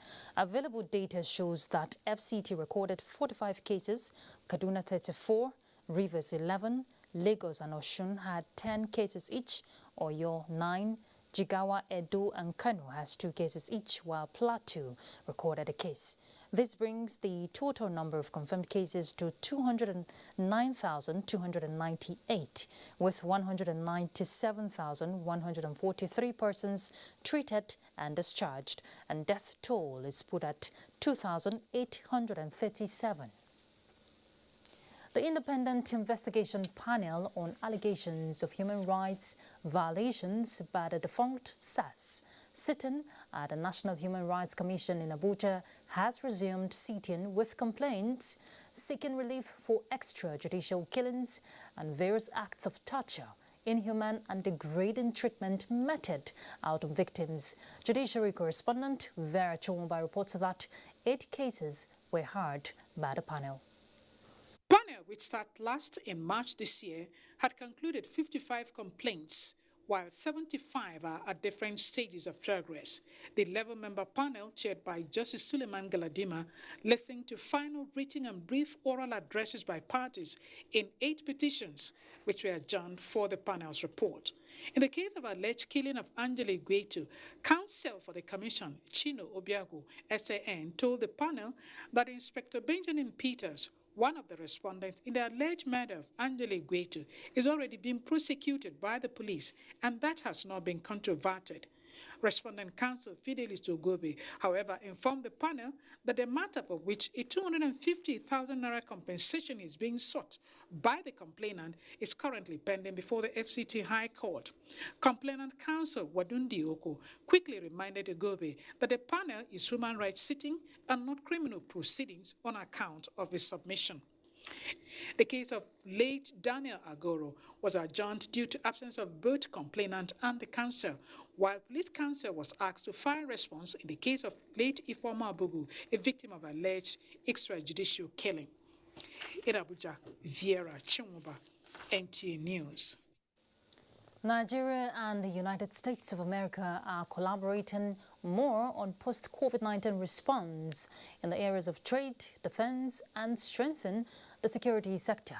To this end, President Biden's high-level delegation are in Abuja, we hear, to deepen talks on many social and economic areas of bilateral cooperation. Usman Aliyu will tell us more. Nigeria, a vital member of the Defeat ISIS coalition of the United States. That engagement and other partnerships make the U.S. government to hold Nigeria tight. The White House delegation, led by Jonathan Feiner, Deputy National Security Advisor of the United States, and other top U.S. government officials are here in Abuja to expand frontiers of diplomatic deals in many areas as the world recovers from the global pandemic. Talked about the COVID situation, and in this context, the U.S. has been extremely generous and has just very recently, last week, provided again vaccines to Nigeria. I gave him an overview of the democratic process and election process here in Nigeria. We talked about good governance and corruption. We talked about the suspension of Twitter in Nigeria and the progress, how that is progressing. There are no significant issues on our mutual agenda that can be addressed without working together, and so we are committed to continuing to do that. So thank you. The engagement here is not all about long years of relations, but it explains significance of the two powerful nations in the global affairs. Usman Aliyu, NTA News. Right, let's find out what's happening in the sports world.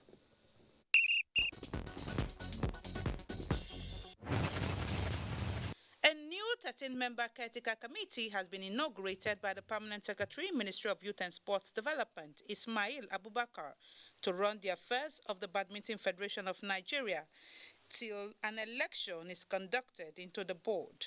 Chairman of the caretaker committee, Francis Obi, says he will reconcile warring parties to promote the growth and development of the game. I believe strongly that anybody who is interested in the genuine growth and development of badminton in Nigeria would very much welcome this development. In football, UEFA Champions League resumes Tuesday with 8 matches. Club Brugge, with 4 points behind PSG in Group A, hosts Man City with 3 points. In Group B, Porto plays AC Milan with no points in a group led by Liverpool with 6 points. Third place Besiktas, that have lost all their Group C matches, host fellow loser Sporting with 0 points. Tuesday's last fixtures has Inter Milan against Sheriff and Shakhtar Donetsk versus Real Madrid. In tennis, Victoria Azarenka's hope of winning the prestigious Indian Wells title ended with a 7-6, 2-6, 7-6 loss to Spain's Paula Badosa. The 3 hours, 4 minutes of play to determine the winner reflected the quality of the game, as the 23-year-old won her second WTA Tour title after victory in May in Belgrade. Azarenka, the 32-year-old Belarusian and former world number 1, was poised for victory when she broke to go 5-4 up before Badosa broke back and won the final tie break. The first thing I've learned this week is that nothing is impossible, says a happy Paula Badosa after her victory. With sports updates, Tamara Ebiwe, NTA News.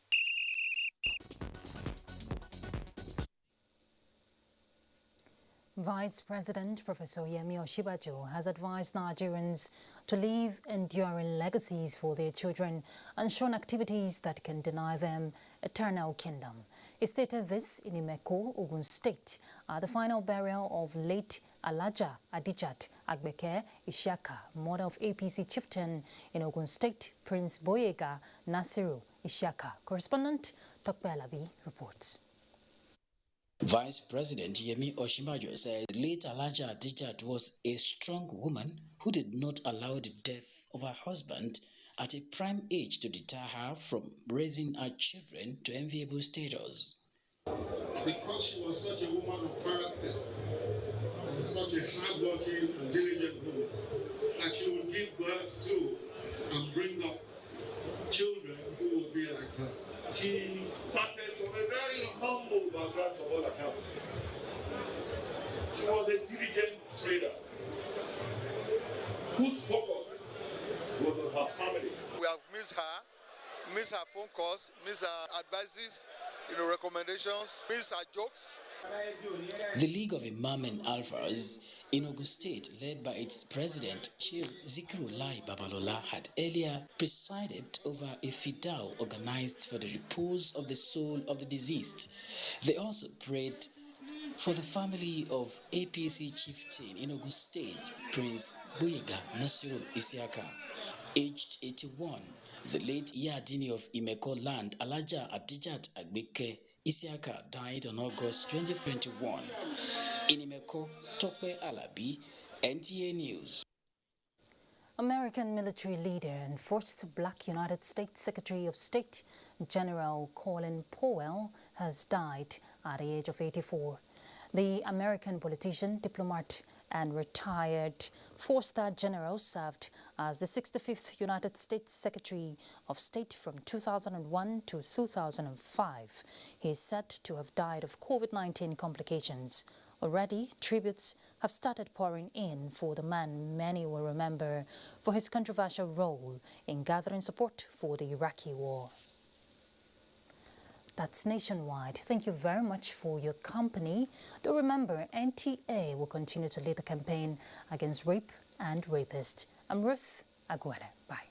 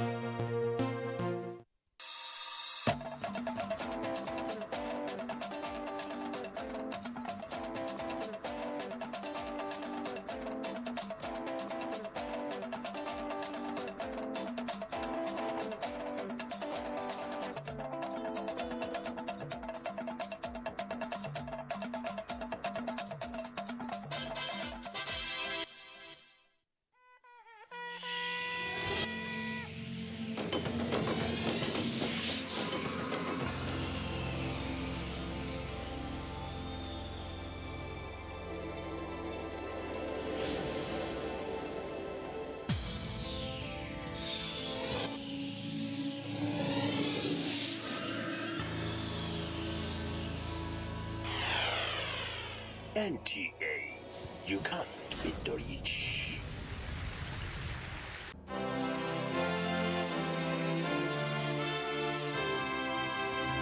We want to talk about rights, there are obligations.